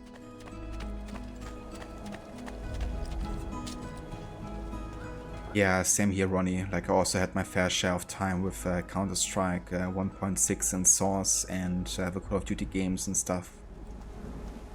So always played WoWs with mouse and keyboard. And when I was like at a friend's and he had like Call of Duty on PlayStation 3, I think it was, I just couldn't deal with it. Like, it was so freaking slow and clunky, like trying to aim. Felt like I had no reaction time whatsoever. And I think, to be honest, the PlayStation controllers, at least up until PlayStation 4, were also like a bit clunky in general with aiming. Like, I don't enjoy aiming very much on a PlayStation 4 controller, for instance. I feel like Xbox One is so freaking superior when it comes to the sensitivity of the control sticks. But it seems like with a PS5 controller, they changed that, right? Like, they made it more like the Xbox controller, like how it handles and stuff.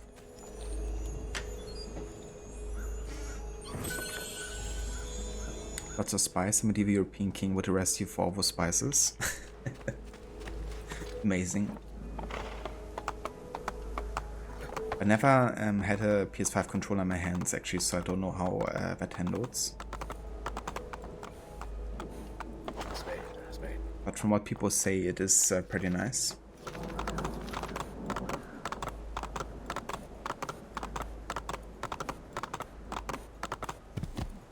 So would you say it's like your favorite controller now, Ronnie? Or would you still prefer another one?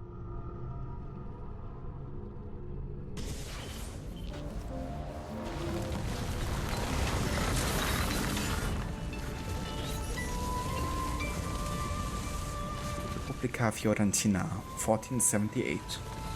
So it was actually 2 years after the events that happened at the beginning of the game. But we're already now in sequence 4 as well.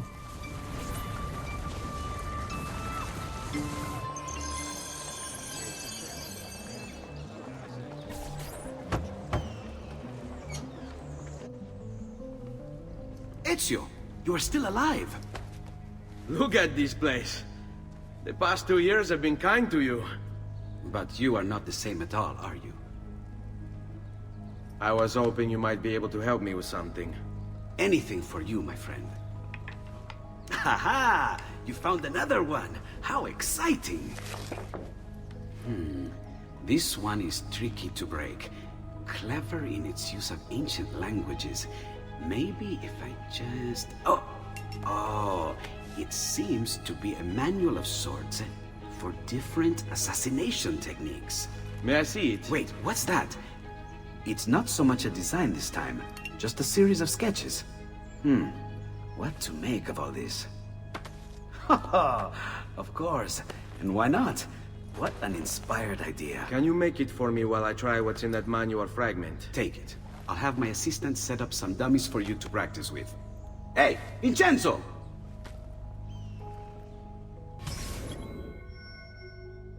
Practice what you preach. Practice several new assassination techniques while Leonardo tinkers with the codex pages. Public feedback made you think your controller was broken when you experienced it the first time. Well, thankfully it wasn't, I guess. That would be interesting to experience that, actually. Definitely prefer the PS5 controller. Nice. Yeah, that's good they knocked it out of the park with that one, because I feel like it was definitely needed after the PlayStation 4 one.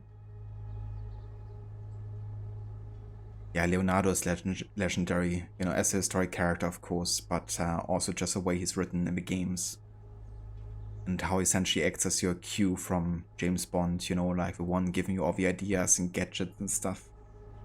It was like the perfect mashup, I think, gameplay-wise and narratively.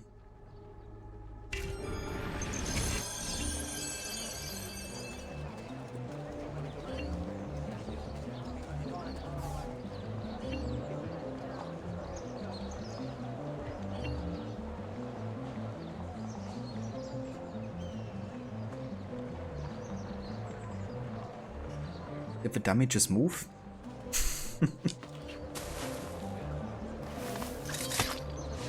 Classic haystack assassination.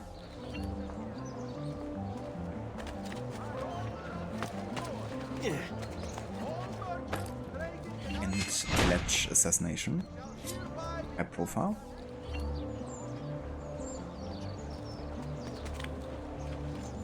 They move in Valhalla sometimes, really? I'm not sure if I experienced that yet.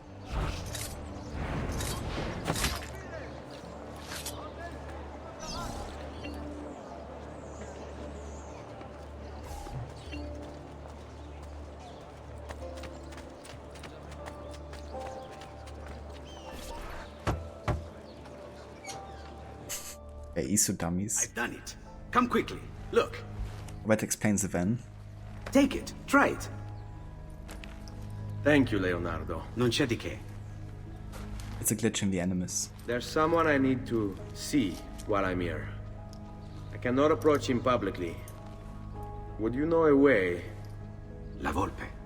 The fox. Shh. Capisco. But do you know where a fox might roam? Perhaps near the Mercato, where the thieves dwell. Sta attento, amico.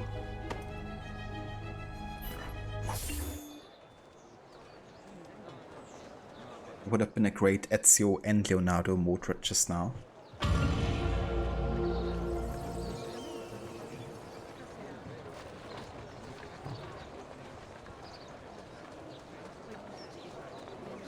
Huh.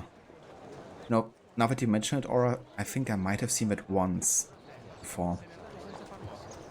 But yeah, there's not something that occurred many times, I don't think. That's funny.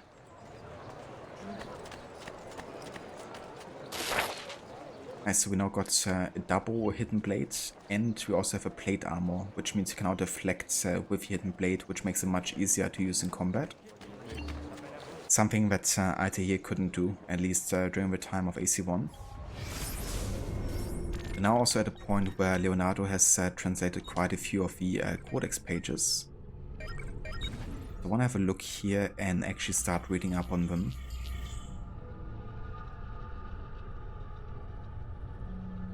I don't blame you, Aura, because it's not really something you would expect to happen.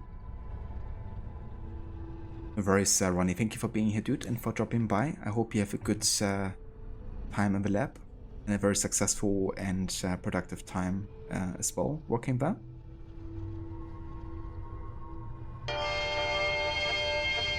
And for those of you who haven't checked out Ronnie yet, I would definitely recommend doing so. He's also a big fan of the AC saga and is currently playing through AC4 Black Flag. He's also been playing some Valhalla recently, also playing lots of Rockstar games like GTA 5 and Red Dead Redemption 2. So yeah, if you want to check that out, there's a link in chat. 2 links actually. Thanks also for giving a shout out there, Rod. Are you translating codex pages? Yeah. Ronnie's our Leonardo da Vinci. So this is just a visual, kind of like a representation of the conflict between the Assassins and the Templars during the Crusades. Also represented by the individual counterparts in terms of religion. You have like the mosque-like building on the right side. On the Assassin side, on the left side you have a cross and something that looks like a church. You also have kind of like something to represent shadows, which is where the assassins strike from, and you have something like the sun on the side of the Templars, which of course means they're kind of like in the open often, but also that they might be controlled by the Apple, you know, or kind of like strive for control as well. So quite an interesting picture there.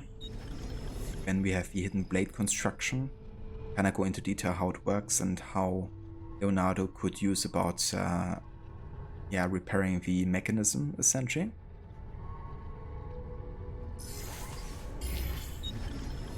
And then we have our first page with actual like writing.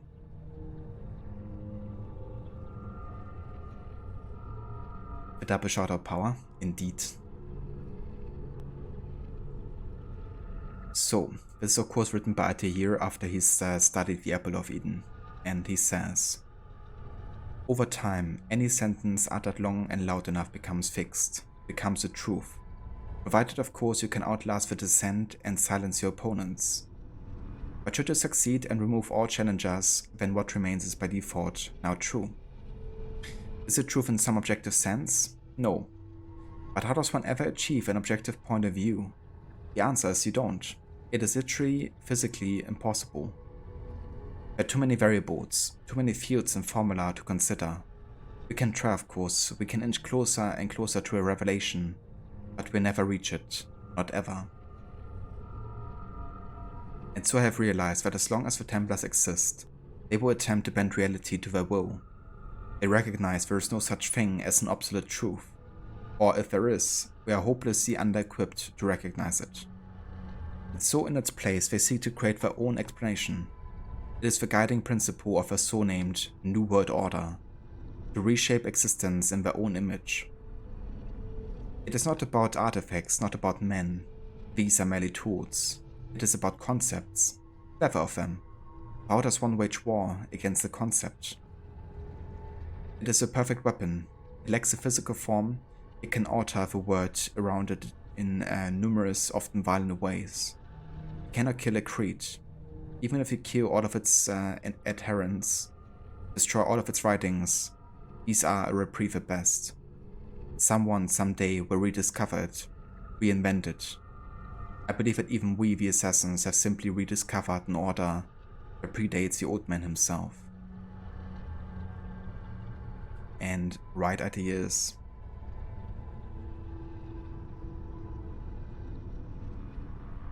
I feel like this is something that Mirage should have addressed a bit more too, you know, because in Mirage the hidden ones are kind of like well established, also in society, and there's also lots of history that the hidden ones know about, you know, so we don't really see the disconnect, you know, like from the hidden ones to the assassins, and then also kind of like why a lot of it maybe has gone forgotten. You can of course assume that maybe Basm had something to do with it, especially after, you know, kind of like what happens at the end, but we don't really see any of it. But of course it's also like possible that it happened much later, you know, like maybe much closer to this time, because there's still quite a bit of time of course in between Basm and Adir. But we probably won't be seeing another game for a long time that is set between Mirage and AC1, so Mirage could have been a good way, an opportunity to connect those better.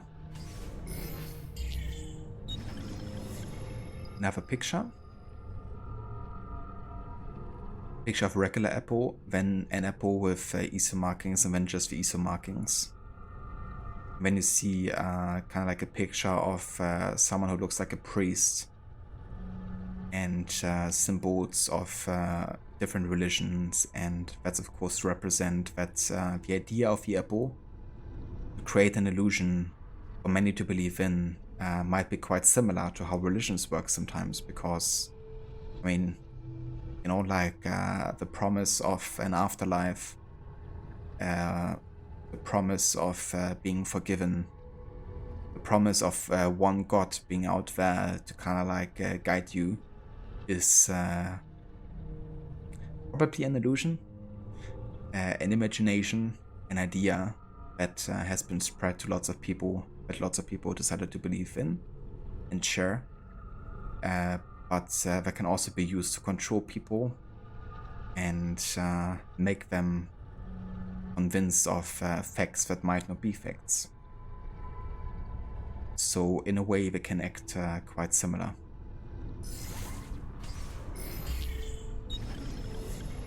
Another page, another picture.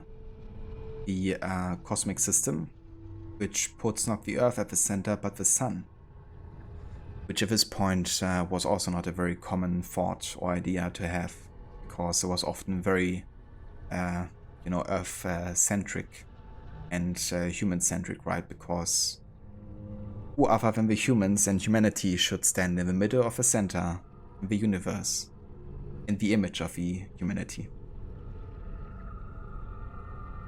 Egocentric and self-absorbed as humanity is.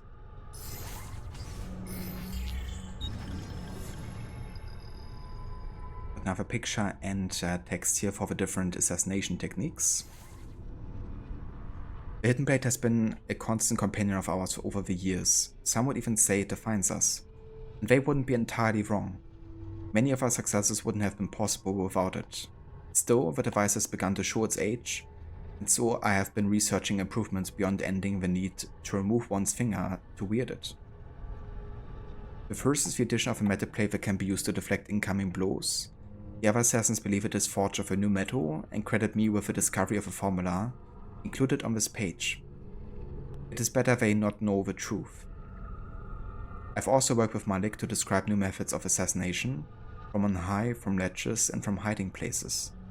Basic movements, but critical nonetheless. The third and final improvement is the most simple, the provision of a second blade, identical in every way to the first. Should an assassin ever find himself tasked with dispatching 2 targets, he need only time his strike in such a way that he might reach both at the same time. These blades will be limited in number since the metals with which we forge them remain difficult to obtain. I will need to think carefully about who shall be allowed to carry 2. So, Altair is the one who came up with all of the ideas, to kind of like make the mechanism in a way where it doesn't require the sacrifice of a ring finger. Give it a metal plate so it can be used in combat easier. And also to kind of like craft a metal that makes it become kind of like unbreakable. Or at least the metal shielding it. But that's something he doesn't want to share, not even with the assassins, because he fears that it might be used to craft, like, for example, an army, right? But all wear armors of Altair's, essentially. Because the armor of Altair is kind of like built from the same metal, from the same material. Kind of like be unbreakable and still light. So that's an idea that can be easily abused by the many.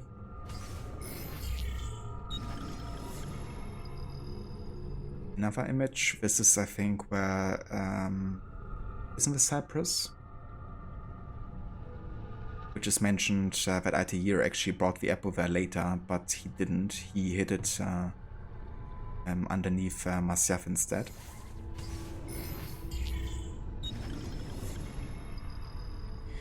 Page 16.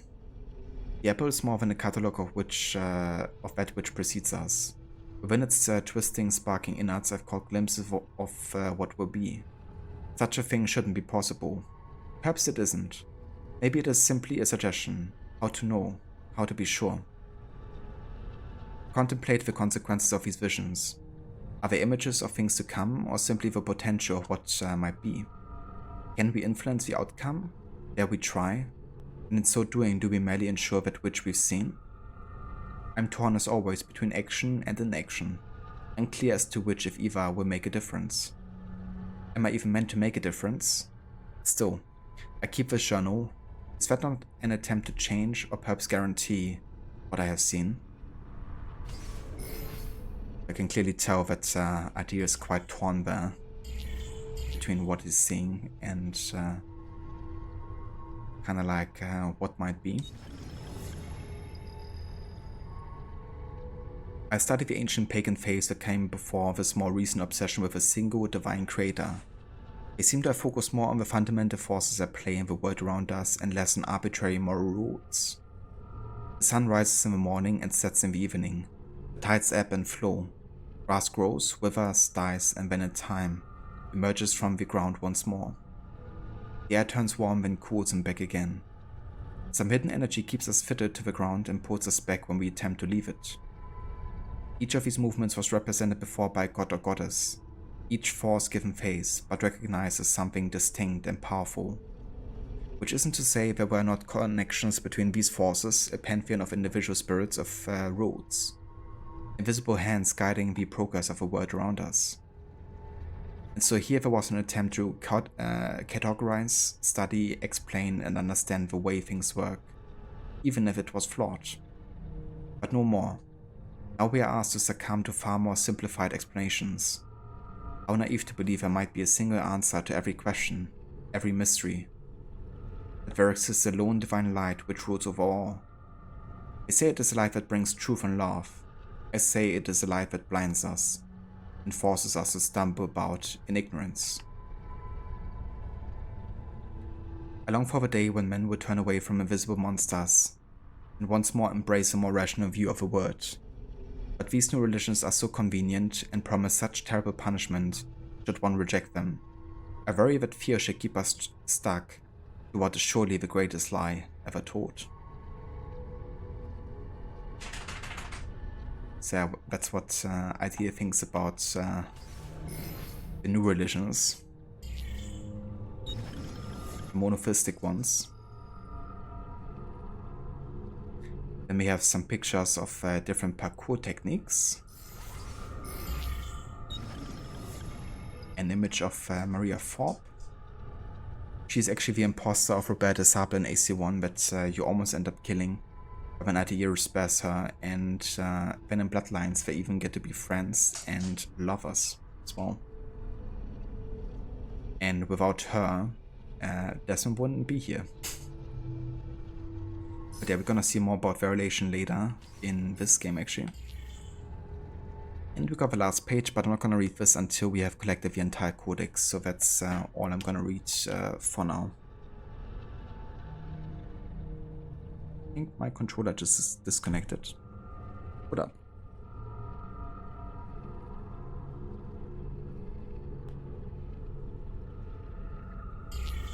Okay.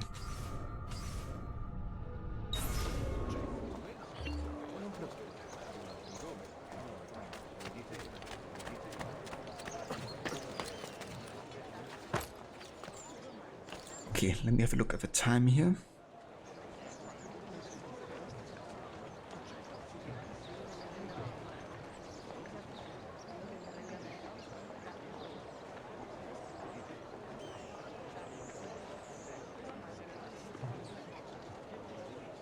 Okay, I think I want to do at least the next mission before we call it today.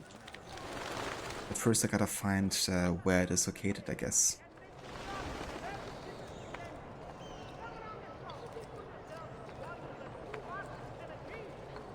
Like where we have to go next. Right, we have to look for the fox. Okay, I remember.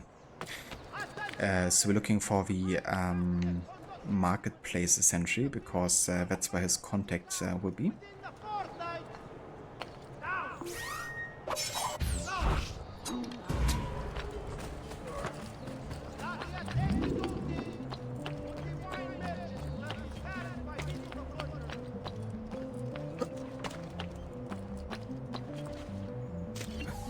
Impressive move.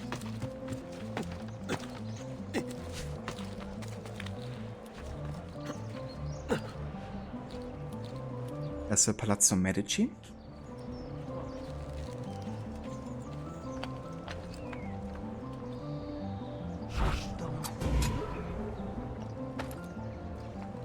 Oh, nice rod. That's cool.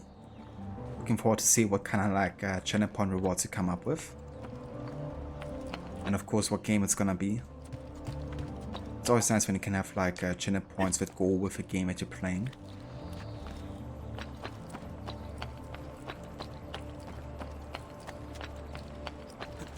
Let me guess, it's Ghost of Tsushima, and the reward is for activating Kurosawa mode.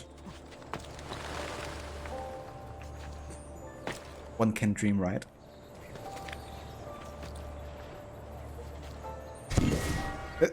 Kind of funny that I still hit the feather there, even though I kind of like missed the jump.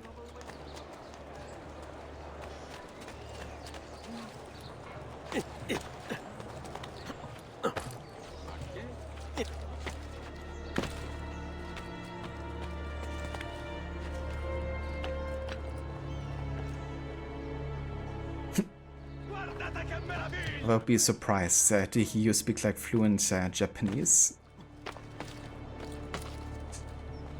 Wouldn't mind that kind of reward.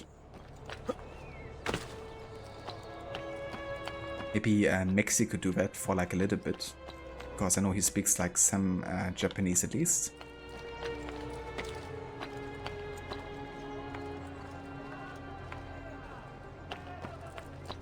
Oh, there's actually a glyph here somewhere. Sure, let's do a glyph. I haven't done one in a good while. and the feather too.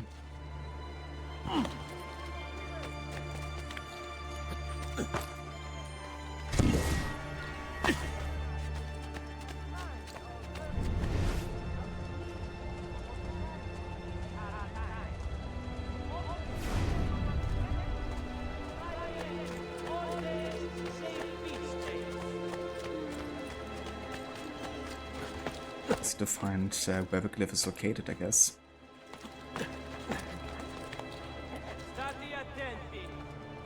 Yeah, me neither.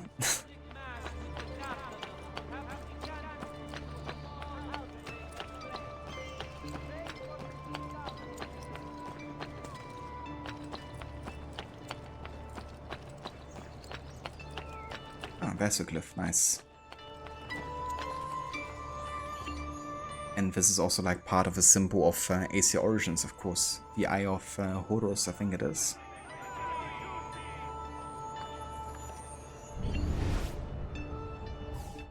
The past. A vast web of connections and interconnections, all ruled by chance. Or is it?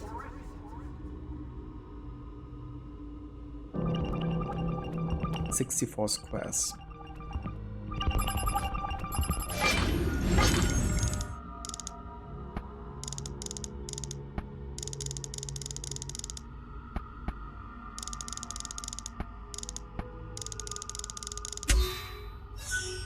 Queen Elizabeth I of England, 1559. Piece of Eden number 2, apple. So she did indeed carry an apple to, yeah, I guess also rule more successfully. It's kind of cool, you know, because often a sphere is like displayed in like prestigious paintings throughout the years. Because it was kind of like associated with the earth, of course, and like with a kind of like motivation to be a word dominating power, right? Which is why quite a few kind of like queens and kings had like spheres resembling potentially an apple of Eden. And a staff like she carries in her right hand is often associated with kind of like, you know, like a scepter, like also a symbol of power essentially. So I think it's very fitting that they ended up being pieces of Eden. You know, that like different rulers across the ages have possessed essentially. Then the cross you can see above the sphere that she's holding is kind of like dominating the world with Christianity essentially. At least in the historic context.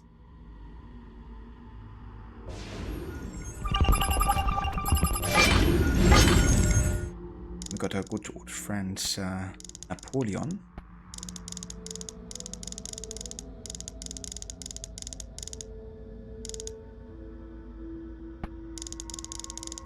This.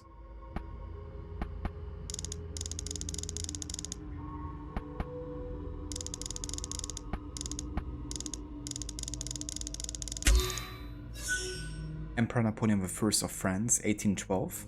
That's of course a character we have seen in Unity, and who's gonna be quite important for that story.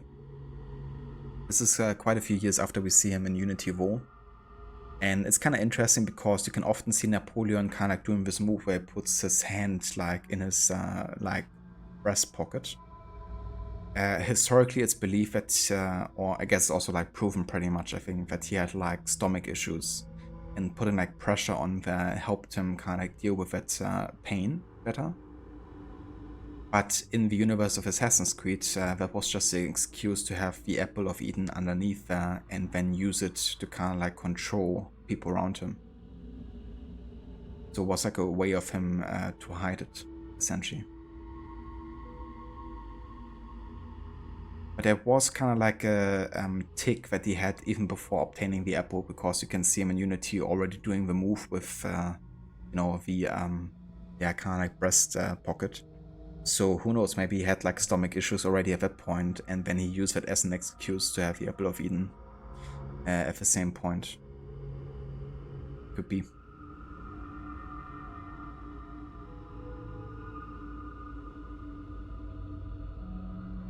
Yes, then. Let's make a donation goal, like a Kickstarter for Rods to visit Japan. I mean, it would be not quite as bad as traveling from the States or like Europe, I guess. Would still be closer potentially. Not sure actually how long a flight would be from Australia to Japan. Depends, I guess, from where you are also taking the flight.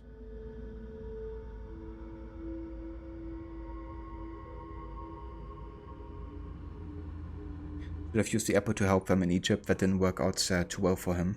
Yeah, I mean, supposedly he actually obtained it in the war with Egypt. Because he wasn't really interested in like Egypt itself as much as he was in obtaining the apple. It's kind of cool because at the end of Dead Kings, the DLC for Unity, we see that Arno sends it to HEIRLOOM in Egypt. It's of course not the same HEIRLOOM we see in AC1 because he's dead for a long time there. But it is an assassin that lived in Egypt at the time, and he obtains the apple, and then Napoleon takes it from him, supposedly. Stomach issues, right. He ate too many tater tots, yeah. He had a habit of eating green, raw potatoes, because he loved fresh things and snappy things. But that wasn't too good for his stomach, apparently. It's kind of funny you can still move this thing here, apparently.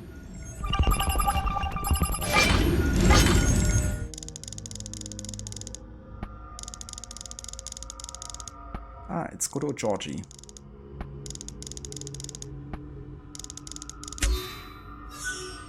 Another character we've seen in Assassin's Creed, in AC3 to be precise. George Washington, United States, 1781. Piece of Eden number 3. Apple. This essentially confirms there are at least 3 apples out there potentially. And it's not like a single one that people are looking for. Like there's multiple, if not hundreds of apples for what we know.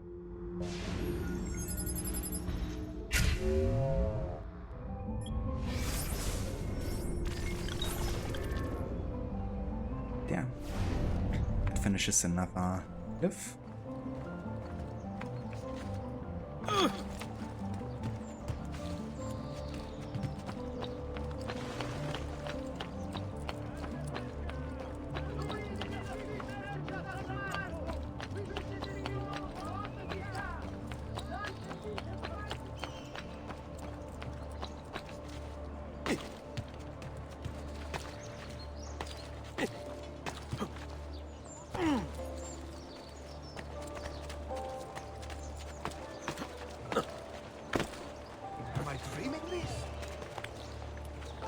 Am I dreaming this? I think I also want to get some viewpoints just in case we have to look at the map later to still be able to see like where some buildings are located and stuff.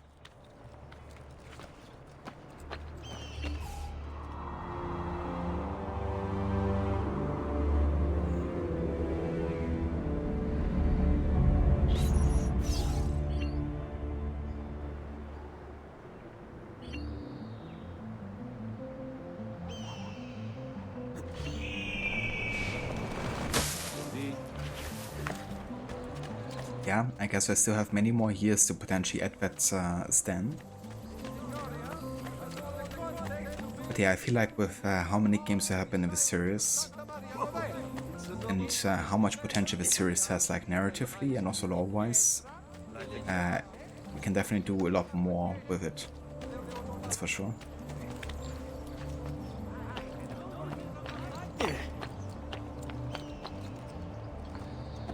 It seems like there's always kind of games that push the lore forward and others that just like stall it.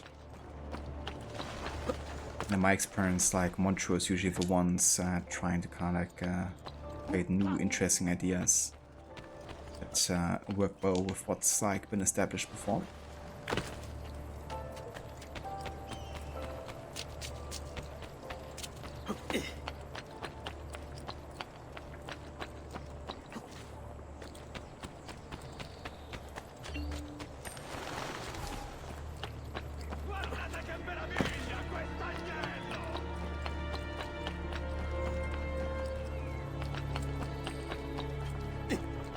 better get out of my sight! Ora!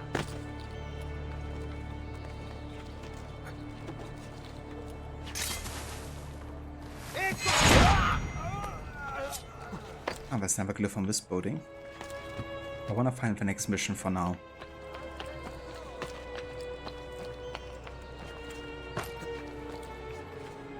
Is gonna come across this building a good couple of times.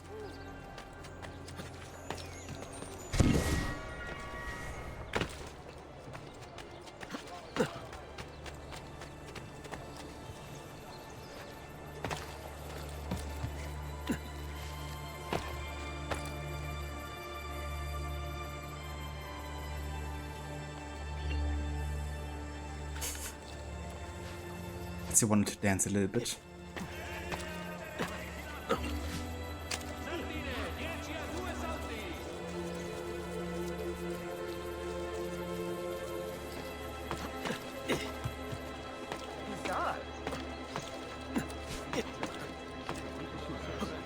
Damn street performers! Free! Am I dreaming this? Damn street performers. That's us. We perform on the streets, but for free.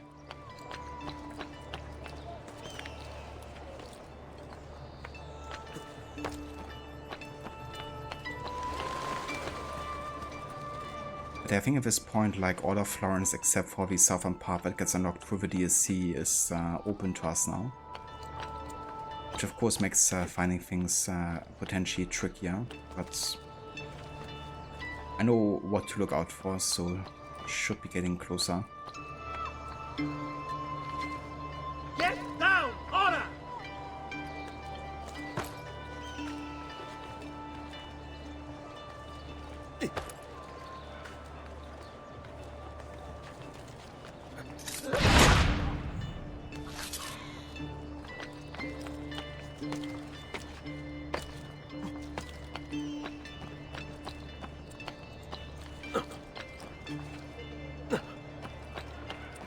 Get down, now! The Jew is...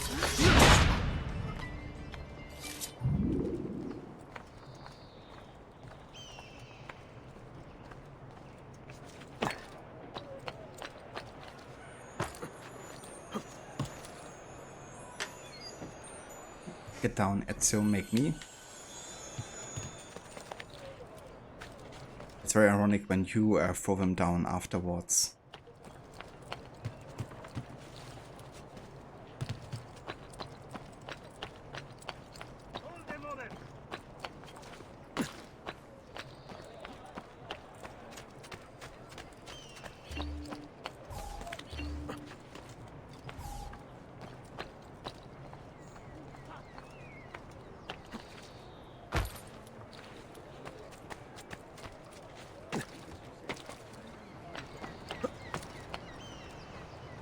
So that's the part of the city where I can't go to yet, I don't think so.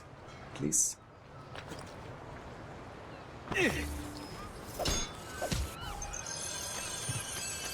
Yeah. Only locked off with the Animus War.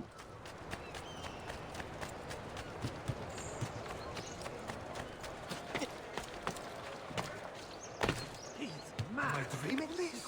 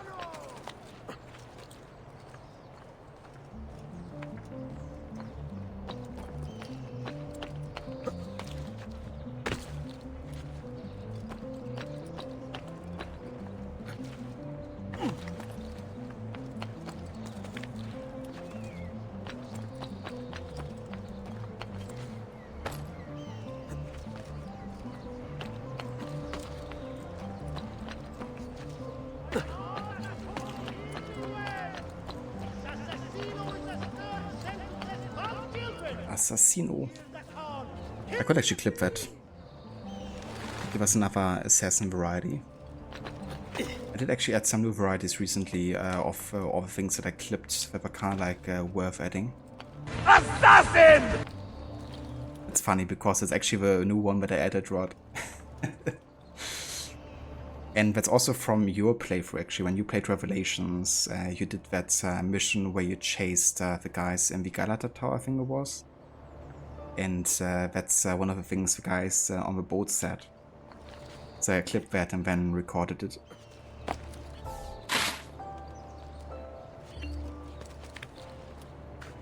It's mostly new citizens, though. And also some new requests getting patches.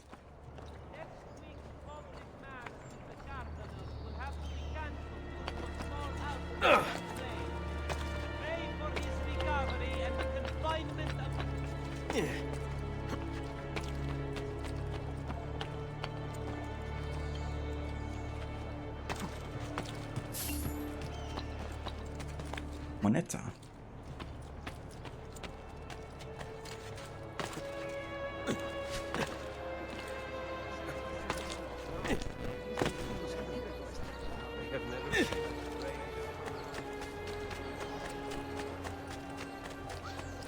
Come, amici! I'll fresh sheep's urine.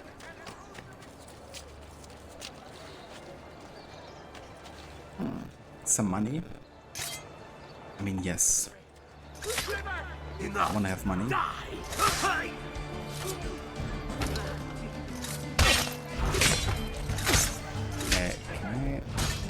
counter? Thank you.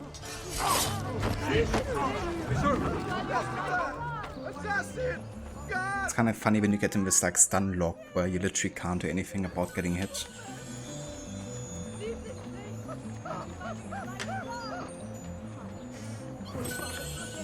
The devil grows bold. Another one. These are evil times. Let's not stay here.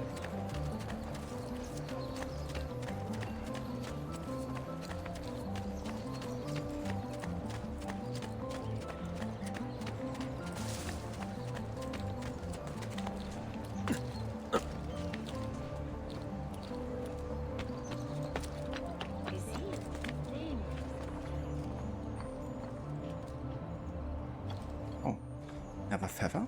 Nice.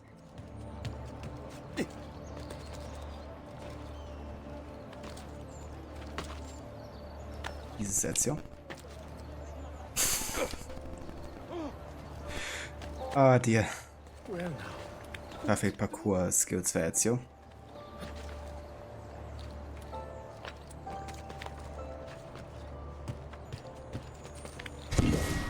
There's much to learn. Okay, so where's this freaking Mercato that I'm looking for? Can't really seem to spot it from here.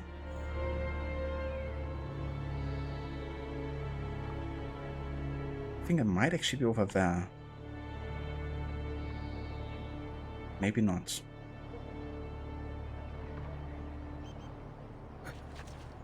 I think it might be the place I've been to earlier, which looked similar.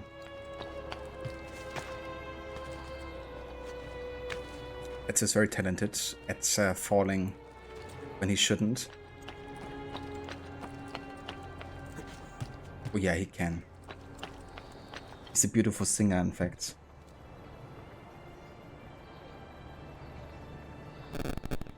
I'm dressed up like a jester. I act the fool and mime.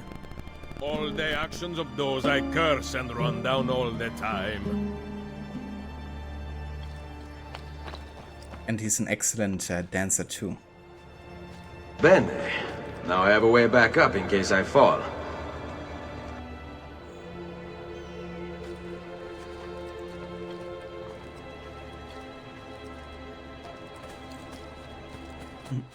Bene.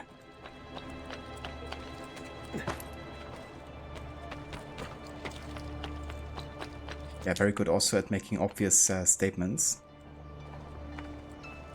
He got it all.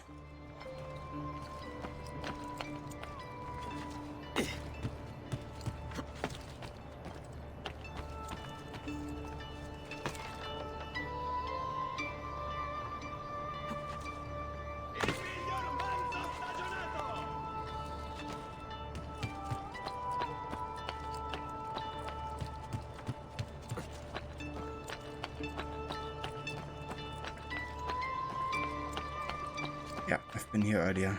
God damn it. So it was the place that I thought it was.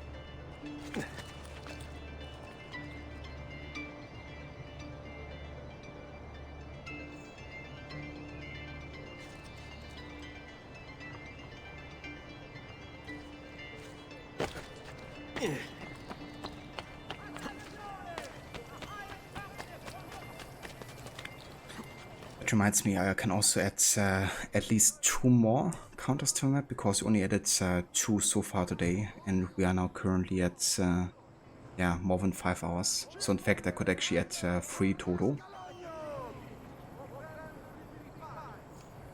which means we're now stacked up to 19 total.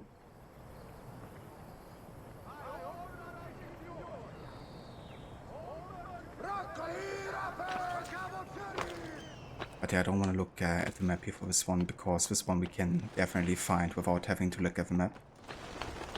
Since it's not just a door we're looking for, it's like an entire place essentially.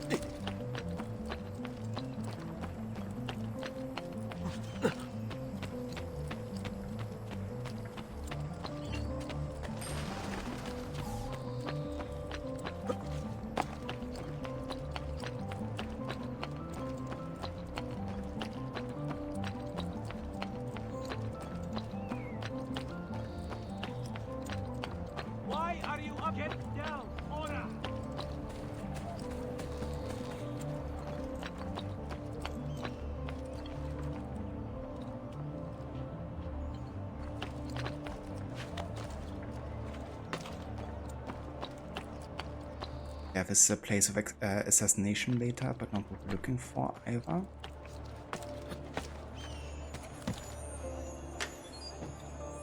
I think we might have to just find it in the next stream, because I will call it quite soon here. I'm gonna give it a couple more minutes to see if I can still find it today.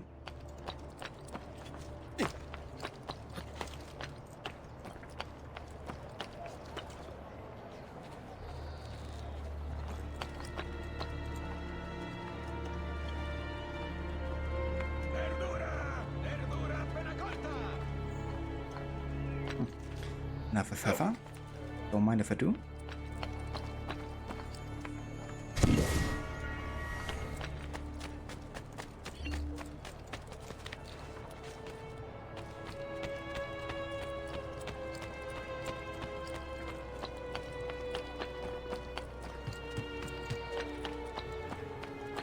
Lazu, where do you think you're going?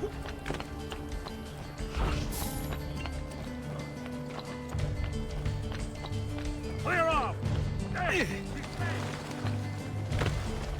You guys deal with them.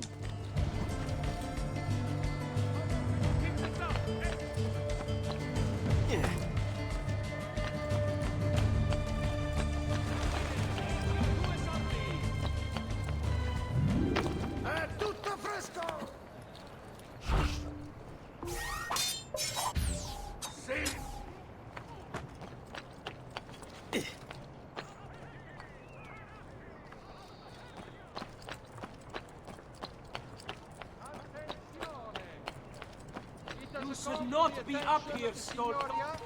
That the young men have been climbing the city's buildings for sport. While not Young men have been climbing this city for sport. now!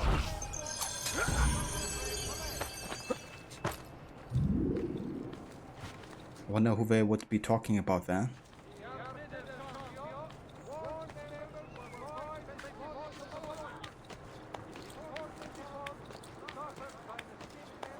there's a pretty high viewpoint here. Probably have a good look from there to maybe finally see where the place is located. Is it actually down there? I think it might be. I guess the rooftops are a bit lower, which makes it difficult to see from like further away. That's a good thing about viewpoints with no HUD, because you can, you know, have like literally a good overview. And I feel like that might be the place over there we're looking for. Let's look the part.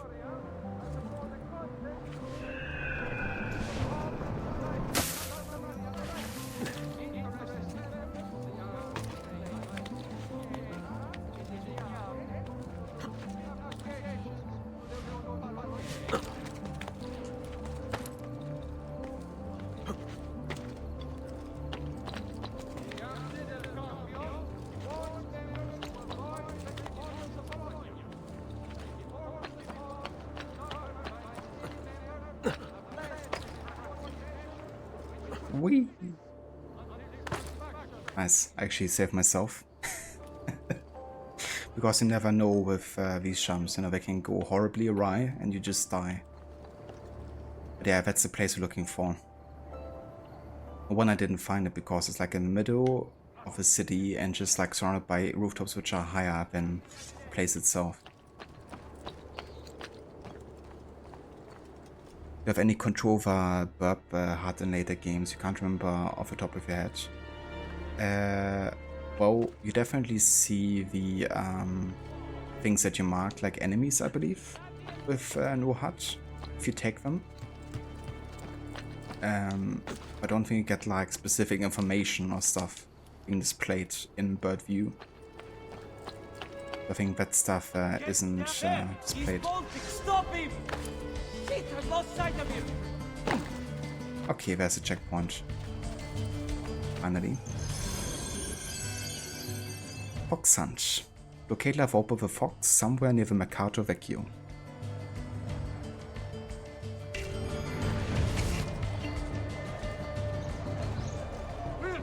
There! Oh, they're still attacking me.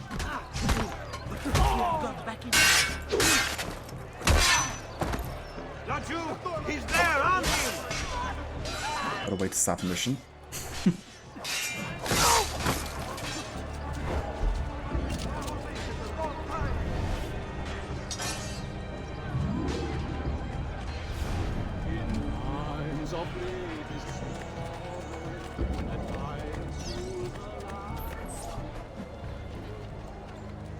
What?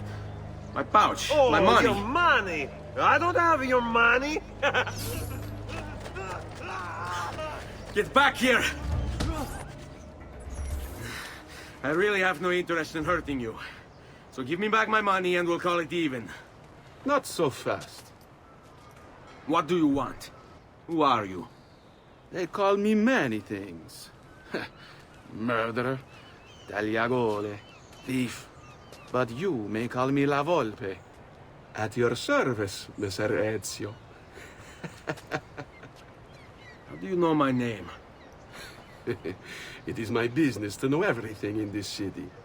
Isn't that why you're here? Indeed. I need to find someone. To know where he'll be before even he does. Who?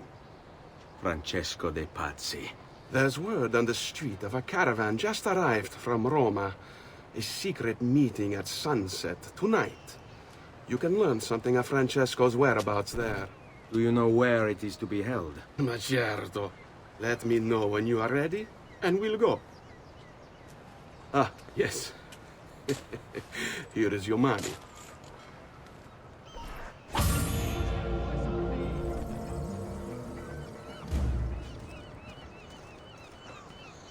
Very nice. Teleport to roof. Yeah, it's always funny that you always get spawned here no matter what.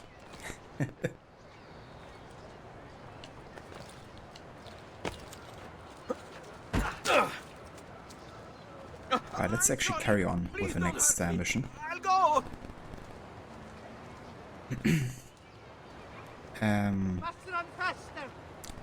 Platiro, you just remember that's what thief is in Italian. Oh yeah? You're learning Italian with Assassin's Creed 2, isn't it? Mic issues today, or is it just you? So did you like not hear me properly, or were there kind of like just audio glitches? But yeah, Rod mentioned earlier that there's been some disturbances with the audio, like for a few seconds at least. Static a bit. Yeah, that apparently happened earlier too. The interference again. So did that happen like any of these other days, or is it just like today? Because I have no idea what's causing that, or what like might be the difference there, because I'm not doing anything different than usual. Kind of weird.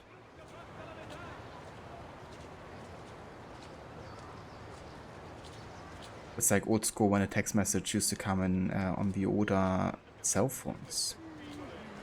Ah, so that kind of static. Not like an audio glitch like with a mic or something, but just like a cell phone. I mean, I have my cell phone, I guess my smartphone pretty close to the mic. So maybe I have to put it further away. I don't know. I put it a bit further away, so maybe that helps. But usually that's not really something that happens nowadays, right, with like smartphones.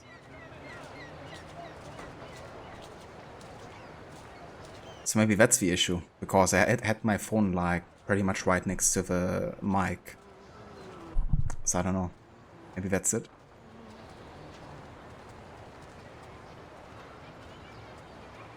I had it on my streams a few recent times, okay.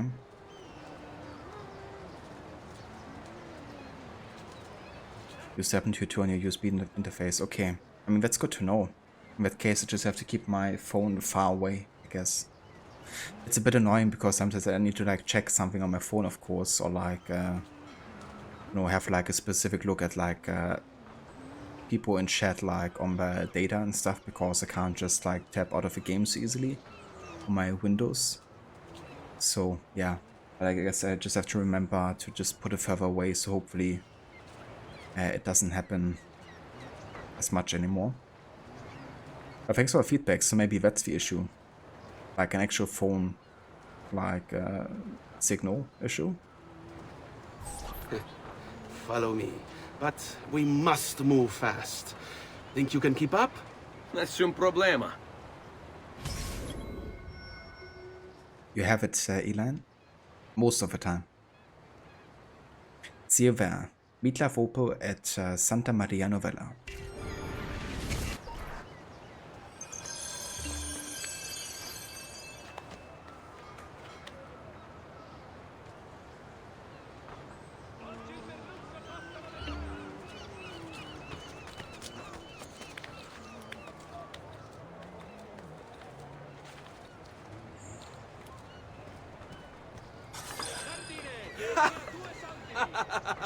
What are you doing back there? I said to keep up with me. All of a sudden he's ported away.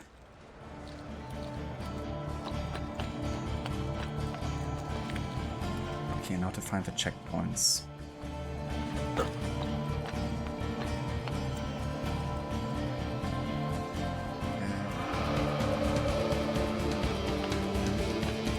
Already not seeing the checkpoints. Or do I have to go to a very specific one? Yeah, I have to go to a specific checkpoint, okay. Another thing is we don't see any timer displayed either with the HUD, so I have no idea how much time I'm missing.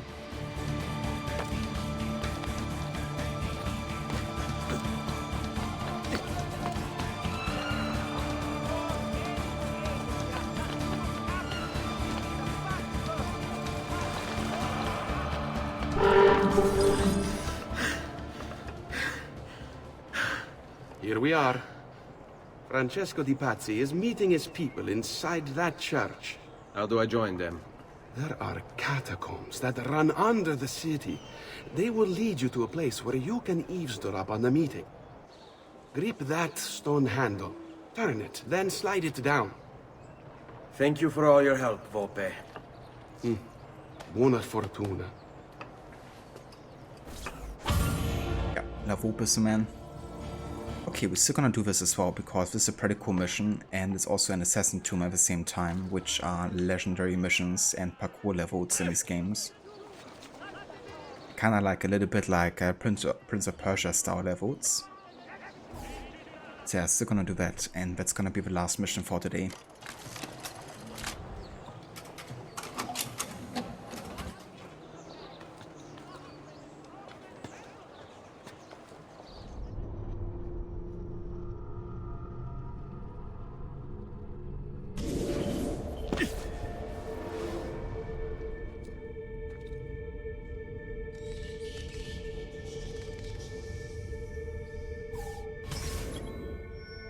Novella's secret. Infiltrate Santa Maria Novella's catacombs to reach the Templar meeting.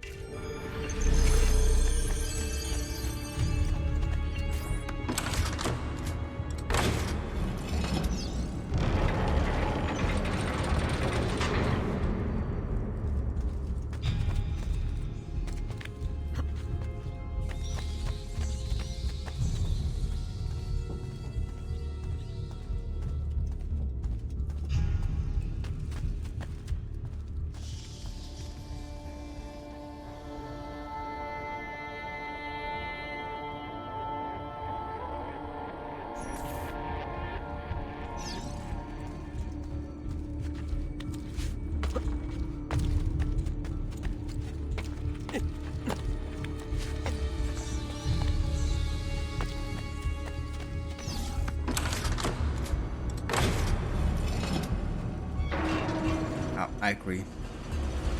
All servers were like so legendary that they became a staple in Brotherhood as well, of course. And then in Revelations they like became like literally part of the main story as well. I think it was cool to still have like similar levels in AC3 with the peg-leg missions, but of course at that point it didn't make it that much of a focus anymore. Then in Black Flag were basically gone. Unity was also a game where they could have involved that quite well, you know, especially since the catacombs of Paris are legendary and quite, yeah, still hugely unexplored actually. But yeah, Origins of course kind of like promised us a return to the tombs again, but that was, even though I like the tombs in Origins quite well, they all feel very handcrafted. It's not like, you know, on the same level as these missions here.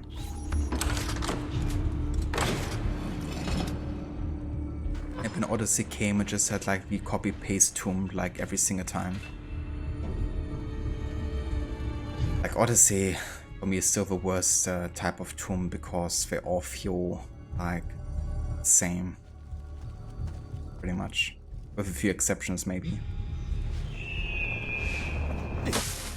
Valhalla at least made them unique again. How long do we have to stand here, Saverio? It's so cold. What do you want, Hilario? Messer Pazzi is paying us good money to watch the entrance, and the dead won't try to murder us. I can't wait to go home to Elena and tell her how much gold we made tonight.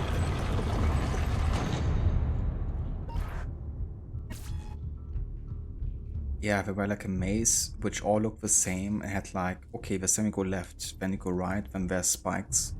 They changed like the layout, but they all looked exactly the same, you know. Like every freaking room.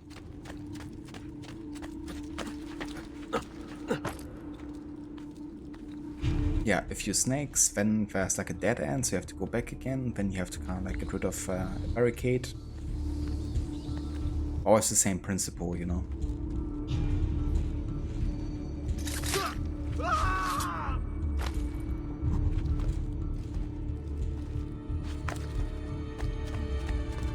Hey, damn slippery bastard.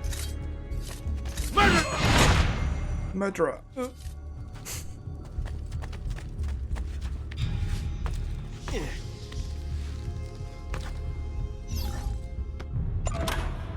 Step 1, create a tomb layout. Step 2, Control C. Step 3, Control V. Yeah, that's like literally what they've done. Is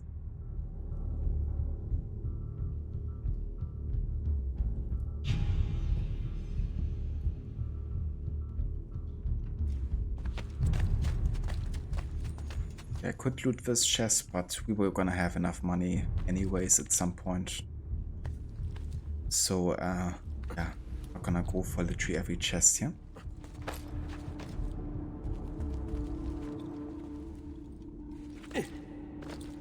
Bella Madonna.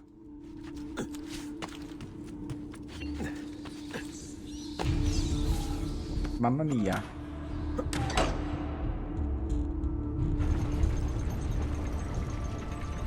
Merda! The door! Keep watch while I go look. This was supposed to be an easy job. I told you we shouldn't have come here. If I hear anything, I'm running to the other guard post, so help me God! Why do you think you get so much money? Because it's an easy job?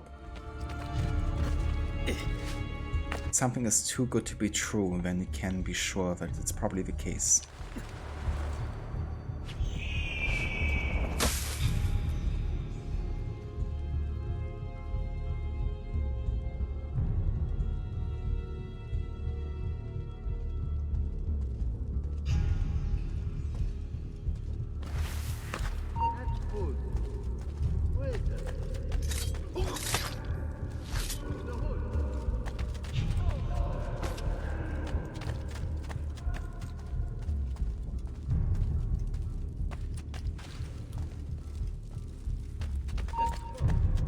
Saverio! I'll be back with the other guards! I have to find a way out before he kills me.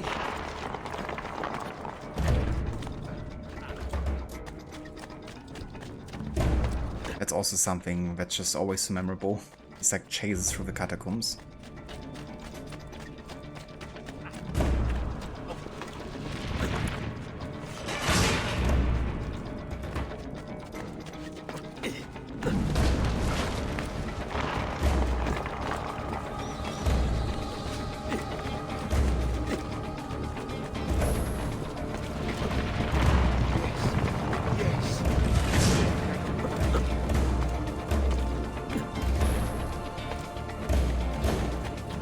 Run faster!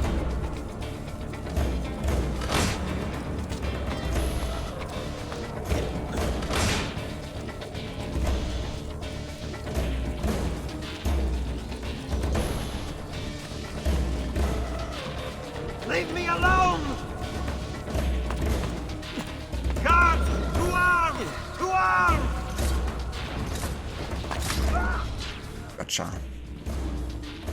So, depending or not if you kill him before he reaches a room, it will change your outcome. Like if he reaches a room, then he was gonna warn the other guards and they will know that something's up and they're gonna expect you. If you kill him before he reaches the room, then you can stay completely stealthy and the guards will be none the wiser.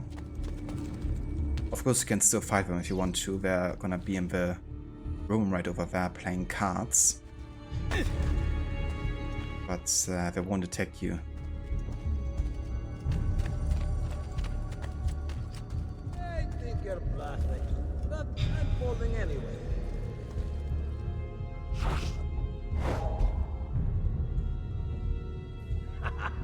I wish I was this lucky with the ladies. Ah, cazzo! Again you have dealt me merda! Pass. Kind of funny, you know, because you can hear the guards and like characters in general curse so much in this game. But for the Italian version, they actually had to cut all of that. We're getting paid to do this. Like cazzo and merda and stuff, you're not gonna be hearing in the Italian language, apparently. But I'm folding anyway. Which honestly, it sounds a bit like a stick up their asses. Because I feel like, you know, what's the harm? Like a little bit of cursing. Especially if it's like literally like that in the English version, and that's why you have like so much Italian, because some stuff is so strong in the language that it couldn't be translated by the enemies, including the curses.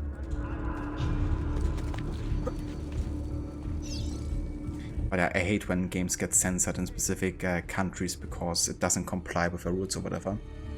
It's also an issue we have in Germany quite a lot often, that games get like essentially a censored version. And then you can only buy the censored version in Germany, and then the version usually doesn't even feature other languages than German. because the English version isn't censored. It's so freaking stupid.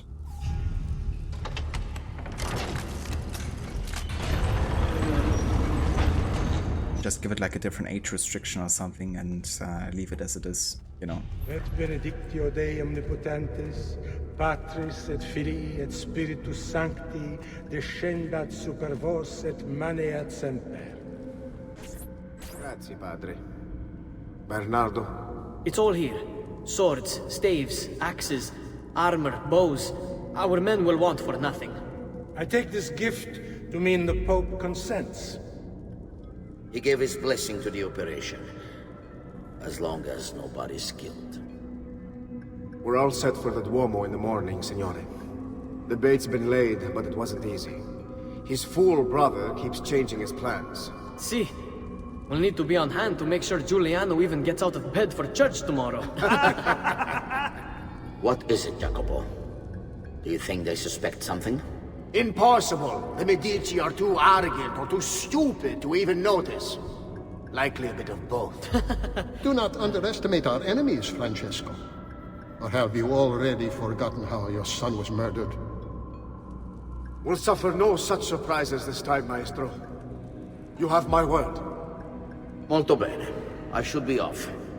I've some other business to attend to before I return to Rome. Gentlemen, tomorrow, a new sun rises over Firenze. May the Father of Understanding guide us. May the Father of Understanding guide us.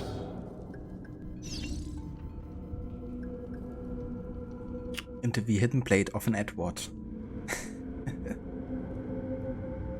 Yeah, that music is really cool, like flashback to AC1 there. Because, yeah, it just is perfect because this of course kind of like the confirmation of the Templars are still at large, you know, and they're still are sharing this history with the Crusades. It's a nice throwback here with the music. Also make a connection to that time of the Templars. Look at that statue. It's identical to one in the Villa Auditore. I think you've stumbled onto one of the assassin's tombs Ezio's uncle mentioned. Heck yeah. Now that we know the way in, I'll tag the landmarks containing tombs in the database.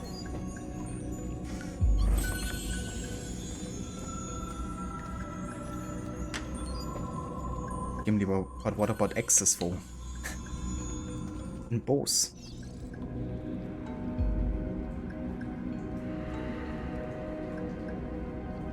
Also here where Frober come in. Such a great connection and really suits to of course of the mysterious elements of the music and the location where they're meeting. That as well, yeah. It's doubly and yeah, it's just like very effective for multiple ways, I guess.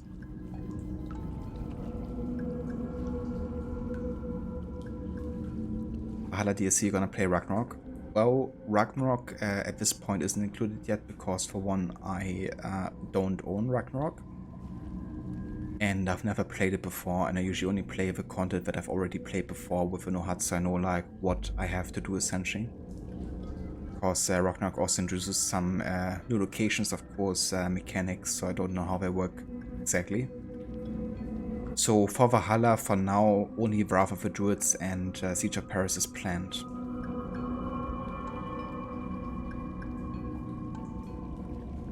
No worries, Maxi whatsoever. I hope that it's gonna cool down a little bit for you soon, and that you have a nice, you know, post-work evening. But how's it going? Hope you're doing well.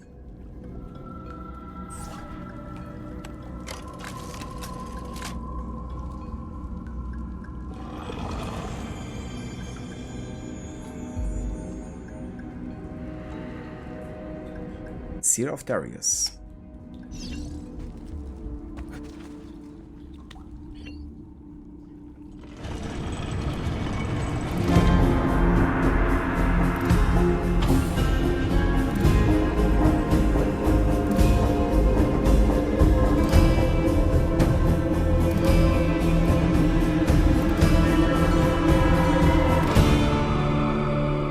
Must be one of the longest success sounds. Maybe minus the Syndicate success sound. Come, good people, hear my tale of the man who walks alone. Oh, evil he'll root out and nail to the cross of his perdon. Oh.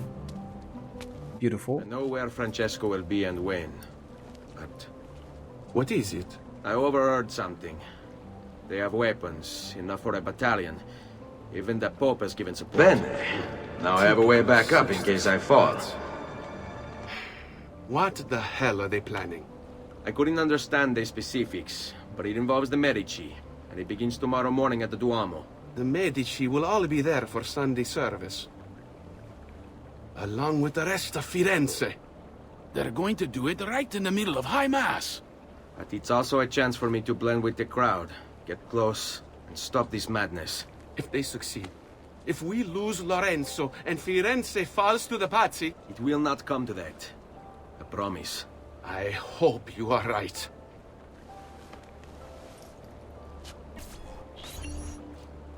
No. Will not come to that, huh?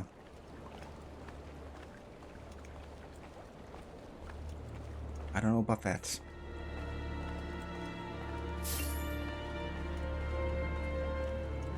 Going okay, you should be finished by now, but you feel like you will get another call soon. I gotcha. Hopefully that's gonna be the last one, Maxi, if it happens. It's almost like no one played the Ragnarok DLC. Yeah, I don't know, for me at that point I was kinda like burned out on Valhalla. You know, I feel like Wrath of the Druids and Siege of Paris was already too much. In terms of like how much content the base game alone had.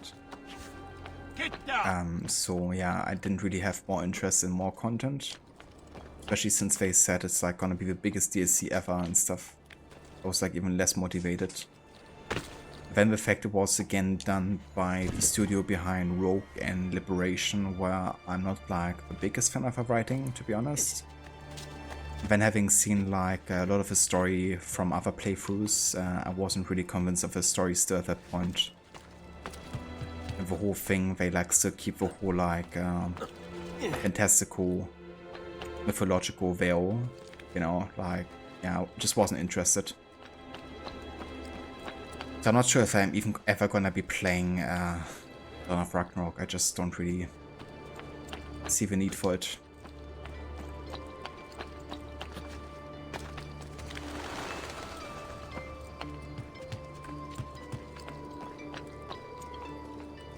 And I mean, like, I loved the Asgard and Jotunheim arcs. At least I now do.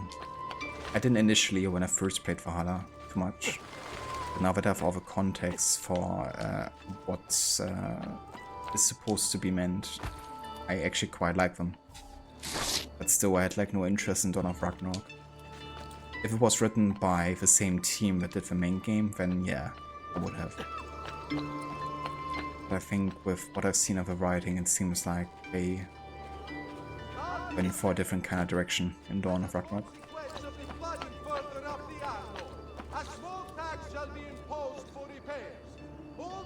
What is it? Well, it's Bully McGuire dancing.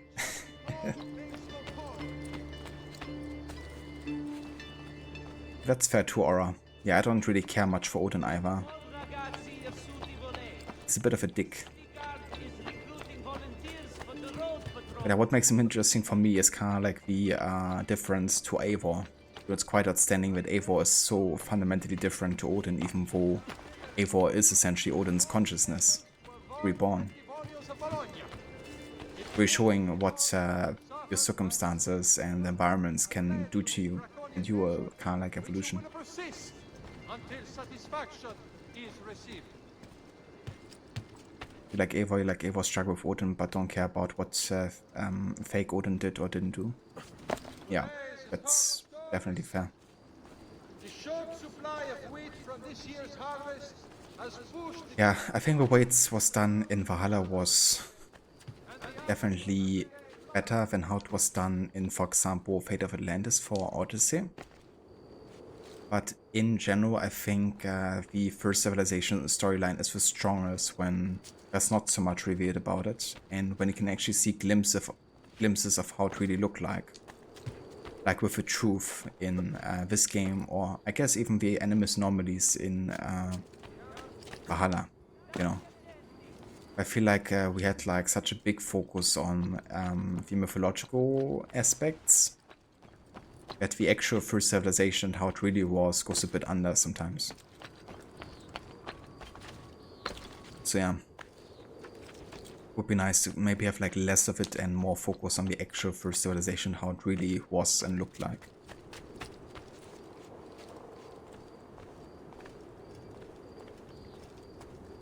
Yeah, I mean, it's kind of like a mythological layer aura, I guess, you know, like Odin did imprison, you know, Loki's son, Fenrir, but Fenrir, of course, wasn't a wolf. And it probably went down quite a bit differently overall. But I guess the whole part about, like, Fenrir being the one to kill Odin in Ragnarok, you know, is still kind of, like, true or aligns with the first civilization story. But you have to make quite a bit of headcanon thought experiments, you know, to make it work well. But I guess the raw details are still the same, you know, like Fenrir is supposed to kill Odin, Odin then imprisons Fenrir, because he also believes in the prophecy. So yeah.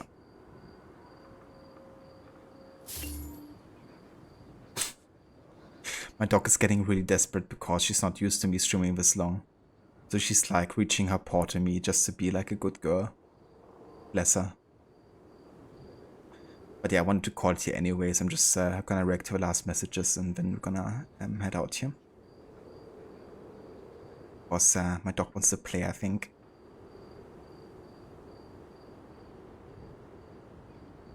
Same reason you avoided the Asgard arc, like the plague. I mean, the good thing is you don't actually have to do it to finish the game, right? Like, the Asgard and Jotunheim arc is not enforced on you to finish the game, like Eivor's story. Well, honestly, I feel like it probably should be, because I think it's quite important for the overall plot and to understand it. But they made it optional. Yeah.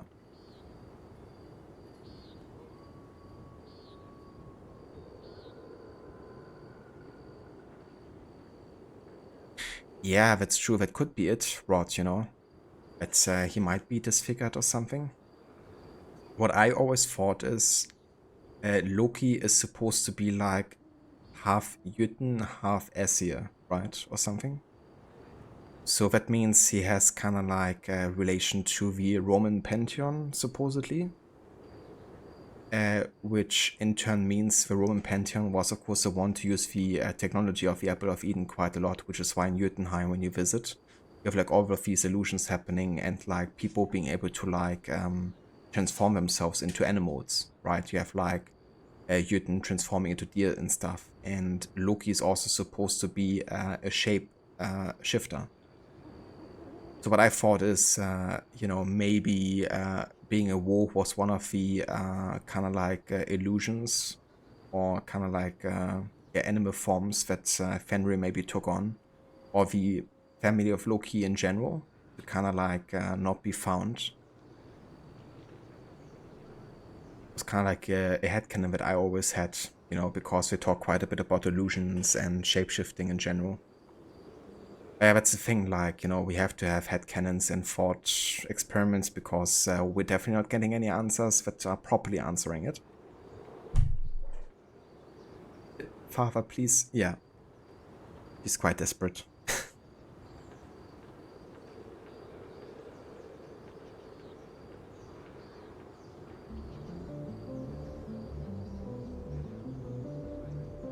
Yeah, that's fair, Afro, that you feel that way about it. I don't blame you, you know. I feel like there's definitely arguments to be made for, you know, either side. But overall, I think it's definitely a storyline that has been botched over time quite a bit. There's still, of course, people who are passionate about the storyline, like Darby McDevitt, and I think he still does a pretty good job working with what he has, but it's always about like trying to deal with what has been botched before. Like in Valhalla, we have to deal with a lot of what is botched about in Odyssey. Like also with Layla's story arc and how she stands a connection to a first civilization. And then of course you have things like the whole Juno plotline being pushed aside into the comics, you know, where they also didn't do themselves a favor, which happened between Syndicate and Odyssey sometime. Had definitely lots more potential to kind of like work it into the games and make it exciting, but ultimately failed to do so.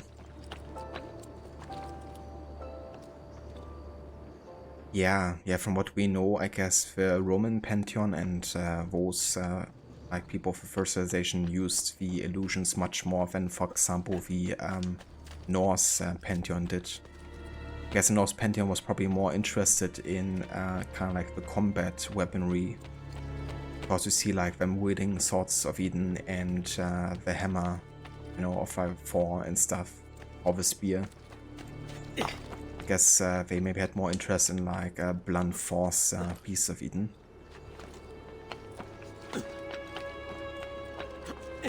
That's actually something I think is cool with Valhalla, is that it kind of like showcases, okay, there's a Roman pantheon and then there's a Norse pantheon, and there's probably a lot more like different Isu civilizations.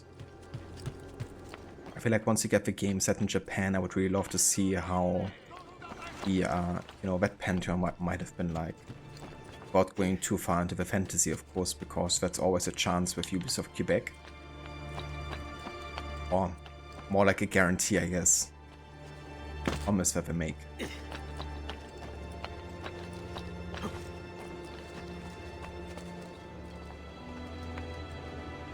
But yeah, either way, guys, it's time for me to finish for today. But yeah, I'm really glad with the progress we made today. I think yeah, like some parts definitely took us a bit long to kind of like find where the mission is supposed to start. But apart from that, the mission themselves have been going really well, like better than I anticipated, to be honest. So yeah, I can't wait to play more of this. I haven't yet decided if we're gonna be playing more Cyberpunk or this tomorrow. Kind of depends how much time I have and stuff. But yeah, it's gonna be either of those games. But I will make a decision tomorrow. Very short, thank you for being here, dude. You flew around on literal dragons. Yeah, that's the thing, you know, with Quebec, because they did try to make the monsters be real things, right? Not illusions. With Fate of Atlantis. I still remember how outraged I was when they did try to explain that. It's like, yeah, the Apple of Eden isn't actually producing illusions anymore. They literally changed the genetic code of humans with half-human creatures, and then they become like actual minotaurs and stuff. In a matter of seconds. Because that's very sci-fi and works well as a logical reason.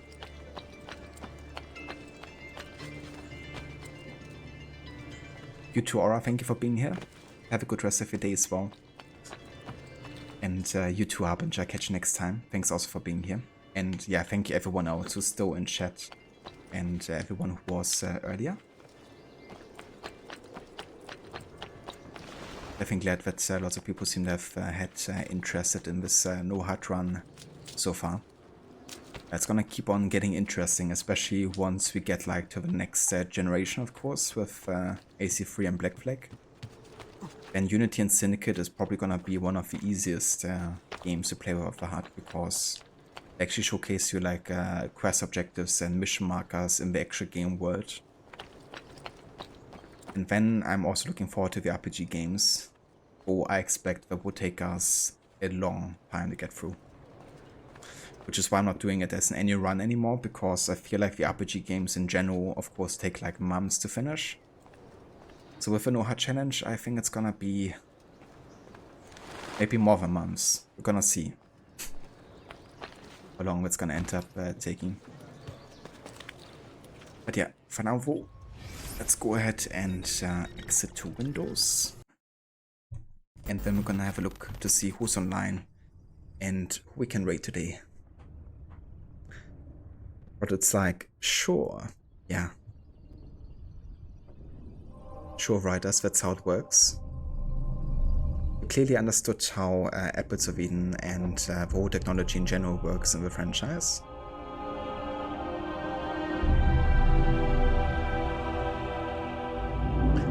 But yeah, I have a feeling on some level they do understand, they just don't want to comply with it. Want to make up their own rules.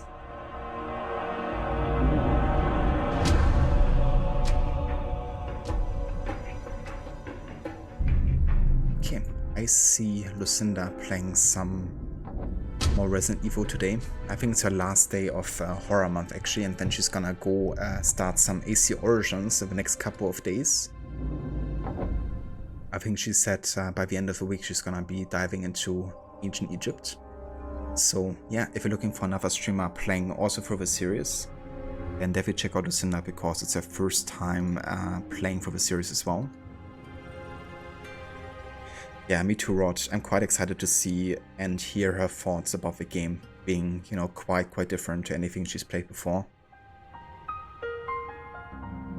But yeah, Origins just hits different, you know. For me, the gameplay changes were like a breath of fresh air. And narratively, I think it still was perfectly fitting in with the rest of the series. And Bike is just such a legend, you know. But yeah, before we go and raid out, I want to give a few shoutouts.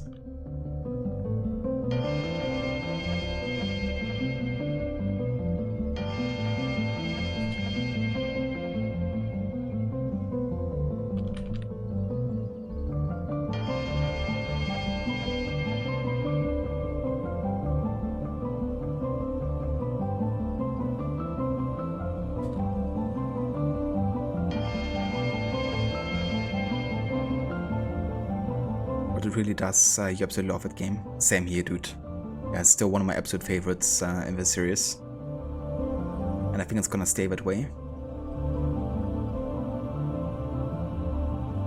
But yeah, I wanna highly recommend checking out Rod, Maxi, Ronnie, and I'm in the Bear Suit. All big fans of Assassin's Creed, so you can catch those games over there all the time. Rod has also been playing for Alan Wake 2 for his first time. Just launched recently, of course, and he's a big fan of the franchise and the series in general. So definitely check out that if you're interested too. Also check out Maxi, who's been playing through Spider-Man 2 recently. And he also has quite a few other games lined up that he wants to check out and play, including Red Dead 1, for instance. Also check out Ronnie, who's been playing some Black Flag, Valhalla, and Red Dead as well. And I'm the Best, has been playing some Evil Within on the hardest difficulty with Akumo mode. Always seeks a challenge, so if it's like Dark Souls, Evil Within, or The Last of Us, usually going for like a unique, challenging way to approach those games. And yeah, that's absolutely no worries of a shoutouts, guys. But yeah, let's go ahead and start the raid to Lucinda. And yeah, if you want to come along, there's some raid emotes in chat that you can copy and paste. Thanks for that, Rod. And I will catch you again tomorrow with either this or Cyberpunk. Until then, have a good rest of your day, and I will catch you next time.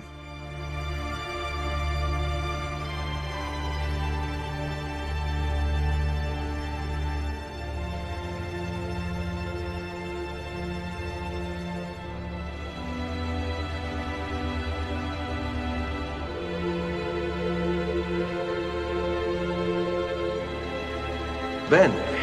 Now I have a way back up in case I fall.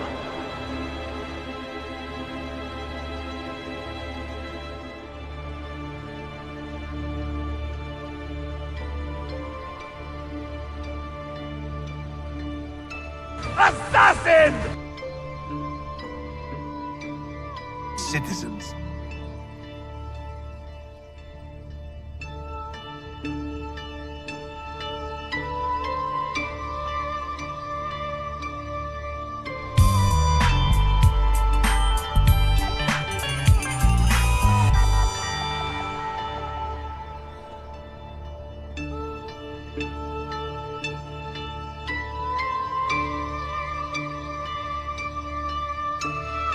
you